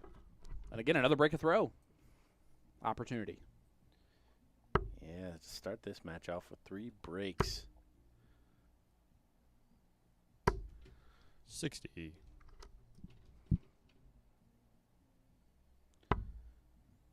chasing it again. See if he busts No there. He score. does. He almost hit the single 7. Now this would be mean. This would be very ungentlemanly. Not going to get that done. 56. He doesn't need to be a gentleman on the dartboard. Again, inside. Good marker that time, 15. allegedly. Yeah. So little slip up here. He had a Jim. chance at 11. Jim to hold. 38. Oh, and it doesn't happen. Clean up on aisle 5. Nope. No score. He's too good at hitting the 20s. Yeah, this is interesting. Because Jim is not going to give up this opportunity. Jim's not going to give up this Game shot, opportunity. third leg, Oh, Jim Long. I didn't He know if you doesn't. heard me. I had That- to say it again. That's fair. I had That's to fair. say it again. 2-1 lead for Long. It's just a hold a throw, but that's a detrimental. Yeah, that'll hurt Womack. 59. He was well in front in that leg.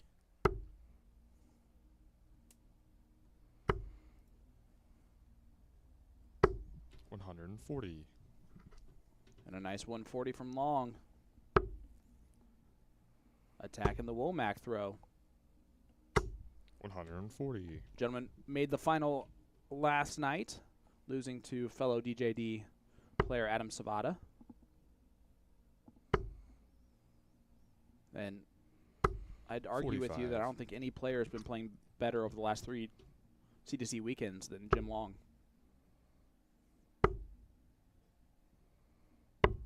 $99.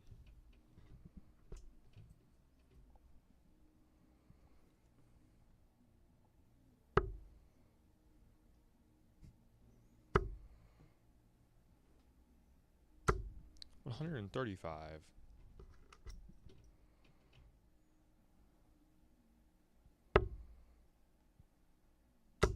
Womack going to be the first to the finish here. 133. Comes back with 70. Type of pressure will it be under?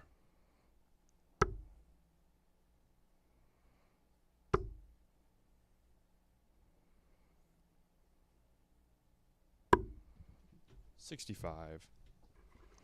All right, Womack 70 left to make it 2-2 and a hold to throw here. Yeah, Jake's going to want some clean finishing here. 20 for double 16. 38. He's not going to get it. So Jim Long, with a 116 finish, could find himself 2 in front. Not going to get the look. Does leave 24. 92.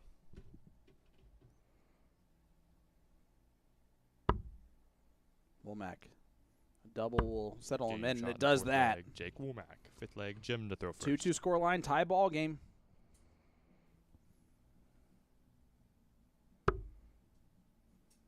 Again, reminder to those of you at home, Jim Long 100. is 5 legs away from qualifying for the World Darts Championship. That's how much this match means to him. 180. Jake Womack, though, throws in a 180, attacking the throw.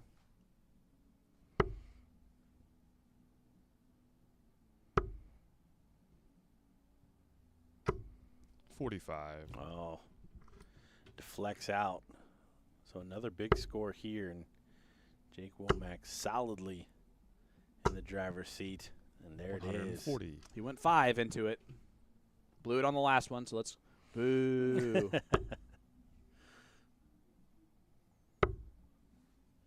Well, I promise you, Jake does not give 39. A hoot. a hoot. Yes, about the 9-darter. Going down there and cleanly finishing 70. is going to be the top of his list.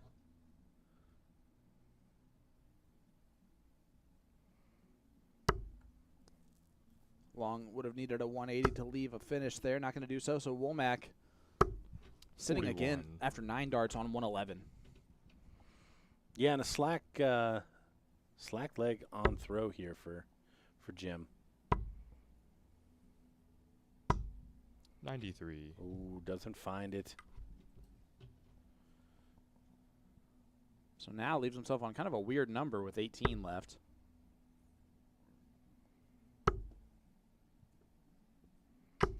And when you're having a 60. little bit of double trouble, leaving yourself an odd double is kind of weird. Yeah, we'll see if he decides to split it with some time from Jim. He doesn't Game need shot to. in 5th leg. He Jake doesn't, Womack. and he finds it. 6th leg, Jake to throw first. And Jake Womack takes the lead back 3-2. And that's a break. Womack now has 11 180s in this match. I think on the day. 135. Yeah, on the day. Sorry. Did I say in the match? Yeah. That'd be insane. No, in 6 legs. 140. That's almost impossible. Now, the wonderful part about Dart Connect is when the guy comes back to the table and tells you that he just hit 11 180s in 6 legs, you can call shenanigans on him. Well, that's another 180 from Womack. He's on his way to 11. He is. He's absolutely. He on has his way. 3. 44. And again, we just see Jim Long kind of wilting under this constant barrage of scoring. 58. Which Womack has had to do in this match. He's only 3 for 21 on doubles. I was just going to say that average is still pretty impressive when you think of the number of missed doubles. His first 9 average has to be through 97. the roof. Throwing so well right now. 68. Does stay there. 100. Leaves 28. Okay. Making some interesting double decisions, but it's paying off for him right this second. I was going to say, that's thus far, double 14. Walking it in. No score. No Doesn't score. walk it in. So, this is another one of those shots where somehow Jim Long can be tied 3 apiece. 100. He doesn't Shanghai in order to Shanghai the leg. So Womack, double 7. 21. Nobody likes double 7. I just don't understand the double choices here. Double 10 for another snag. Oh, Jim halfway to the board. Double 4. Game Double, shot, double. 6th leg, Made that look Jim easy. Long. You got one guy that can't hit 7th any leg, doubles. Jim to throw first. You got another guy going double-double. And it's a tie ball game back on throw. It's as if nothing's happened. We're playing a race to 4.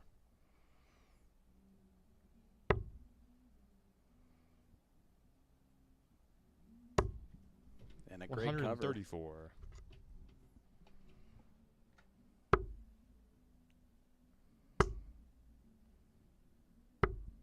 $140. Can Jake Womack figure out his doubles? If he does, this is going to be a relatively easy match. 100. Not taking anything away from Jim, but he is 2 or 3 turns behind. 140.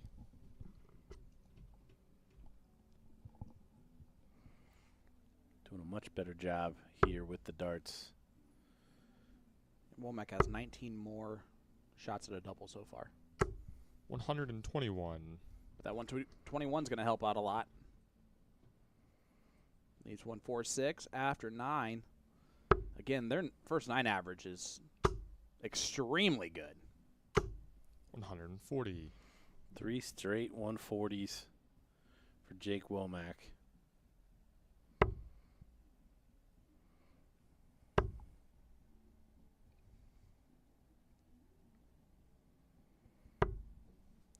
$94. Jake only 2 for his last 24 attempts.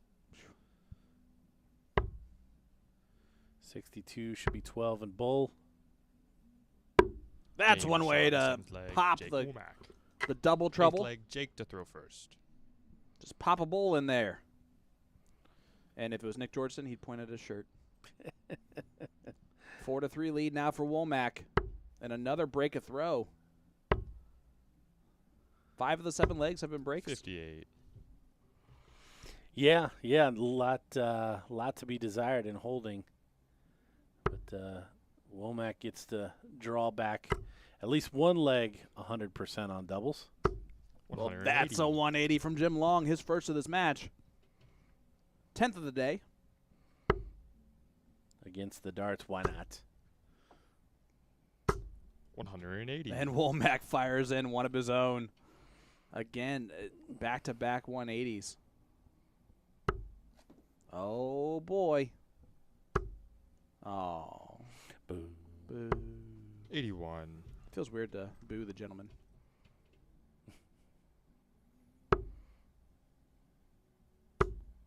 DJD Ruckus at the Crossroads. 60. Sponsored by Dirty Jersey Darts, who sponsor both of these players.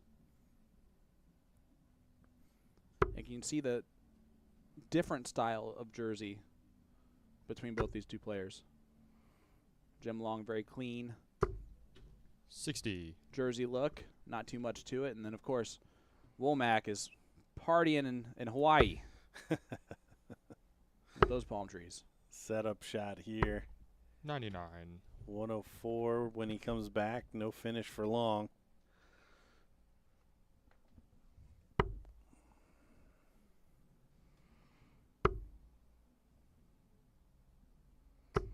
$60. Only 60. Leaves Shanghai if he returns. Womack on 104. 16 route.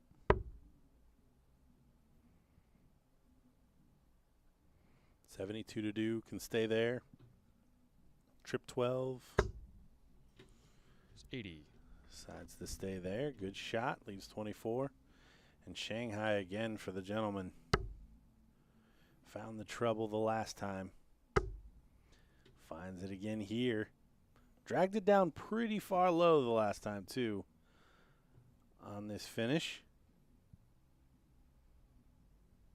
Takes the step back. 80. And throws a flyer. Sails it. Looked like he was playing a game of loops. All right, 24 for Womack. This for a 5-3 lead. Double 6. Oh, no. David Cameron is so furious right now with Womack. I will say that whether it's a missed dart at double 12 or a dead center bullseye, there is no reading it on the face of Jake Womack. 30. Yeah, kind of the brilliance of his game. Well, he's not giving you an inch in terms of reaction. Can he use it? Can he use it? No score. Not at all. Farther away. And as I say that, you finally get a little sneer. It's hard not to give a reaction to a dart that just gets worse and worse. Game shot. In the And the leg. gentleman Jim does Long. take it out. Leg. 4-4 Jim to score throw line. first. And, well, we're just continuing to break throws. Unfortunately for Jim, he started this match by winning the diddle.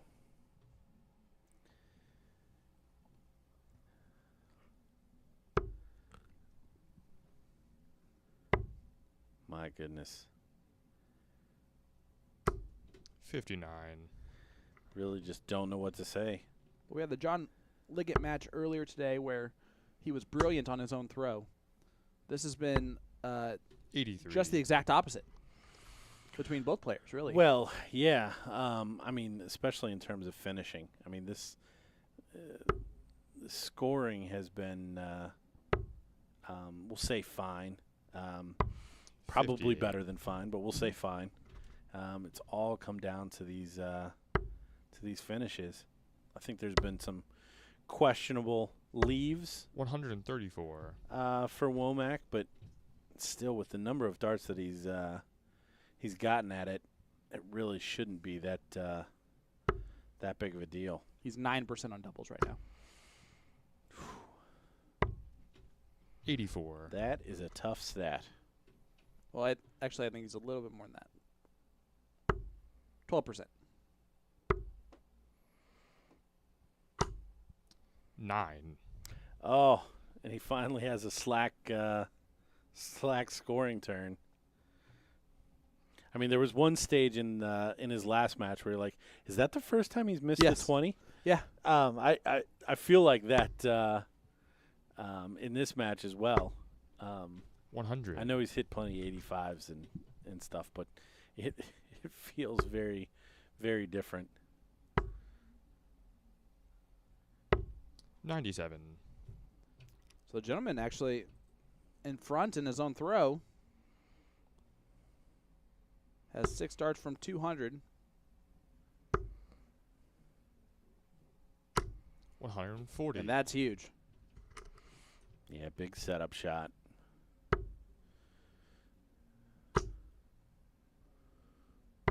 Womack puts even 138. more pressure on it. Perfect setup shot. 2 darts for the gentleman.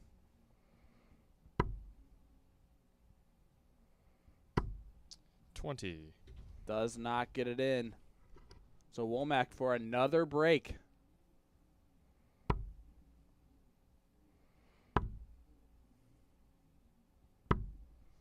$30. 3 more gone awry. Jim Long cannot believe his luck here. Game shot And the 9th leg. David Cameron is in a hotel 10th room leg, throwing Jake to the throw first. the TV. Literally throwing that TV. 5-4 lead now for gentleman Jim Long. 133. Not the greatest averages for the two players, but there's really nothing stopping this from being an epic 100. final.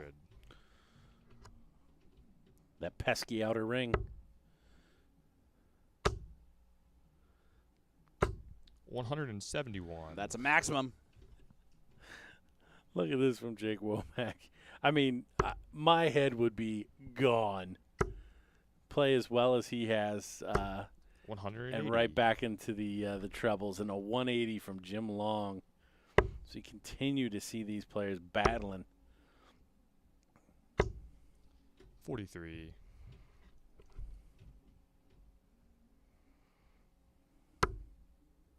It's a big chance for Long to put a lot of pressure on.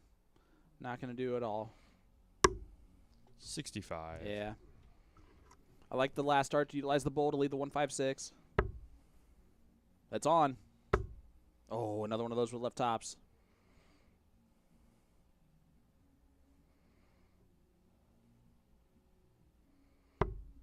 $94. 60. If he comes back, he will be back. I keep saying it, but it's the biggest question of this match. Can Jake Womack finish cleanly and start to get some of that confidence back into the outer ring? 96. He's going to have to. Maybe he should shoot 10. 10 for bowl. Tops. Now double 10.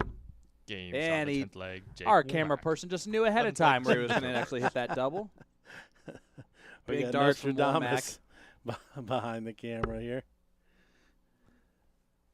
Another break of throw. Technically, those were Or two a hold. holds, yeah. Two holds. From Jim and Jake. I messed that up 2 legs ago. That was my bad.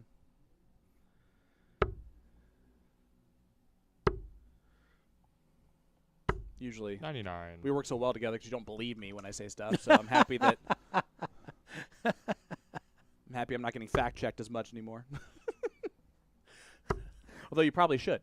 Yeah, no, I've seen the error of my ways. Womack back on 402. Long 2 legs away from the alley pally stage. 140.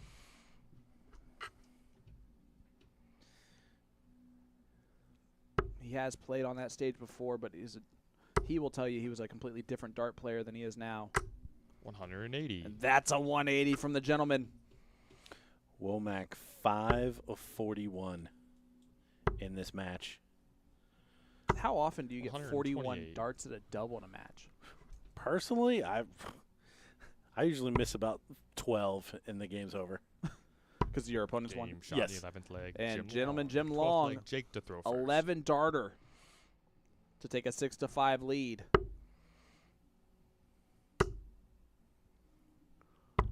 139.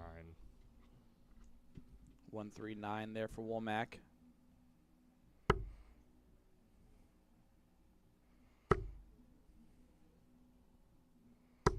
$60. All right on that top Yep. wire. That was a pretty 60 right there.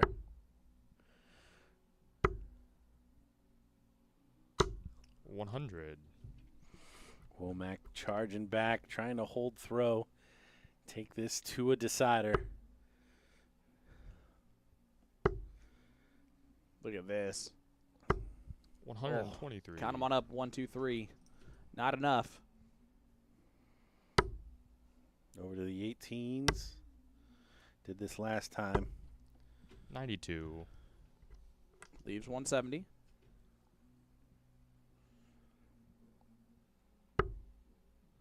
Gentleman needs more of that. Not more of that. 95. 6 darts from 170 for Womack. Takes us to the last leg decider.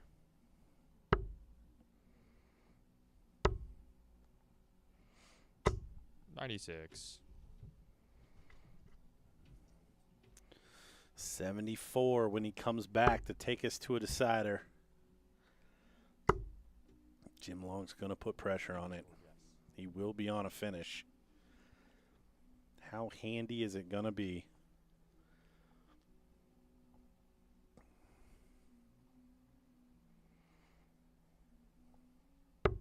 $99.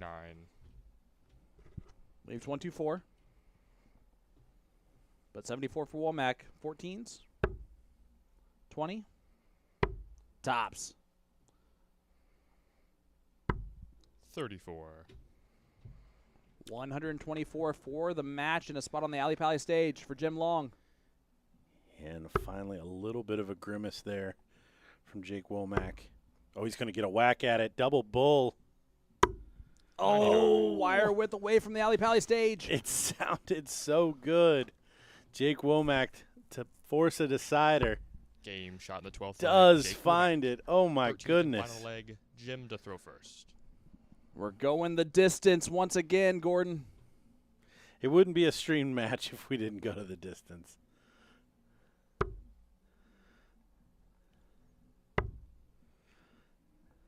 And a good 80. last start. Yeah, pulled that one out of the fire. Finds a big treble.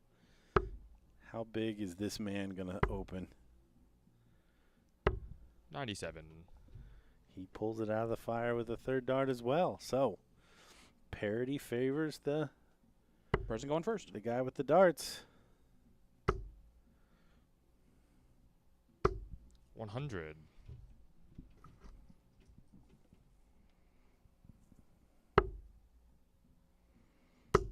Oh, look at this. 140. Nice 140 from Womack. Such good timing. Sticks in there.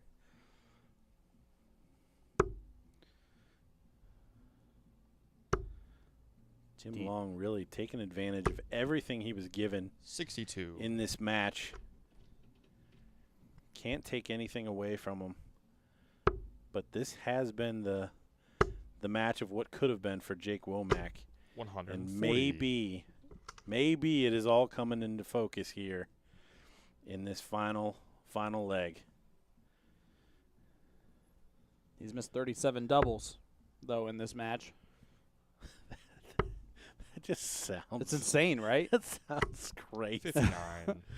Now, 124 is what he checked out against Jacob Taylor in his quarterfinal match, and it was just like this. Trep 14. Oh, didn't even mess around with it. Oh, that was for the win. Oh, just on the outside, but he'll be back. He will be back. Did not need to shoot the 14 in that scenario, but 3 more clear for a title. 59. And only 59 from the gentleman, so double 8 for a second title.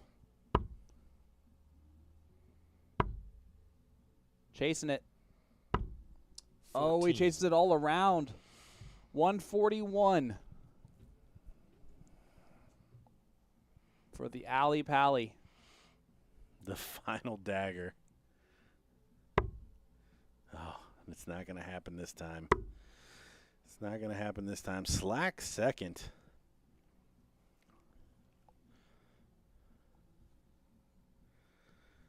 Was that just not making a decision before he shot his darts?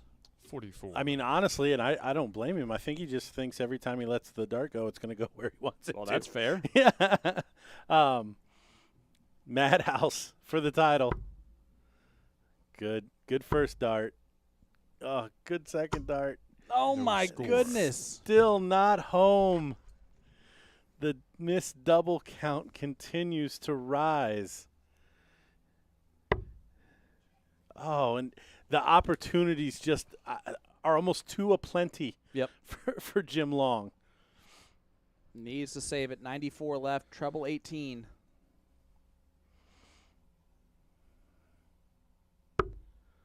Oh, he actually went treble 20. Just in case Womack does not hit this madhouse.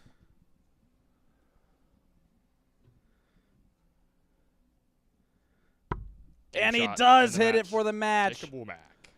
At the end of the day, Jake Womack, 7-6 victory. He's 2-0 in event finals. Average 90 Yep. with 40, It was a lot. It was. 40, 41. We're about to find out the right answer here. Missed darts at a double. Absolutely staggering. There he is. Oh, my goodness. I mean, absolutely incredible. You said it perfectly right there. That was big. No, he came through in the end. Yep. I mean, like I said, I really like watching darts because in some of these scenarios I kind of have seen myself. But my brain would have been absolutely gone, and Jake Womack stuck in there. Same as Jim Long. Yep. I mean, Jim could only play whoever's in front of him, and he can only shoot at the doubles after he gets the opportunity. If he hits them, that's not his fault. So, cheers to both those guys. What an interesting final. The standard was still way up there with still the amount of doubles that we saw go sideways. Yeah. Jake Womack most likely qualified now for the Cross Border Darts Challenge based on that. Yep. Definitely solidifies a spot in the Continental Cup. So that leads to tomorrow where we still have everything up to play. It's going to be a fantastic judgment day tomorrow for the CDC. Yeah. Dave Cameron can pick his TV back up and set it back upright. Yep. Because, like I said, I mean, his thought going into tomorrow, regardless of what would have just happened, would be that he has the game to win the tournament, and he's absolutely right. So it'll be interesting to see how that plays out throughout the day.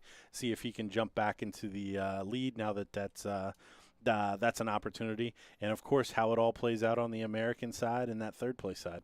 Yeah, absolutely. You list it yourself. It looks like we are getting set up to do our winners interview live on Facebook and social media after we close it out here. So that'll do it for us at the DJD Ruckus at the Crossroads. That's the first time I ever messed up that thing right there at the end. Jake Womack, your champion. Congratulations for winning that. We'll be back in action tomorrow for Judgment Day.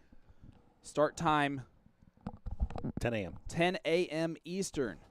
So you're going to want to stay tuned for that one. Until then, from Peter Cetera, L. David Irete, Jeff Good, Anthony Eugenia, Gordon Dixon, Sean Green, and the rest of the CDC staff, thank you for tuning in. And be ready to hear from Peter Cetera and Jake Womack on social media in a few minutes. Thanks, everybody, for watching along.